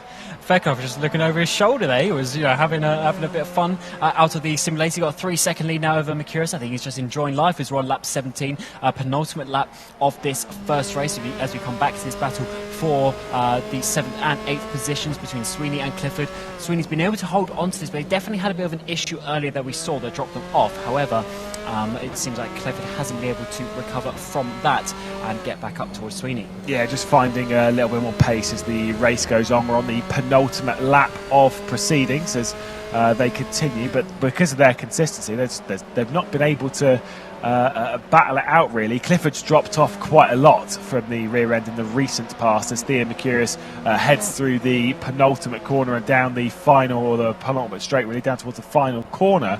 Although I don't really call the stuff, and it's not really straight. It's a corner. It's a big, long corner. In America, that would be 8 different corners. Absolutely would. It'd probably be last quarter A and last quarter B for all that we know of it as we're seeing them. On to the final lap. Fairclough into the 24s once again as Mercurius does a 25.0. These guys really relentless pace at the front here, and it's actually pretty crazy how Mercurius has gone 3.5 seconds behind because he's got good pace, but it's that consistency of all the 24s, all the low 25s that Fairclough has been doing. And on to the final lap, it looks like he's going to be taking that 25 points, and I believe also the fastest lap, which would be 26 points. That's going to be a big task for the others to overcome. Yeah, I mean, this is really one hand on the trophy territory, especially if you're firing a shot over everyone else, being like, I can put in 24s day in, day out without any major issue. And Deegan Fairclough has been so in control here. And again, just a perfect drive at the moment. Here he is in Simulator 1. He's got a camera on his left, he's got a camera on his right as well. This is an amazing shot as he's coming through the final couple of corners on this first race. He's just got one corner to go for Deegan Fairclough, and then he'll obviously be taking the victory. Yeah, well, the boys' final is officially underway, but one hand on the trophy is really going to go the way of this man. Deegan Fairclough, final lap of the race, final corner, crosses the line to take a victory here at Brands Hatch in the final of the ROKiT Racing Star Formula 4 Esports Competition UK. You can see the likes of Chloe Grant and that looking on. Of course, they've already had their races a bit earlier on, but that is a super job from Deegan Fairclough, dominant through the race and just perfect. 24, 24, 24, bang, bang, bang, bang, bang. He is so consistent. Certainly, but now it's coming back to square one. They're going to be re-gridded up. We're going to go into another 18-lap race from the result of this one. So that gives Mercurius now on the outside the opportunity to then come and take the lead. And I think also Dylan Warren had the opportunity to have a pretty solid second place there, going wide at Sheen Curve, and then another mistake with Ronnie Smith as well, putting him down to 5th place in the end. Smith holding on to that 3rd place. I think Dylan's going to be kicking himself for that. I think we need to take a look at that Ronnie Smith Dylan Warren one again. I think for Dylan Warren, he'll be devastated. Really will be. Obviously, the mistake, which was a solo one, realistically, it was, he was trying to apply pressure, but went a little bit overboard. But then that one, I need to see that one again, because I'm not sure if that was Ronnie Smith coming off of the apex into the side of Warren, or whether Warren wasn't giving enough room, or whether it was just the two of them coming together. Again, it's one of those corners where it's kind of like going 3 wide into a corner. You can do it, but you know what you're asking for. You know what could happen. You could come through it a hero, or you could come through it a 0. Exactly, and Warren there, as much as he was trying something audacious, he still obviously needed to be given the racing room on that outside, which we will only find out in due course. Here is Marcus Luzio, their 4th place for him, and he's going to be pretty happy with that one, but he was 3rd in the qualifying, so dropped down, managed to get back up into that 4th place, and is obviously going to be wanting to get a little bit closer to the front in the next race. There's Dylan Warren. see how irritated he'll be when he gets out of the car. I'm sure Nicky Dean will catch up with most of these. I'd definitely like to hear his opinion as to what's gone on, and instantly head in hands. This is looking at our race control in Kemptal in Switzerland as they'll watch on from Racing Unleashed. They typically give us a wave, but I think they might be a bit too busy at the moment. I think they most certainly are. So we'll give you a wave instead. Hello, I'm Lewis, and this is Cam. So you get to put up with our ugly mugs once again. Interesting race though, and I think Dylan Moran's probably the big one to sat there and think about what was lost. It's risk versus reward in these situations. He knows his real fight with Deegan was to basically take a second place. Deegan was obviously going to win that one, so it looked like Deegan was going to be taking that second place. So let's see how he can do in the second race. But I think if he'd taken that second place, it probably would have been better for him overall, but better and easier to say in hindsight. Well, you're bored of our voices, and so are we. So we're going to hand over to Nicky Dean, who has our race winner, Deegan Fairclough. Thanks, chaps. As you say, really exciting race. I know there will be some disappointment here, but let's focus on our top three here. P3, Ronnie Smith, how are you feeling? Are you happy with that? Not too bad. Was okay. Struggled a bit as the tyre went off at the end, but we stayed strong pace-wise, stayed consistent and did what we could. Excellent, well done. We'll move along here. We've got Theo Mercurius finished P2. Dylan, hard luck there. We'll just get a quick word from you, actually, if that's all right. I'm so sorry. I know you're probably still digesting it. How are you actually feeling? If you'd sum it up for us. Well, there's not much to digest, really. I actually went off. I couldn't see the apex, touch grass, gone. I got Ronnie pretty quickly. I don't know how I managed to get hit on the straight, and then it's just from there. Managed to get alongside. Don't know what happened. Didn't see, but yeah. So it's just 1 minute I'm alongside someone, next minute I'm backwards. But yeah, it is what it is. There's always race 2. So it just wasn't your race. Is it going to affect how you feel going into race 2? Of course, you might be able to claw it back. How are you feeling about that? Well, as far as championship's concerned, I don't think there's much to gain, so it's more just pride at this point. So we'll see. I want to see how quickly I can maybe get back up and what moves I can make to get back up. I've shown I can do things from further back, like in Spa. So I just hopefully get a repeat of that. Really disappointed. If you keep that chin up if you can, Dylan. Let's move along here. Theo Mercurius finished in P2. I thought you'd gotten out then. I thought I was going to have to do an Annika Rice running around the place. Can we just get in here, Stefan? Sorry, with all my camera. Theo, P2. Are you happy with that? How are you feeling? Yeah, it was a good race. Got a good start, kept it clean. Got the P2 in the end. Almost was able to challenge for the lead, but just didn't have the pace in the end. So got a little bit to find for the final race, but I think it's definitely possible. Definitely need to make our way forward and see what we can do. Excellent. I love it. Positivity. Don't you look like your dad as well? I bet everyone says that, don't they? Okay, where's Deegan? He's not run away this time, you know. He's learned his lesson. Let's go and get Deegan. I'm only joking. Should we have a round of applause, everybody? He started in pole. He managed to keep it all the way through. He's fighting back a massive big grin, I can tell. How are you feeling? Absolutely amazing. Legs are a little bit numb now, but yeah, I'm all prepared for the next one, and yeah, can't wait. Excellent. It's pretty mentally exhausting, isn't it, as well? I mean, there's a lot. I know you've got your headsets on, but you must be. Can you hear what's going on in here? You're trying to block out loads of noise, focus on your own race. Talk to us about that side of it. Well, yeah, definitely trying to focus on your race, and sometimes when the commentator gets a little bit too excited, you can hear him shouting down the mic, but it's just all about keeping focused on this proper bit. Sorry, I'm speechless. Proper bit of kit. It's just crazy, but yeah, I'm just hoping I can do the same in the next one and get that dream come true. I'm sure you can do. Well done. You should be so very proud. Sorry, I whacked you there with my nose. Okay, I think we're going to take a look now at Deegan crossing the finish line. Let's take a look at that now.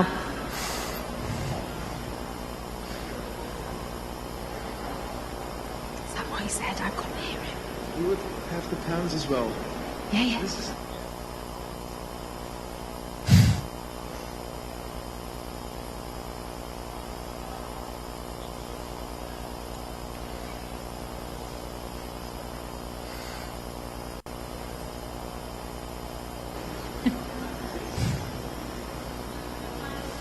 Oh, we're live, I'm sorry. Right, well, I've got Gaz here. Gaz is Deegan's dad, can you tell?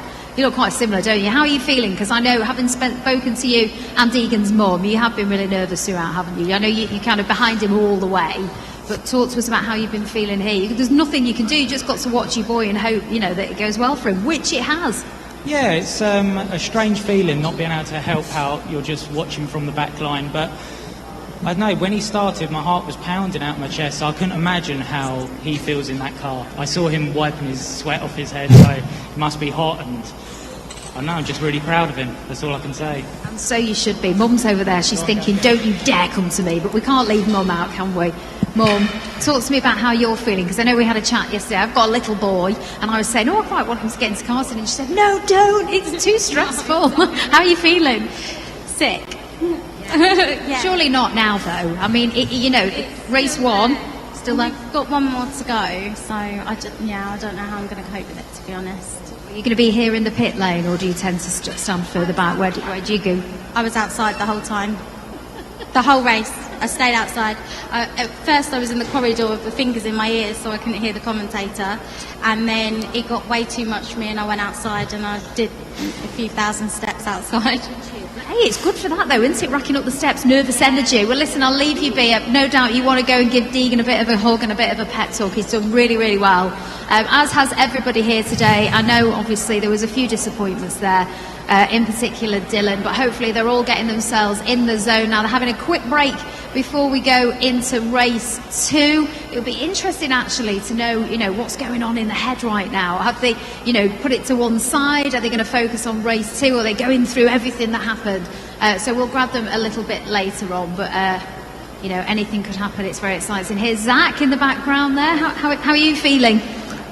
I mean, there's a lot of positives to take out of that race, definitely. I was consistent and the pace wasn't particularly the worst thing in the world. I got a really good start, but just things didn't play into my hand into turn 2. I don't think I could have really done much more. Just got unlucky. Pushed on, did the best I could. Still gained a place after quali, so there's more I can take. But 7 for race 2, just going to give it all I can. Nothing to lose, so we'll see how it goes. It's a good attitude. You go for it. Just a quick thing to mention actually as well, just talking to a few more, I don't know if any of you are aware of it, obviously all of our competitors are 14 and 15, quite a lot of them have got GCSEs tomorrow, so imagine the pressure that they are under. They've been completely focused on this and on the side focusing on the biggest exams that they will have done today, so hats off to all of them. They really have done very, very well under a lot of pressure. We're going to go to our commentators to get their word on it. Are you there, Lewis and We Cameron? certainly are. Well, you got to put up with us again now. Well, I wanted to talk to you actually. I wanted to know if you could recreate that move when you were talking earlier about them dancing in the seats. It was quite interesting to see you both there, giving it some movement. Could you recreate that for us? Dancing in the seats. Dancing in the seats. I mean, we never dance. We're not dancers. That's the problem. No. But we were out there on the dance floor. There's got a DJ out here as well. It's sick. The DJ was popping off some nice tunes. Oh my goodness. So you're going to start laying in some words like absolutely based in a second. Pretty much. Terrible. Either way, I mean, the racing has been really quite incredible so far. Also, I did respect that Nikki was like, we were told in our ear, Nikki, let's go back to the commentators, instantly interview Zach Sweeney. That was a right little stroke of fortune, wasn't it? Yeah, well, Zach Sweeney obviously not having the race that he would have wanted, also scraping through the pre-qualifiers as well. Some would say maybe he doesn't even deserve to be here, but he managed to get that lap time in the end, and he's, unfortunately, didn't work out in turn 2, but he's still got the opportunity now in this second race to at least try and get himself maybe to 5th in the total standings, which could actually be quite good for him. Yeah, who knows? I mean, to be fair, I actually hadn't even thought about the GCSE side of things because, for one, we're quite old comparatively, and we've far passed our. I mean, I'm sorry, but when I was doing GCSEs, it was all still letters, which apparently it's numbers. I mean, I don't know what a 5 is, but apparently getting a 5 in English is all right. Well, fair play to those who actually are doing that, because obviously, your GCSEs are an important part of your career, but so could racing, because if they can make a career out of this, obviously, again, do get your GCSEs, but education first. Exactly. If you could get yourself a seat in a racing team, then that is certainly going to be very good for these guys a little bit later on. And I would certainly say for someone like Deegan, I know, well, and also Monica Bolton as well, this is going to be a huge step in their career. Oh, 100%. Whoever wins this, either side. I mean, the Club 100 can still do quite a lot from that as well. And to be fair, even just being a part of this could be enough to sort of put you in the right place with the right people. Not us, we don't have any contacts, but still, for winning, this is as Monica Bolton Ramos put it, after the girls' races, it's a life-changing event, which is kind of scary when you think about it, because we're using the words life-changing on something which has taken, yes, 5 rounds of racing to get in, but when it comes to here, when it comes to the meat of it, when it comes to your actual driving, it is a 15-minute qualifying session, then 2 races that are under half an hour. So it's roughly about an hour to an hour and a quarter of driving to change your life. That is crazy. And also, maybe it's just 1 or 2 laps that you do well or you do badly. For instance, in the case of Dylan Warren there, he was having a couple of issues in that race. How different could that have been if he finished second, maybe got the fastest lap as well, was right on the back? We'd be talking a lot differently about him coming into this final race. Indeed. Well, maybe we should still be talking differently about him because we just don't know what's going to happen. Final race of our event. People could get a bit racy, a bit bold into turn 1 and turn 2. Yeah, Warren seemed really confident there still, I would say. I mean, maybe not that he's going to win the race, but he still seems, I can still get up those positions. So I think he's still going to try and play ball. And we mentioned this earlier, maybe taking points away from other people and spicing up the championship there, because now really it's between Mercurius and Fairclough. Remember, there was a guy who I always used to race with. His name was Andrew Waring, and he always liked to be the decider, which was every time there was a championship fight, he was always like battling with them, being like, I'm going to be the one that's either going to give you the point or take it away from you. It's like, well, it's a way of working yourself into the championship, I guess. Well, absolutely, and also just being a part of it in some way, because with obviously the point structure, if you finish sort of 5th, 6th, you're now not going to win realistically, but you still obviously want to try and get yourself the fastest and best positions possible. Well, we do have a look at the podium. Now, we've been told that there has been a penalty dished out to, I believe, Ronnie Smith, which will promote a couple of drivers up, or a driver up onto the podium, which is a pretty dicey thing, isn't it? Yeah, obviously Ronnie Smith was one who had the bit of a issue with Dylan Warren coming into Hawthorn there, so I wonder if that's exactly what it was for. Exactly. And if it is obviously Warren on the outside, I guess Smith probably just didn't leave him enough space on the outside for that one. So obviously he would be needing to do that, which is why he's been given the penalty. And that could be quite interesting for Warren, because I believe that would obviously help his grid position going up. Maybe if Fairclough has a bit of an issue, he could challenge for the championship. Indeed. Well, again, we'll have to take a look at the podium and the official race order as well, because all of that might be a little bit chopped and changed. One person who is definitely safe is Deegan Fairclough, our race winner. He wasn't near anyone. It's kind of hard to hit someone off when you're not near anyone. Same as Monica Bolton Ramos had in her first race. Just ran away from everyone. But that's kind of the critical thing, is that she looked completely dominant in her first race and then suddenly got to race 2 and it was Chloe Grant that was in control. I kind of wonder if we might see something like that in this. We'll have to find out, because those guys were so close on the lap times. It was just maybe a couple of odd laps here and there which sort of made the gap get bigger, but the average lap time between those guys was so close. It was all low 25s, high 24s, really putting in some good performance. And that is fast lap times as well. That's not just consistent lap times, that's fast and consistent. Yeah, absolutely. So I don't know what to expect. It's 18 laps once again, and it's 25 points for the race victory. 18, 15, 12, 10, 8, 4, 6, 8, 6, 4. I can count 2 and 1, although 2 and 1 doesn't really matter. We're not going into that. But then a single point for the fastest lap. That could play a key factor in this. In this race, of course, it was 26 points for Deegan Fairclough, because he had 25 for the win and 1 for the fastest lap.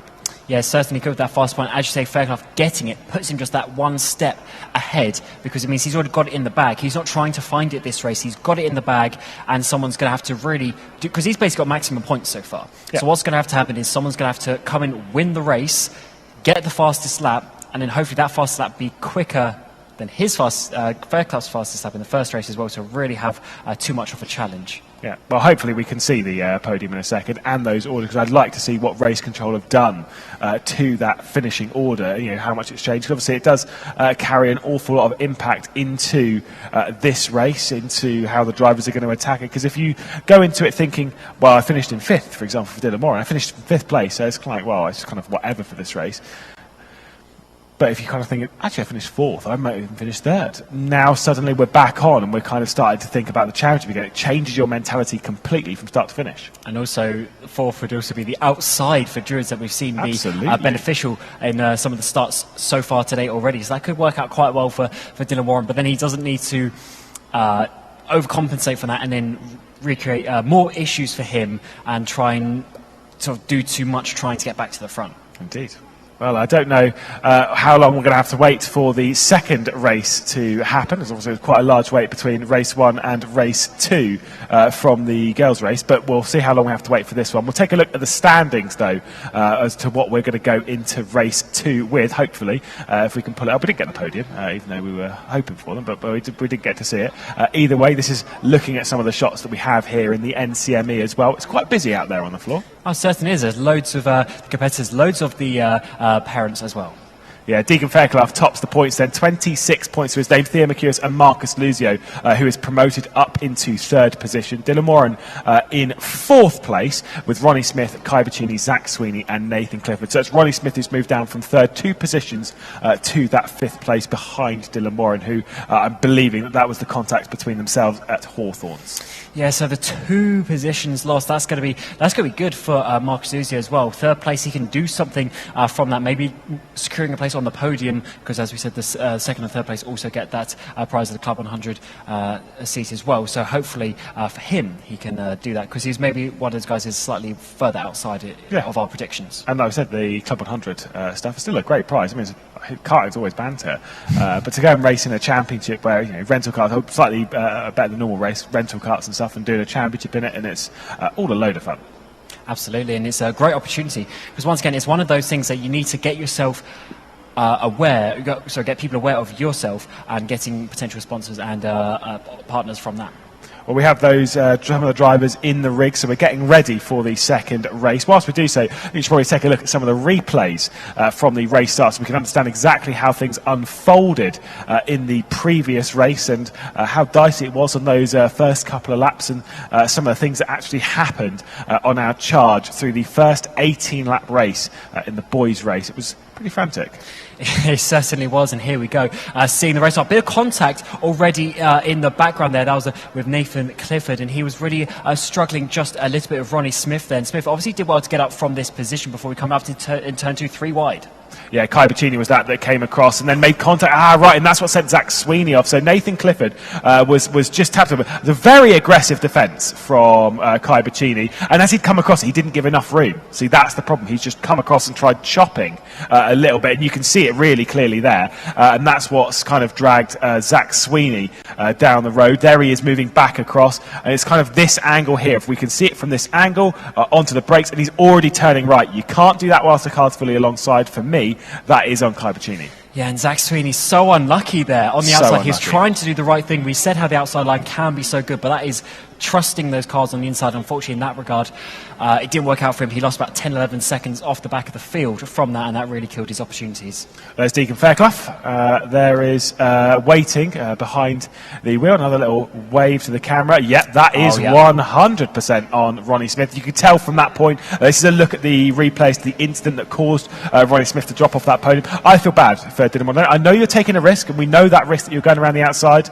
but you can see that as Ronnie Smith is turning right here, he's on too tight of a line, the front end washes out, and bang, where else is he going to go but other than the side of Dylan Moran's car? Yeah, just try to take too much speed for the line. Obviously, when you're taking the inside line in that situation, you have to back off just that little bit. We're talking just a couple of kilometres an hour, but obviously just too fast there. Went wide, pushed Warren wide, and unfortunately getting a penalty from that.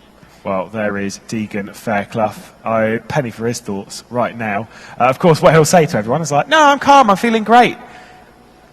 That's easy to say. It is easy to say, but it's not so much so on the line. There is Deegan Fairclough crossing the line, and obviously he was ecstatic about that. I think in 18 laps' time, he might well feel even better if he can repeat the feat. A big cheer and a big look over his shoulders. Obviously, parents either side, I'm sure, keeping an eye on their little boy. Doing really well. Only half the job done, though.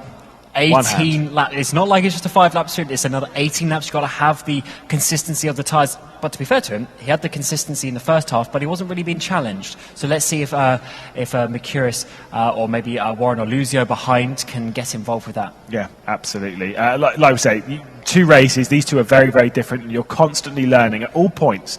All of these drivers are figuring bits out, 1 race at a time, 1 lap at a time, and some drivers will go, right, okay, so I pushed too hard early on, and so I'm going to back off at the start of the race, and I'm going to start attacking from lap 5, 6, 7. And I know it sounds ridiculous because you're backing yourself into a very dangerous corner, but sometimes it's better to do that than it is to be late in the race on tyres that are in a rubbish spot, and kind of having to constantly look at your mirror, constantly look backwards, and constantly be under pressure. Yeah, definitely want to keep yourself in that position for longer. Going attacking on the first few laps, yes, if there's a mistake, you've got more laps to come back from it. But the idea is that you don't get into those situations. Generally, we've seen a lot of races, the first half of the race being a little bit more quiet, because obviously you want to be there at the end. That's where the points are scored on that final lap, and that is really where you're going to be looking to get the points. But it's not easy, because you want to go for it, but sometimes you've got to hold back that last percent. Absolutely. Well, Deegan Fairclough, who sat there, we keep seeing him in the cockpit, might be thinking, can this camera get out of my face? I want to focus on driving, but you got to get used to it. That is part of motorsport. You've got to get used to being watched constantly, and sometimes it can be a bit irritating, but absolutely. And the thing is, here in the sim, like normally, you get in your car, you go out on the track, whereas here, the camera can come right in your face as you're driving. Absolutely. I had that before. I was doing a LAN event in Germany, and this was back in 2018, it was 4 years ago, and you sat there in a simulator and a big cameraman comes by. At one point in the race, he's like here, and I can barely see the screen. It's not quite that close. But, I can, like, you're blocking part of my vision. Obviously, our cameramen, they're good. They're well trained. Obviously, Hayfish from that lot. They're well trained to sort of get the shots without getting in the way. But still, it can be a bit distracting if you're not used to constantly being watched. And with these guys being so young, they may not have been exposed to this sort of situation, which is obviously a great opportunity for them, but it's something that they just need to get used to as their careers go on. It does look like the games are loading in, so hopefully this final race is going to be coming up very shortly. As we said, the grid position will be from the result after the penalties as well. Yes, indeed. Let's take a look at the grid then for the final race here at the NCME in Bolton as we get ready for our last one. This is obviously from the finishing order from the previous race. Nathan Clifford will start from 8th position with Zach Sweeney in 7th. The two switching around towards the back of the field. Zach Sweeney moving up the single position but still having a few issues. But despite the issues down at Druids, Corner did manage to recover back up the order to 7th spot, which I don't think was too bad. Of course, not too far down the road from them was Kai Bacchini, who they did battle with for a fair while throughout the latter portions of that race. He's going to line up alongside Ronnie Smith in 5th place. Ronnie Smith obviously getting the 2-place penalty after contact there with Dylan Warren. That drops him back into 5th from the podium, which is a bit of a shame, but still that is how it goes. Ahead of them will of course be in 4th place Dylan Warren, and then in 3rd place Marcus Luzio. It's a tight grid there in second, on the second row of the grid. Dylan Warren, he's going all out in this race. Yes, he might well have thought he was going to finish in 5th. Finishes in 4th, starts from 4th. Now he's going to go all on the attack. Marcus Luzio getting a surprise podium. Not too bad. And then, of course, the front row of the grid being Theo Mercurius in 2nd position and Deegan Fairclough. It's a tough front row of the grid. It's a tight one. I think Deegan Fairclough has got his work cut out from over the first lap. Mercurius, I think he's got to take the opportunity on this 100%. First lap, round the outside in that first chicane. Oh, sorry, the first hairpin in Druids. Certainly a point of the track where he's really got that opportunity. Fairclough covered it off well though in that first race, so he certainly knows what he's doing there. But I definitely think, because actually it was Warren, he tried it, didn't he? But he went too wide. If Theo can hold on to that and to get himself in that position, I think that's a good point. Because if we let Fairclough go off, I think he's going to walk away, some would say too easily. Yeah, we didn't want to get that thumbs up from the old Swedester there. He's going to have to sit in his rig and focus on the road ahead, as does Nathan Clifford. There is your race winner, Deegan Fairclough, your points leader, 26 points to his name. And kind of interesting, obviously, Monica Bolton-Ramos, her mother was like, nope, I am going to go and pace somewhere else. Same with Deegan Fairclough's mum. Like, I couldn't be. I kind of get it. When you got your family that's up for something so important, and your heart races. You're like, I couldn't be here. Yeah, they just want it so much for their children to have that success, because this is such a great opportunity for them. They want to be able to obviously have the cheering that comes with that, but obviously it's on a knife edge with these things. You saw how easy in the girls' race, how quickly these things can change. One corner, and that could be the end of your championship. Yeah, one corner, one lap, 1/10 of a second, 1,000th of a second can change destiny. I mean, that's just how the sport goes. That's something that they get used to. We were kind of saying how it was such a shame yesterday about missing out by thousands of a second, hundreds of a second, however much it was. Obviously, it was 1,000 second for Jean-Paul Lavaggie, and then Danik Rodrigo wasn't too far behind. There is Danik Rodrigo, by the way. Big shout out. Did great job in practice, but unfortunately just couldn't match it in the pre-qualifier. But for those that missed out, and we were kind of like, oh, it's so rough to have missed out on an opportunity, and you kind of think about it and you think, that is motorsport. It's a horrible attitude in a sense, because you want to give everything to everyone, but everyone can't have it. If that was the case, then me and you would be Formula One drivers and making millions. Unfortunately, that is not the case. Yet.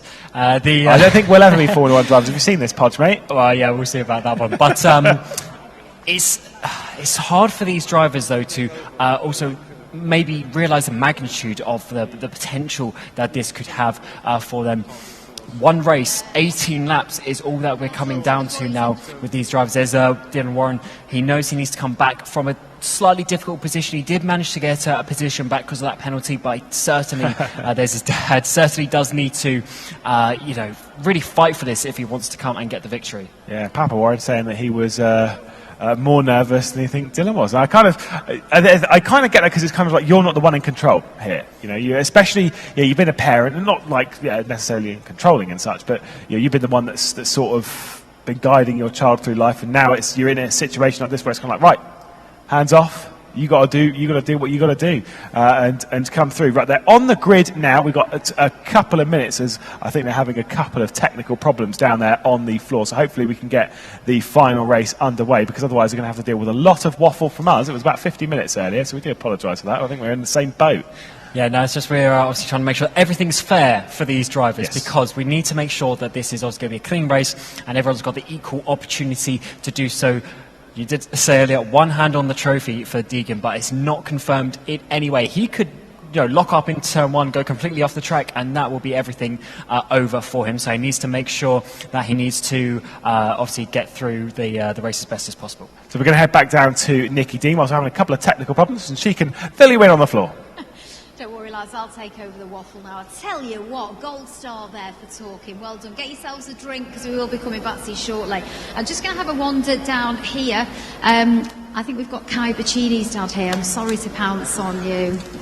We have, haven't we? How's he feeling? He looks a bit disappointed, to be honest, walking down. How are you feeling as dad? How am I feeling as dad? Nervous for him, but he just needs to do what he can. Just needs to focus. Anything can happen, can't it? Kai's laughing his head off there. I'm trying to keep his face thinking, they got me down, I can't believe it. I'll leave you to focus though, Karen. We'll try and catch up with you a little bit later on. Let's go down here, actually. All the girls are turning the back. They're saying, you've had enough. I'm going to go to Dad, not my dad, by the way. That would be weird. It's Jess White's dad. Obviously, you've been here watching the boys. You can kind of relax a little bit now, because the girls have done their bit. We won't gloss over that, because, that's been and gone. She did well. What are you thinking about the lads then? Is there anyone in particular that you're backing? Ronnie Smith. Yeah, we race for the same ball. We're both racing the same team for my daughter. So he's the one we're backing. And it was unfortunate that's the penalty he got. But he's got the speed. We'll see. We'll see if we can get up in that top three, top two. I think it's good. What did you think about the boys' races? Because we had quite a lot of drama with the girls, didn't we, this morning? It was very, very dramatic. We've had a few bits and bobs with the boys, but in terms of comparison, how would you say they've all got on? It's different. I mean, obviously they're far more consistent than the girls are. The difference between the lap times are just tenths. But still fierce on the track, and it's a good. They're good racing. They're good racing. Yeah. Good. They're all pretty good. They've had to be good to get here. I've just seen Jess's mum's looked at me like, do not talk to me, unless you want to. Girls, can I come to you two? I know you're absolutely dreading this, but you can almost relax a little bit now. What are you thinking about the boys racing then? Who's standing out to you? Who do you think is going to go all the way? Jess, can we maybe hear from you? I think Deegan and Ronnie have a really good chance. Obviously, Ronnie's in my team, so I hope he wins. But Deegan was looking really consistent, so... They've done really well, haven't they? What about you, Macy? Who's your money on? I mean, I think all the boys are looking quite strong out there, but yeah, like Deegan, he's very quick, so probably room for him and also Ronnie as well. Thank you very much. Let's move this way. We're going to head down here. I actually got given a bit of information a little bit later on. We're going to go to the commentators in just a minute, but before we do, it's Theo Mercouris' birthday tomorrow, and then he's got a GCSE the next day, Dad told me. Theo might now be saying, why did you tell them all that? So maybe we'll do a happy birthday later on. He's obviously doing very well at this stage. How are you feeling for him? Just nervous for him. I just want him to have a good time and enjoy it and make the most of that. Either way, he's going to get some birthday cake in tomorrow and a celebration, so it will be a good weekend all round. Thank you very much. We're going to head back now to Lewis and Cameron before we start race 2. Yeah, thank you, Nikki, as we're getting ready. This is it. It's tension time. We are building up, getting ready for that final 18-lap race. This is going to be a rough one. This is going to be a tough one. It's going to be a fun one. Certainly is. Everything is on the line for these guys. Nothing is confirmed at all in terms of the champion. This one final race is what they need to do to confirm that. You just heard the girls there saying they're in Team Fairclough here, but do you think, Lewis, there's any way that someone can challenge him? No one's Team Mercouris apart from Papa Mercouris. I don't agree with that. I think Theo can absolutely do something about this. I mean, he has the pace, he has the potential, and he's in position. There's a problem that I said about Ronnie Smith. Right, is that Ronnie Smith is too far down really to do anything about it now with a 5th place start, and that's too much of a problem, as we can see them now all on the grid, all getting ready, as we'll count it down. 40 seconds left to go. Who would your money be on right now if you couldn't say Deegan Fairclough? Because let's be honest, he's in a really strong spot. To be honest, I think Mercouris is really the one. I don't know if Lucio's quite got that last 10th of a second that he needs. I think Mercouris can do it, but he needs to get ahead. He needs to stop Fairclough going away into the distance. Well, this is it then. We get ready once again for one final race. One last 18-minute showdown here at Brands Hatch in West Kingsdown in Kent, as we're all live here from the NCME at Bolton University. The ROKiT Racing Star Formula 4 Esports Competition UK boys race is about to get underway. The final of finals. Deegan Fairclough on the front row of the grid from pole position will lead us down towards Paddock Hill as we get underway for one final time, as they're all away nice and clean. We can see on board here with Lucio is a great launch from there's been a good contact. He's already been sent around in the background. Fairclough and Mercouris are away strong, but everyone else has been sent all over the place. There was, I think that was Dylan Warren who was off. We've had Lucio off. I think we've had Zach Sweeney and such off. Madness. Yeah, that's absolutely crazy. And Smith has already made up 2 places back up into that 3rd place, but it's actually Clifford up there into 4th from the back of the field, as well as Sweeney up into 5th. Warren, that is a huge issue for him as well, because he's going to really struggle to come back from that. So I think it's now just a 2-horse race between these 2 guys. Yeah, it was great stuff from Ronnie Smith, but where has Ronnie Smith gone? Ronnie Smith has dropped down. It's promoted Nathan Clifford and Zach Sweeney up to 3rd and 4th. So a great start from them. We've got to keep our eye on the top 2. Deacon Fairclough, a little bit of a weave going into Hawthorns, just trying to break the slipstream ever so slightly. A little bit of a wide run there from Nathan Clifford as well, who's just trying everything to keep in touch with the top 2. If he can do so, I mean, who knows what's going to happen with Nathan Clifford right now, but he is attacking this Brands Hatch track. And you'd expect that Fairclough and Mercouris would have seen that in the mirrors. They would see it on the leaderboard on their screen as well. They're going to know the situation now. It is literally just between these 2 in terms of the major points for this final, as we've seen Smith there get a bit of a bad run out of Sterling's corner. Well, Ronnie Smith and Dylan Warren, 2 drivers who we wouldn't have been expecting to battle over 5th and 6th place in an 8-car grid, but that is exactly the situation we are in. Further issues for Dylan Warren. Into the slipstream. Let's see what Dylan Warren could do. He's going to look to the inside, coming up towards Paddock Hill. The door is wide open. Ronnie Smith's not going to fight it, and after contact between the 2 of them in the previous race, this time we might not get some. Is the up and under though from Ronnie Smith, who's played his cards brilliantly there through Paddock Hill, as they'll go all the way around the outside. Warren's trying to make it stick at Druids. He's just been pushed off. The 2 of them do make contact again, and the number 6 of Dylan Warren does finally get through into 5th place, but it's the up and under once again from Ronnie Smith. And let's see if these 2 make contact once again. Let's hope not. Diving up the inside though is Smith in towards Surtees corner, side by side out onto the back. So he might have made this stick. Actually, no, he hasn't, because Warren's kept it around the outside, and that is a really good defence from him. Let's see how the slipstream is up towards Hawthorn. Yeah, that was a brilliant bit of driving between the 2 of them. I mean, it was aggressive, it was bold, but it was, I'm fine with it. If you're going to race hard like that. That was absolutely absolutely fine. Dylan Warren then up into 5th position, holds on through Hawthorne's Bend. You can see the two behind of Luzio and Bacchini just closing in that 7th and 8th spot. There's not going to be much separating the 4 of those as they drop 3.5 seconds off the rear end of Zach Sweeney, who's closing back in again on Nathan Clifford. But your top 2 in the race, Deegan Fairclough and Dio Mercurius. Oh, as it was a little bit of a wide run again there from Ronnie Smith, and that was an apex miss from Dylan Warren. There certainly was, and we've also got Luzio a little bit just behind Smith as well, with Bacchini as well, so those two aren't out of the count. But because of that batting, the top 4 have got away a little bit. There's already a 24.8 from Deegan Fairclough. He is pushing so fast, already back into the 24s, just showing the consistency he's had all day. Absolute madness from Deegan Fairclough. He could do every single lap in this race in the 24s. I mean, that's it. That's sorted for me. I don't think anyone could lap even remotely close to that at the moment, which, I mean, would be a bit of a shame, because now I found out it's Theo Mercurius' birthday tomorrow. I'm almost rooting for him a little bit, but still, what a drive so far from Fairclough. Mercurius has just got to do what he can. He's just got to go as fast as he can, put that pressure on Fairclough. We saw this in the girls' race earlier. Bolton Ramos put the pressure on Grant, and that is ultimately what caused the mistake, and then Ramos to get through, and that is what he needs to do right now to get Fairclough to slow down. Marcus Luzio, we're riding on board with. It's Ronnie Smith directly ahead. This is the battle for 6th position. Kai Bacchini's not quite close enough to attack for anything in that position right now. All of them separated by pretty much over a second, with the exception of this battle between Luzio and Smith. Smith not having the pace to keep up with Dylan Warren, who's now charging down to the rear end of Zach Sweeney, who I know is someone that they've been communicating throughout the online championship, and they were one of the drivers that, when we came in here on Friday, or rather on Saturday morning and such, those were 2 of the drivers that we kind of first spotted speaking together, so they clearly get along fairly well off the racetrack.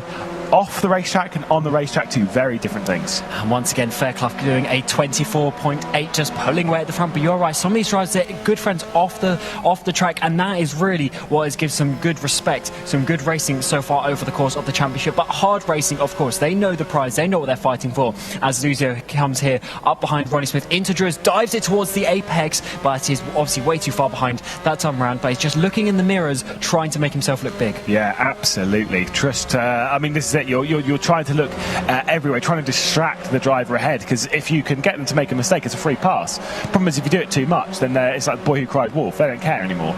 You've got to time it right. You can't just do it for the sake of doing it. You've got to do it when you're actually close enough to try something, because that's when you distract that driver. But either way, not really working at the moment. It is the closest battle on the circuit. The slipstream is being afforded the way of Marcus Luzio from Ronnie Smith, who sat in that 6th position a little bit both wide from the apex. I think there was a bit too much of an early turning point from Marcus Luzio.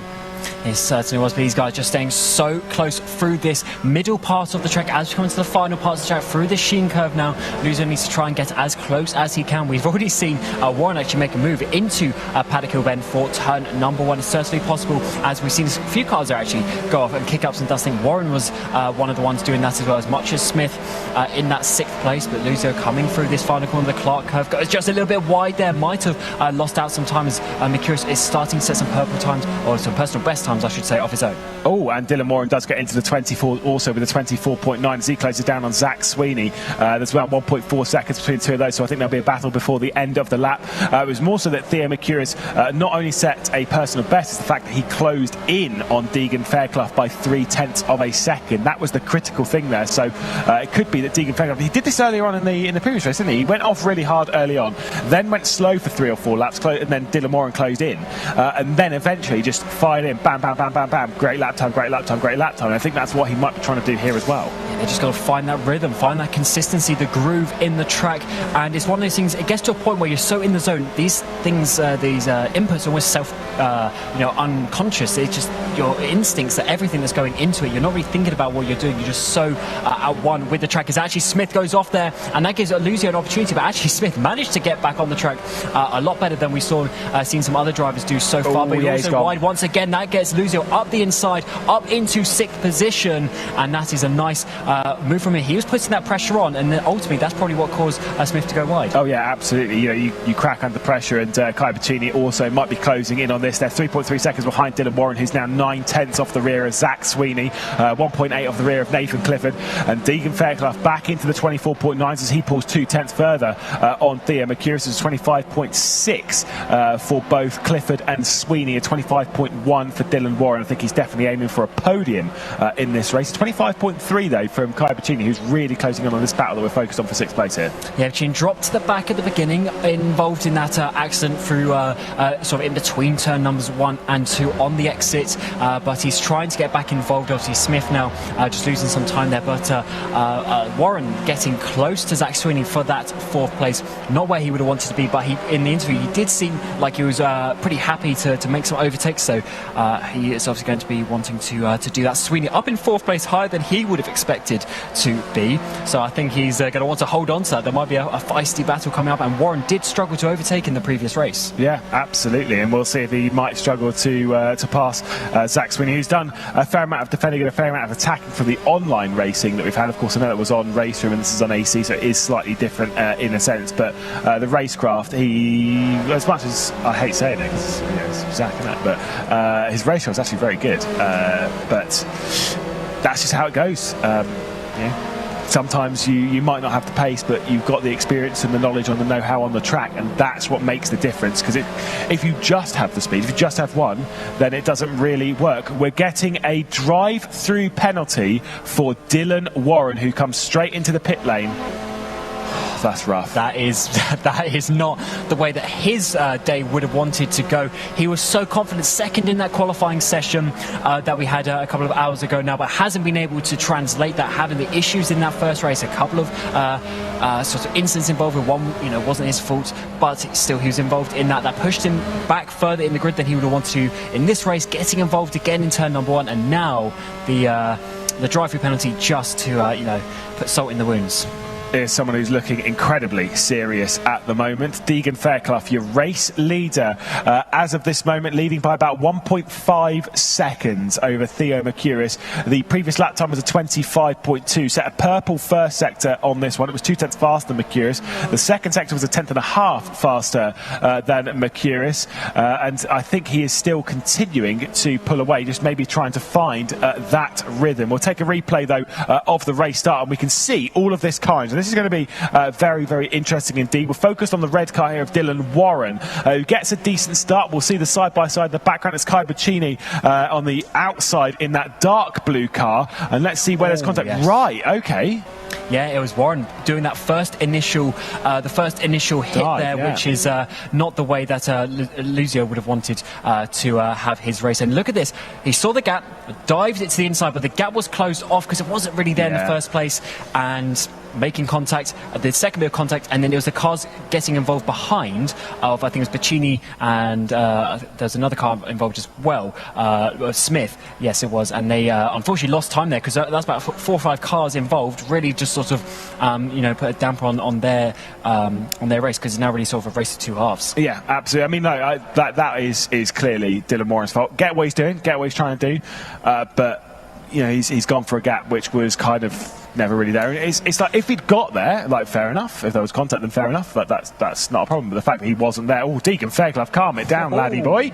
Let's have a bit of a breather now. As Deegan Fairclough, he's making a couple of mistakes. I mean, he did say, maybe we should be a bit quiet, because he did say that we were a bit loud and a bit excitable. And when you're trying to focus on every little bit, everything gets in your head. You think, these 2 annoying people are just like in my head constantly, and that's all I can hear. And every mistake that I do, they're just shouting and shouting and shouting. And then you make more mistakes. Then you make more. So you get in your own head. It's distracting. It certainly is. But he was certainly pushing the limits there, kicking up the dust. Lucky as I think someone else. I think it's Zach Sweeney there, just going a little bit wide as well, coming up towards the Sterling's corner. Fairclough a 0.4, 25.4 there, so a little bit slower of a lap time this time around. So certainly he's pushing, trying to lead from the front. That is all well and good until you make a mistake pushing too hard. Yeah, exactly. Well, this I don't know about you, but this has that vibe of the previous of the girls' race, doesn't it? They're keeping the pace very close. A couple of mistakes coming in from Deegan Fairclough. He needs to calm himself down, focus on what he did in the previous race,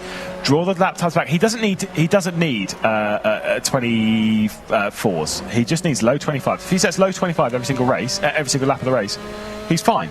And it gets kind of easier as the race goes on, because you kind of start thinking late on the race, when there's a 1.62 second gap, you start thinking, right, okay, for him to catch, he'd actually have to start doing some mid 24s.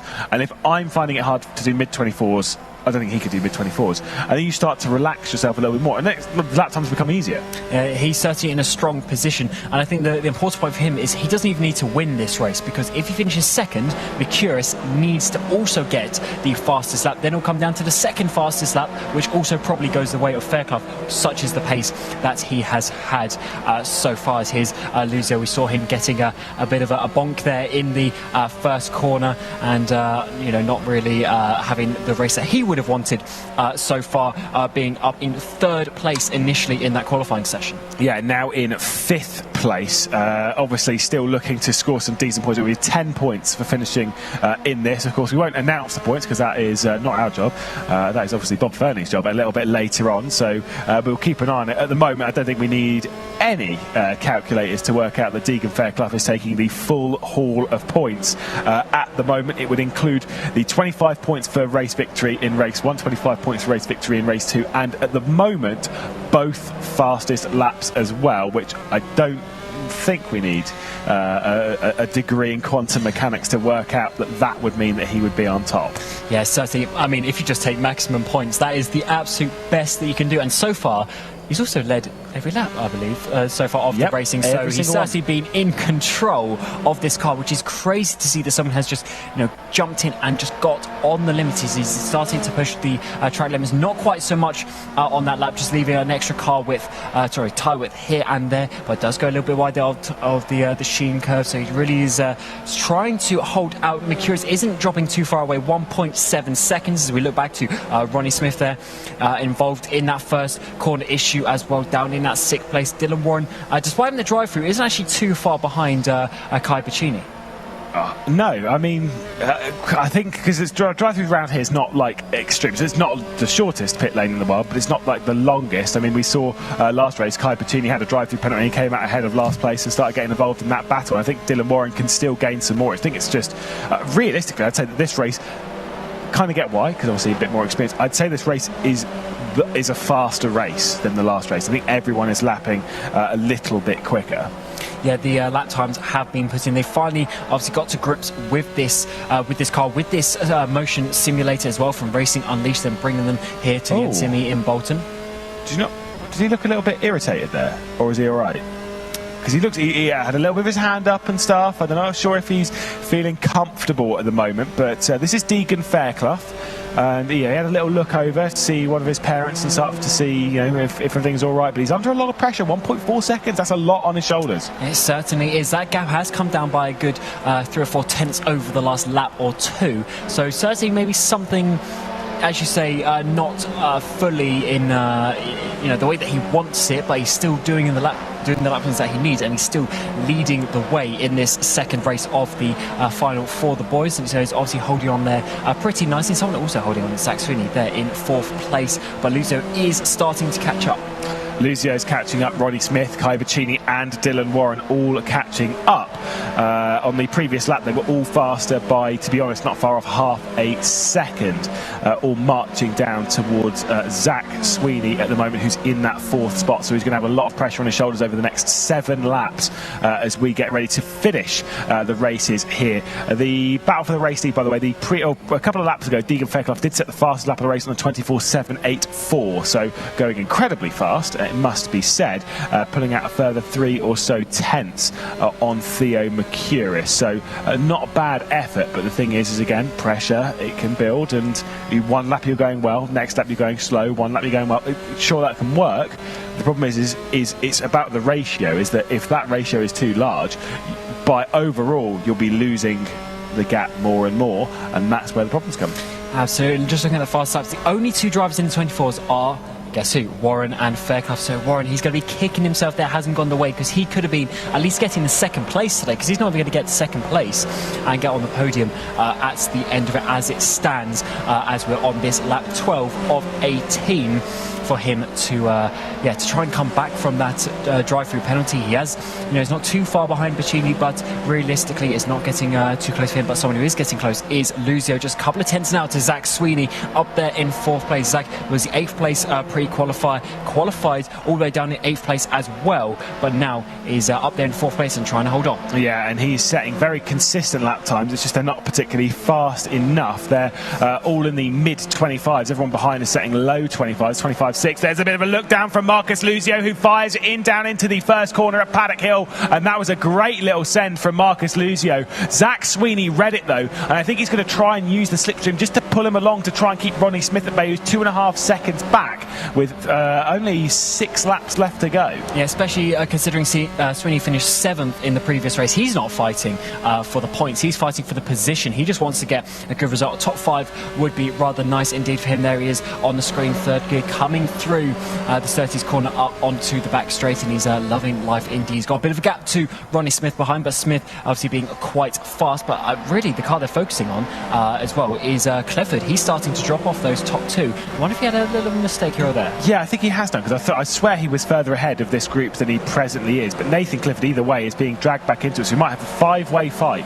Well, maybe we have Dylan Warren joining in. We might have a 6-way fight for the final spot on the podium between Clifford, Lucio, Sweeney, Ronnie Smith, Kai Bacchini and Dylan Warren. If that sounds like most of the grid, that's because it is most of the grid. It would be 6 cars on an 8-car grid battling over 1 position with 6 laps left to go. Which is always the good thing, actually, when the position sort of gets swapped because of an incident. Then you have the faster guys coming but from behind and start pushing up. Zach Sweeney has got that 2-second gap behind him to Ronnie Smith though, so he needs to make sure that he is holding onto that one if he wants to get inside this top 5. Just got 5 laps to go now, not just in this race but in the whole event. Yeah, Deegan Fairclough is setting decent lap times. He's got back to it now, pulling out to a 2.5 second lead. Our focus here on Zach Sweeney, who is in 5th spot. Lucio and then Smith either side of him, and so they are all going to try and fire their way through. But I think Clifford might act as a bit of a cork in the bottle this time by, as that was what will cause that's what will open the opportunities. And so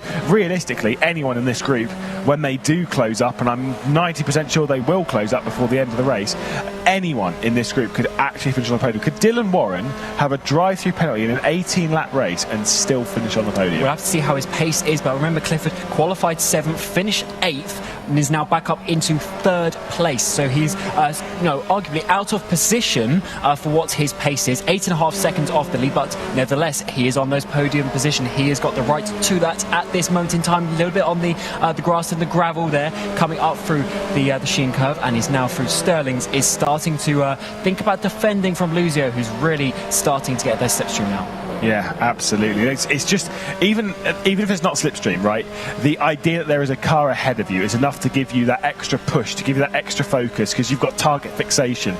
Sometimes be a bad thing, if they go off, you go off typically, but it just gives you that extra little bit of push, that extra little bit of momentum. They're all starting to keep up a little bit behind Zach Sweeney, because Ronnie Smith and Kai Bacchini are there, and Kai Bacchini has just set his personal best lap of the race at 25.1, another 24 for Dylan Warren. He is the fastest driver on the track at the moment, as he is really closing in on this group. He really is. It's going to be a huge battle, I think, Lewis, as we get towards the final couple of laps of this race.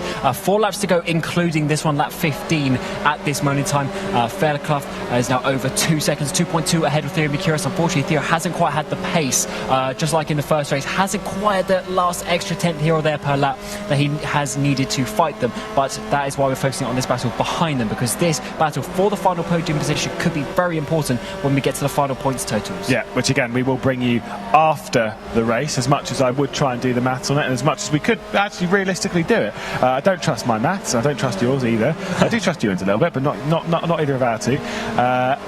I think, though, we'd need to wait for full confirmation from race control as to what they are, and that is exactly what Bob Fernley will bring to us a little bit later on. Nathan Clifford then has to defend for this podium. Less than a second back to Marcus Luzio, 2 seconds back to Zach Sweeney, a second and a bit back to Ronnie Smith, a second and a bit back to Kai Bacchini, and 3 seconds back to Dylan Warren. Is that a 24 that I saw from Theo Mercouris? Yeah, I think it was 24.9 from Theo Mercouris. He's closed in, I think it's 3/10 on that final lap. Is it a bit of a last-minute push from him? Unfortunately, he's not quite close enough to put too much pressure on Fairclough, but he is close enough in case Fairclough makes an issue. As actually Clifford there goes a little bit wide into Druids. That is going to give another couple of tenths towards Marcus Luzio. 3 laps to go now. The heat is rising. Yeah, but he hooked up that apex late, as you were saying before in the girls' race and stuff. If you driving that in a bit late into Druids, you can kind of hook it up to a late apex, especially if there's no one there, and then you just drive off the corner straight, get a nice, beautiful run down towards Graham Hill Bend, pull it back over.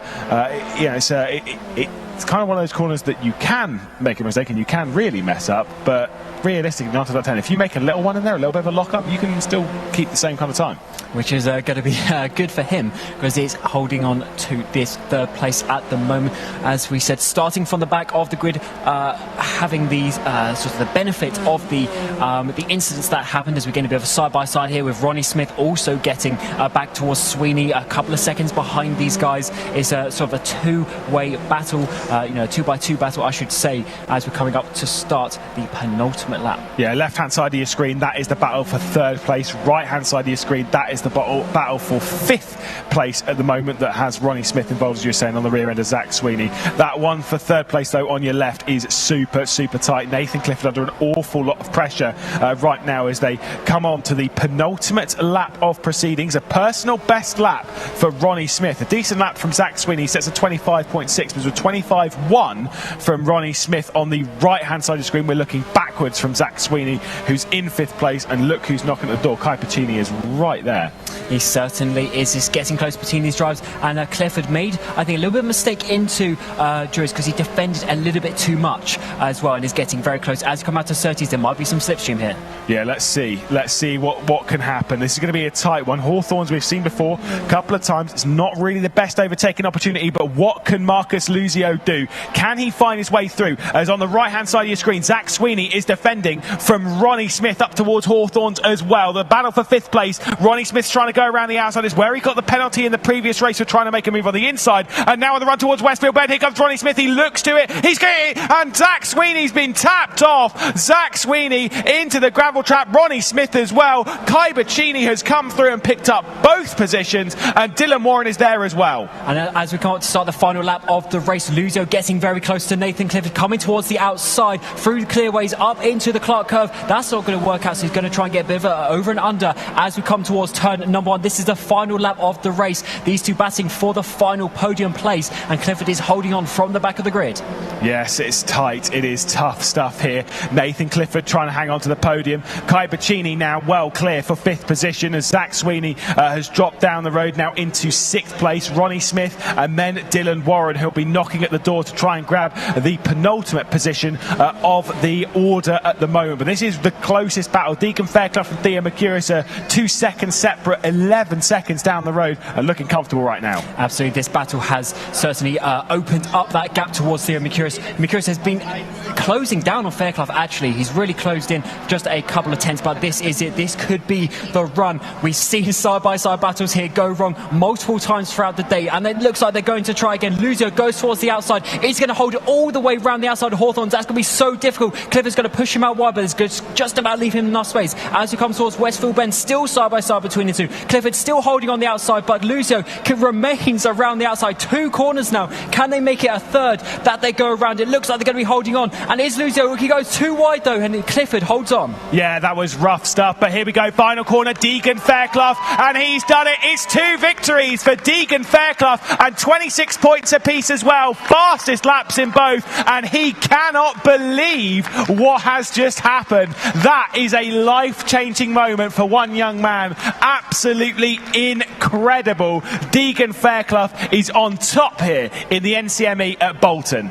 And look at his mum in the background getting a hug from friend and the dad as well. They put so much effort into him, they put so much support behind him, and just look what it means to him. Such a shame for Theo Mercurius, but he didn't quite have the speed that he needed to challenge Fairclough. Fairclough just pulled away.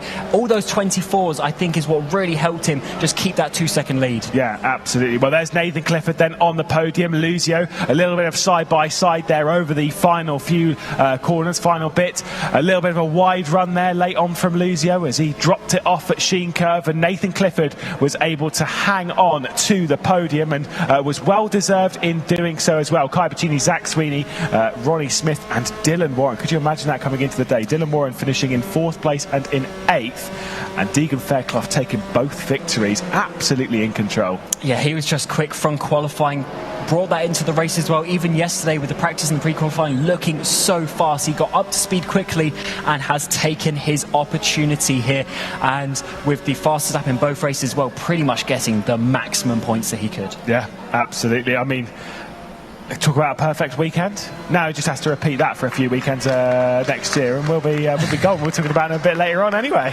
Absolutely, and there's Zach Sweeney on the screen there, getting through the pre-qualifiers. He knew coming into this he was going to struggle a little bit, and that 6th place today, unfortunately, not getting that 4th place he was in a few laps ago, but still, he wasn't last, so fair play for that. Just because he wasn't last. I mean, he did get spun down the road by Ronnie Smith, which I think obviously race controlled those in Switzerland at Racing Unleashed. We'll take a look, of course, over all things, and here's a driver who'll be very disappointed at a drive-through penalty after a contact on the first lap of proceedings, and he'll return into pit lane. There is Deegan Fairclough. I mean, wow. That's a changed driver if ever I've seen one, to have taken 2 victories like that. Dominant, completely dominant. He looks absolutely speechless. I don't think he realises what he's just achieved either over the course of the last 2 days. That is, as you mentioned, a potentially life-changing opportunity. He's going to be driving a real-world Formula 4 car next season. And getting all of his ARDS tests done, getting all of the training, all the driver coaching, everything. Like, it is a life-changing prize. Regardless of what happens next year, even with the drive itself, it is life-changing to even be afforded the opportunity. And that's one of the things that we've got to thank, everyone here at the NCME, everyone from ROKiT, from High Tech, of course, Bob Vernian, everyone, Manisha Kelton-Bourne, from the CEO of Racing Unleashed, who's kind of all come together to make this happen, and so many others behind the scenes to bring us a competition where something like this is possible. Absolutely. It's such a unique competition. There was no, real idea for something like this before, but we've come here, we've got a girls winner, we have a boys winner, and they're going to be, as you say, getting the training, getting on the race seat, along with all of the apprenticeships and scholarship students that are going to be helping along, running that team as well. It's a great opportunity, and as you say, Bob Fernley and his crew really just enforcing the fact that young drivers and young talent can get involved. Rightfully so. Deegan Fairclough straight out of the car into the arms of mum and dad. There'll be tears in that camp, but thankfully it is tears of joy, and again, rightfully so. What a moment. Even I'm speechless. I don't think you're going to get much of an interview, if I'm perfectly honest. I'm sure Nicky Dean will give it a good go in a few moments' time, but still, I'm trying to think of how I would feel in that scenario, and I can't even put that into words. I think it's one of those things, it's going to sit for a while before he actually realises the magnitude of that, and when he finally gets the call to actually go to all of the various training days and things like that are going to come up over the next months for him, that's when he's going to finally realise. And obviously, the fact that it's obviously being provided as well is going to be great for him. Well, we'll go straight down then to Nicky Dean, who should be there with Deegan Fairclough. Hey, I am, and I'm dying for a hug. Come here, you. Well done. I tell you what, it doesn't matter, you're our champ. How does it feel? I'll tell you what, when you've run through this in your head beforehand, I bet this is far better than anything you could have imagined to happen. You got pole position in both of our races. How does it feel right now? You're our champ. Oh, well, literally fantastic. I literally so over the moon. I'm so speechless. Like, ROKiT have gave us such a fantastic opportunity, us lot, and I've been waiting for such an amazing opportunity like this, and it's come round, and I'm just really overwhelmed. I can't believe it. You kept yourself really calm under this. I know. How many beats per minute do you reckon your heart is doing right now? God knows. Literally, I need to relax a little, take it in. I literally can't believe that I've just won. a full season in F4 for next year. Just super grateful. I just want to say a huge thank you to everyone in this room and everyone that's supported me along the way, especially ROKiT and everyone that's put this on. It's just been absolutely fantastic. You're a brilliant young man. It's been amazing to watch you. You've had mum in tears. I think dad's fighting the back, trying to be quite cool and macho, but inside he's crying. Well done. Very, very excited for you indeed. Let's move along here. We're going to go to second place. P2, Theo Mercuris down here. We've got another camera. We might have to elbow them out the way. Sorry, chaps. Theo Mercuris, how you fit? It's your birthday tomorrow, isn't it? Yeah. Happy birthday, P2. We're happy with that. Of course, you know you want your second runner-up. It was a fantastic prize for you as well. We're going to award you with that little bit later on. But how are you feeling? Yeah, good. Well done to Deegan, first of all. You know, he drove a fantastic race. He deserved it. Gave it everything I could. Just struggled at the start, which is what cost me. I had the pace at the end. I was actually caught up a little bit at the end. Obviously, he was taking it careful, but I definitely did. I lost it all at the start, so yeah, well done to him. It's been a fantastic event as well. Thank you to everyone. It's just been amazing. It really has. It's nice to see the sportsmanship as well amongst you. How are you going to celebrate? Birthday tomorrow, then you've got a GCSE on Tuesday, is that right? So it's a massive week for you. Are you going to get a chance to celebrate, or is it going to be postponed till next weekend? Probably get home at midnight, then revise biology all day. Happy birthday, Theo. That's what you've got to do if you want to make it to the top. Well done. And let's go and see Nathan Clifford. Where's Nathan Clifford gone? Is he around? He's run away, tell you what. Nathan, well done, P3. I've not spoken to you yet. It's lovely to meet you. How does it feel to have got P3 in our second race? Yeah, it was just after the bad luck we had in the first race. It was just exactly what we needed. Excellent. And how are you feeling about the whole competition in general? You know, did you expect to do this well, or, you know, how did you get involved? It's been kind of a bit of a whirlwind, hasn't it? So, you know, were you expecting, say, going into race 2 that you might get position, or how are you feeling? Yeah, I knew that anything could happen because I knew that all the competition's really close and there's always, you know, opportunities may arise, and I was hoping to come here like top 3 or top 5, and that's exactly what I got. You did indeed. You got a fantastic prize as well. We're going to award that to you a little bit later on. What does it mean to you? Oh, it means everything. This has been a blast this whole time. Like all the championship and here at Bolton this weekend, it's just been amazing. It's just been incredible. Like the opportunity to have a F4 seat for next year. It's just insane. Absolutely. Thank you very much. You can go and celebrate now with your family. Let's go this way. I think we've got Monica. Of course, she won in our girls. I'm sorry to interrupt here. I want to speak to Monica because you probably had a chance. That Mum's moving out of the way as well, saying don't come to me again. You've had a chance to digest, obviously, you know, that you are winning girl. I know you were down here watching the boys. What did you think of the boys' races? Yeah, somehow more chaotic than our race. It was just interesting to watch. I was trying to learn how they were much quicker. Yeah, it's just quite exciting. Now I know how nervous it was for my parents to watch me race.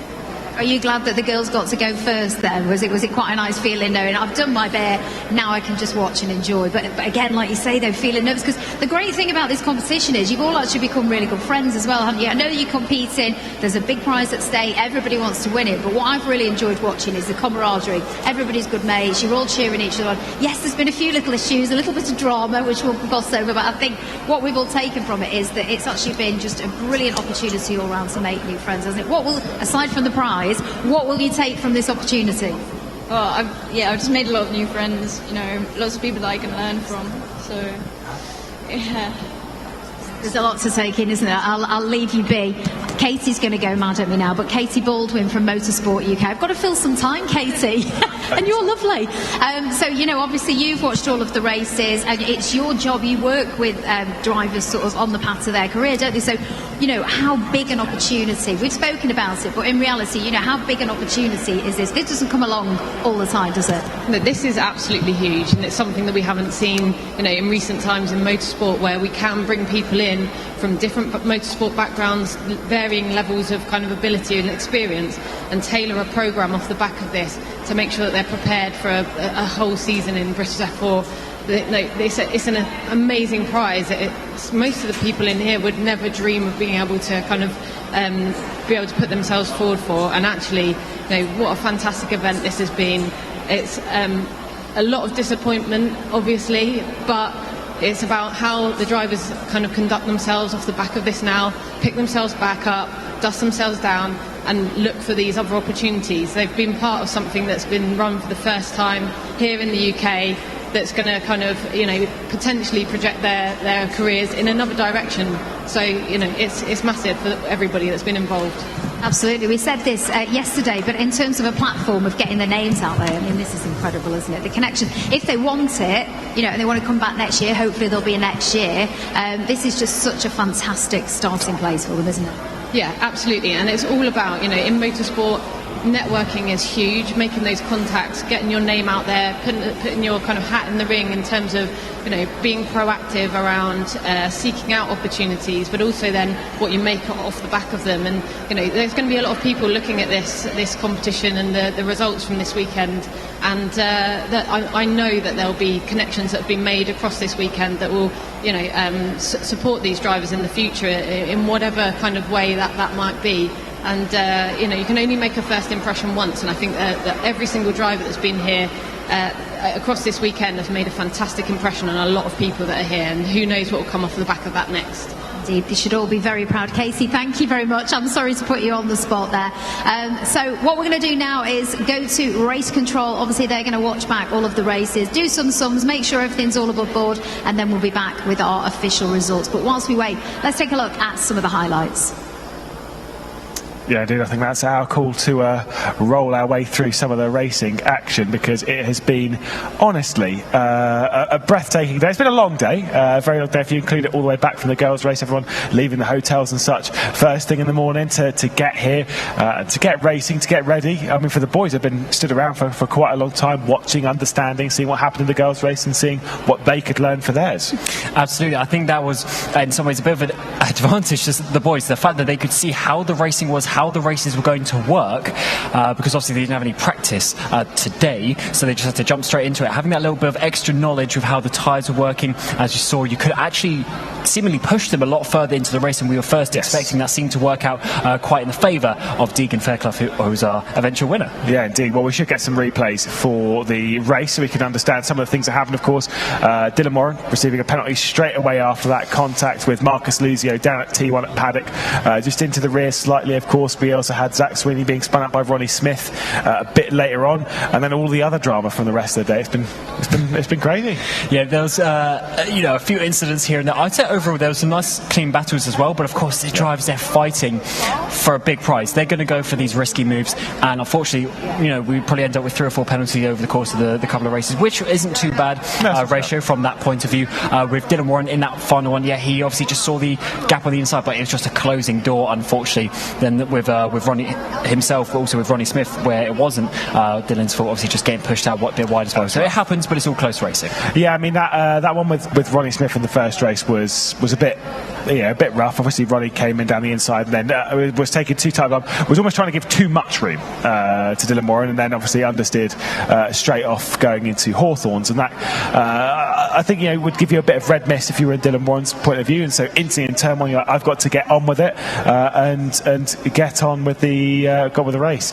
Either way, I think we should take a look going back even further in the day, as we'll take a look at some of the replays and such from race 2 of the girls' race as well. This is taking us way back. We'll see how good our memory is, mate, because I'm not sure about you, mine's not so great. Indeed, we'll see obviously some of the best points of the day. So this is Macy Hitter in the girls' final, of course, getting a good run, getting past Jessica White there as they come through Paddock Hill Bend. You had I think it was Ella Wrigley come there through the outside, but you have to look at the front here. It was Chloe Grant going around the outside of Monica Bolton Ramos. That was a huge moment in the day, because then she got the lead and she managed to go off, but this was an amazing move. They both left each other loads of space, fair, clean racing by the two girls, and Chloe came out on top on that one. Yeah, it was a super move to commit to go around the outside. We'll see it again from offboard. You can see how the space given is absolutely perfect again from both of them, and for Chloe Grant all the way around the outside. I mean, it's just it's kind of one of those moves that you think back to and think, at the moment you think, oh, that was a really good move there. It was. I'm all right with that. Certainly was. And also we got further incidents that happened in the race as well, and one of the important ones ends up changing the course of the championship. Yeah, of course. Chloe Grant going off late on in the race. Charlotte Bell here having a couple of issues herself and going for a bit of a spin. She would have a couple of those throughout the race. Unfortunately, she finished a lap down in both of the races, just being passed there by some of the other cars. That one would be Jess White, who also came through in all of that at the end. But of course, you're absolutely right. Chloe Grant having that spin. Obviously, it was coming through Hawthorns, was under a lot of pressure from Monica Bolton Ramos, and then just a little bit too wide. She had it in the bag as well at that moment in time. I think she was under a lot of pressure. I think she might have been passed. Yep, she certainly was. Ramos was starting to close down. It's about 2 seconds for quite a while. Then they got under a second. She was really pushing the pressure on. Grant did have it in terms of the fastest laps as well. Bolton Ramos didn't quite have the speed to get that fastest lap, because Chloe did one really fast lap indeed. But for sure, that was a very important moment, because at that point, it was pretty much whoever won the overall championship. Well, we also have Monica Bolton Ramos crossing the line to win not only the race but also potentially there's no potential about it. It's been confirmed now, the title, of course, to win the girls' final here at Bolton, the ROKiT Racing Star Esports Competition UK, and a fantastic moment for her. And again, a dominant fashion, really great race. Had to apply the pressure, and Chloe Grant was sinking in her seat. Again, that was a rough moment. I'm sure she didn't really want to be reminded of time and time again, but here we are. You have said it about 5 times since, unfortunately, but that's competition. The replays will forever be in the public domain now, unfortunately, for that. But that's racing, and that happens. People make mistakes, accidents happen, penalties happen, and unfortunately for Chloe in that instance, just going wide there and losing the championship because of it. I mean, that's just how it goes. It only takes one mistake, and after all of that, it's just how it is. We'll take a look again then at the start of the boys' race from race 2 once again, and we'll see that incredible moment where Dylan Warren tried going for a little bit of a move on Marcus Luzio at Paddock Hill, and just went for a gap that just wasn't there. Focus on the red car here in the centre of shot. You've got a lot of side-by-side in the background, but the silver car here of Marcus Luzio is just a little bit wide, and then goes for the gap that was closing. That would net him a drive-through penalty. It was, of course, Kai Bacchini that went into the side of him that dropped them all towards the back of the grid. Nathan Clifford users, though, could go from 8th up to an eventual podium. Yeah, just see there with Warren, the doors just closing all the time. Tricky one. A lot of people probably would have gone for it as well in this situation, but he ends up getting the drive-through penalty for that, and that was the orange car there of Clifford going through. Eventually got on the podium, as you say, because he got past Ronnie Smith as well. Well, actually, no, Ronnie Smith went off and had a bit of an issue. But yeah, either way, good job from Nathan to get up into that 3rd place, and he looked really happy in the interview as well. Yeah, I mean, I'd be fairly happy. If I've just got on got a podium. But either way, we'll see the incident as well with Zach Sweeney and Ronnie Smith. Speaking of Ronnie Smith being involved in a couple of incidents, this is what happens. So Zach Sweeney a little bit wide, a kick of oversteer off of Surtees and onto the Hawthorn straight down towards Hawthorn. There's a little bit of side-to-side contact. You know how I feel about that on a straight line, which I'm very much not with. There's a big snap there, and you can kind of tell there's also a kink here. So Ronnie Smith's going to come back over. Obviously, he's aligning himself for the kink to try and give it a little bit of room. Then straight down the inside. I mean, he's not there. That's the problem. Ronnie Smith is not there into Westfield Bend. Zach Sweeney's going. He's trying to give a fair amount of room, but you know how much you can use on the right-hand side, but that is not an overlap. The issue there is he's tried to get himself there, but Zach committed to the corner more, got himself ahead, so it was only just the very, very part of the front wing. And as you say, if you're doing a move like that, you have to commit to it. You have to make sure your car is there, because if you do a tiny bit of contact, you're just going to go for a spin because the car's so light mid-corner. Yeah, absolutely. And then one final clip to show you, and it is an important one. Of course, it's Deegan Fairclough crossing the line, and what a moment. There is Nathan Clifford crossing the line in 3rd position. Of course, ahead of him, Theo Mercuris, and then ahead of all of that, our race winner, Deegan Fairclough. And what a moment it was. What a tearjerker, to be honest. One achievement for him in his career as well. So look at him shouting at himself. He's so happy with that one, almost in disbelief of what he's able to be done. Yeah, look at that, 2 hands off the wheel as well. He was excited, and then just about to see his mum in the background there having a big hug as well. So the whole family there to watch him, which is great to see that they are obviously been so supportive of him and to be here on this day of his great achievement. Yeah, like the likes of Fenwick Rodrigo as well was sat there as well, having a little bit bit of a watch. And again, respect to those competitors, to be perfectly honest, that were knocked out yesterday and still came back to watch the action, to see who was going to win, and maybe think, actually, I could have beaten them, but whatever. It's how it goes, though. But either way, a Deegan Fairclough, I think it'll be a name that we're going to talk about a fair few times over the next couple of years. I think all this build-up came down to three things: the one qualifying session and the two races. You had three opportunities to prove yourself, and it was Deegan who took them both, came out on top. Dylan won probably in another day. If we rerun the races, probably could, battle with him, but unfortunately wasn't able to just be as consistent as he needed to. I remember my first time commentating on Deegan Fairclough. It was in the WTF1 3 Hours of Spa, and it was in one of the support series races for it, and we were racing some flat sixes and stuff. And bearing in mind, he must have been like 14 at this point, and he either made it 3 wide or he was going around the outside of one of the Simracing for Holland cars, I think it was Dennis Downer, and went around the outside brilliantly at Eau Rouge. And I'm like, sat there watching, like, this kid has like the racecraft, has the knowledge. Like, space was given. It wasn't as if, like, one of these you see with a lot of young drivers where their racecraft isn't quite there. They're speeded and they don't give enough room, etc., and there's contact made and stuff. Not on this occasion. That's where you can kind of see that this is a very special kid. Yeah, certainly comes across as quite mature from that perspective, and the ability to hold on as well in that position. He didn't make the mistake. We saw sort of a little issue sort of halfway through the race. He seemed a bit concerned, but it seemed to go away, and then in the end he managed to come out and actually hold on to the victory. So definitely a bright future for him to come through, because as you say, being sort of 15, 16 years old now, what can he do? He's still another 4 years before he's 20. Oh, don't remind me of that. Again, I'm still irritated at the idea of someone's 18 and they were born in 2004. That does not register in my brain. In an event like this, we feel very, very old. I think that's the critical thing here. But it just shows how much talent is out there and all these drivers that are going to take over. For us, though, for myself, Lewis McGlade, for Cam Roger, it's our time to step aside. It's been a great journey with all of you, and we've been glad to join you through it. But until whenever we get back, or when we're out on the floor, we'll see you again another time. Over to Nikki Dean for the ceremony. Well done. Can we have a round of applause, please, for our commentators? They have done a fantastic job. I know there were points there where you had to talk for a very long time. You are very, very, very skilled. Okay, that brings us almost to the end of the day. I just need Bob Fernley, who is there, so I don't need to panic. Bob's on his way up, because we're going to, of course, do all of our presentations now and announce all of our winners. Bob, is your microphone working? Let's have a test. Hey, it's seamless. It's seamless. Okay, just before we do, what do you think of it? I mean, it's been an incredible day. It's felt like we've been here for about a week, hasn't it? It's really been a long day because there's been a lot of action.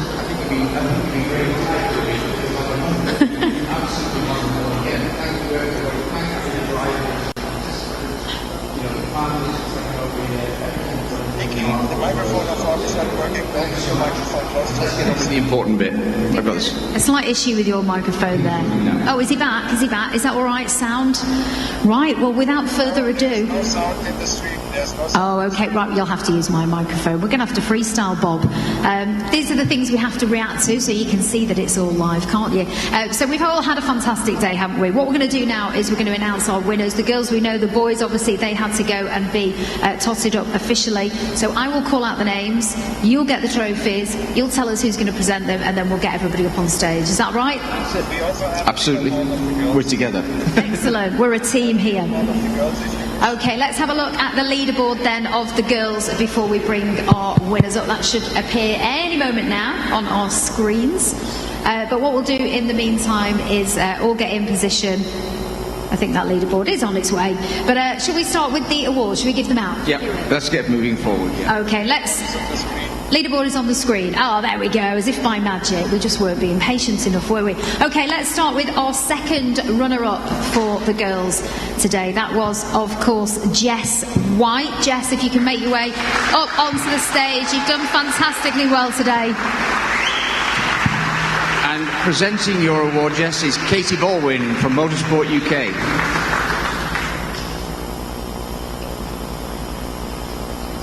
There we go. Well done. Well done. If you can come this side. Yes. And a special prize, I want to bring Ollie Oakes in from High Tech GP, who's going to be looking after you for the rest of the season. And there's the check there. That's not easy, is it? There you go. Well done. I think the check might be bigger than you. Say more. It's very big.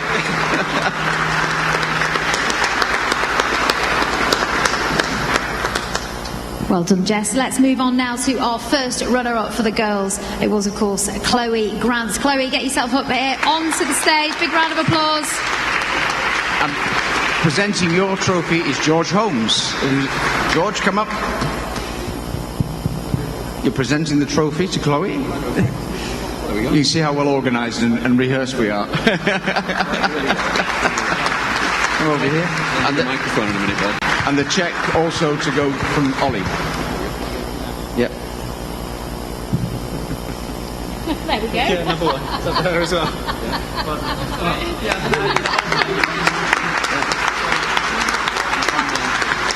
Thank you very much. And of course, our winner of the ROKiT Racing Star F4 Esports Competition UK. Put your hands together for Monica Bolton Ramos.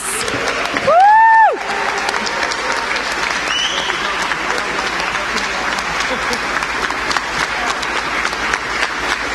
And presenting the winner's cheque is James Kendrick from ROKiT, wherever James has gone. Where's James gone? That is there. Here he is. There we go. We can go over that side.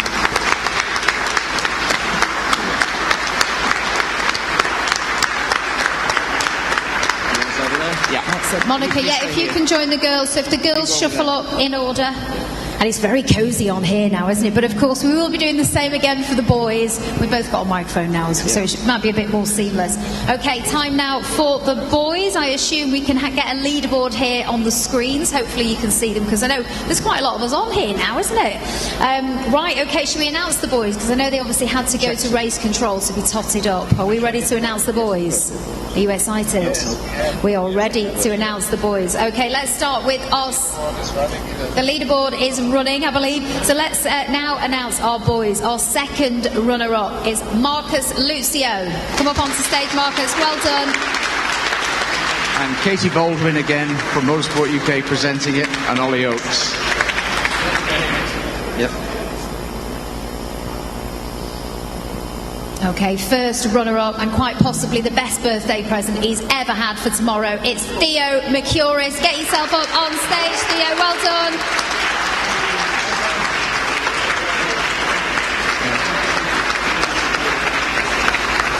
Well done, Theo. Thank you. And then you've got the cheque there from, or your prize cheque from Ollie. Well done. We've gotten there, haven't we? I think so, in terms of everything's happening as it should do. Okay, and our winner for the boys, of course, winning that seat in the ROKiT Formula 14. Put your hands together for Deegan Fairclough. Woo!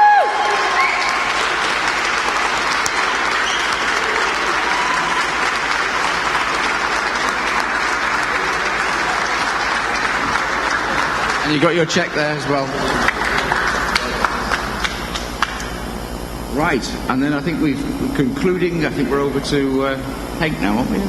Oh, are we getting Henk up? I didn't know we were going to do that one. Henk, say no, please. Henk has been very instrumental in this. I think Bob's pulling his leg. Henk does not want to come up here, but on behalf of everybody here and with Bob, he's been an absolute gem, hasn't he?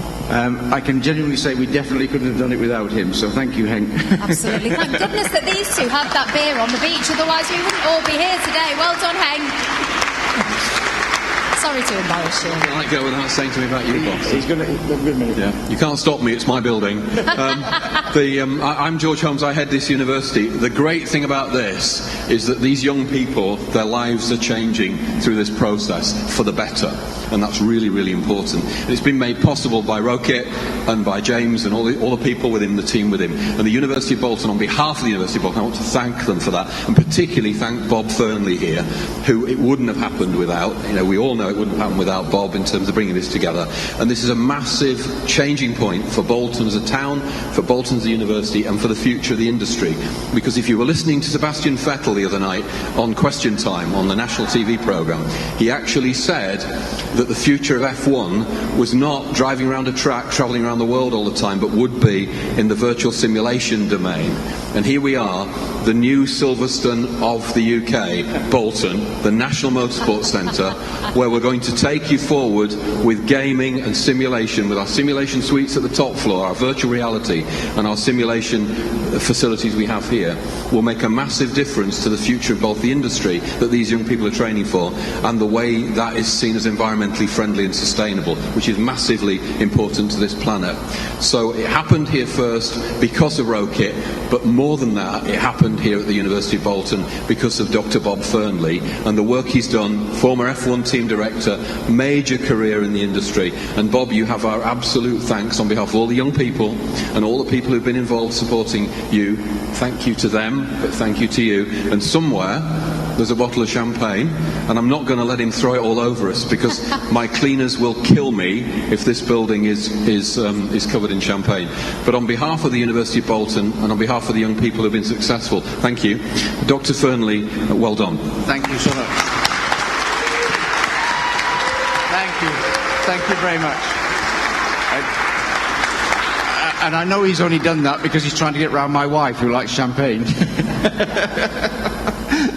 Okay, over to you, Nikki. Yeah. I'm finished. Oh, he's gone all shy now, hasn't he? Right, okay, ladies and gentlemen, these are your winners. Hopefully you've all taken photos as you want to. Can we just have one final round of applause for our winners? Come on, we can do better than that. Woo!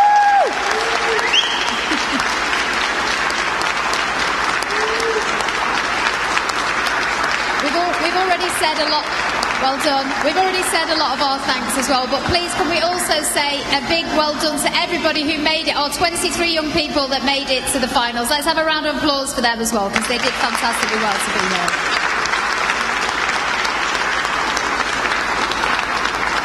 You've all been a part of history, dare I say, the very first ROKiT Racing Star F4 Esports Competition UK. I'm sure it won't be the last. Hopefully we'll see you here next year. But for this year, we're all done. Thank you very much for joining us. We've had a fantastic time and we'll see you next year.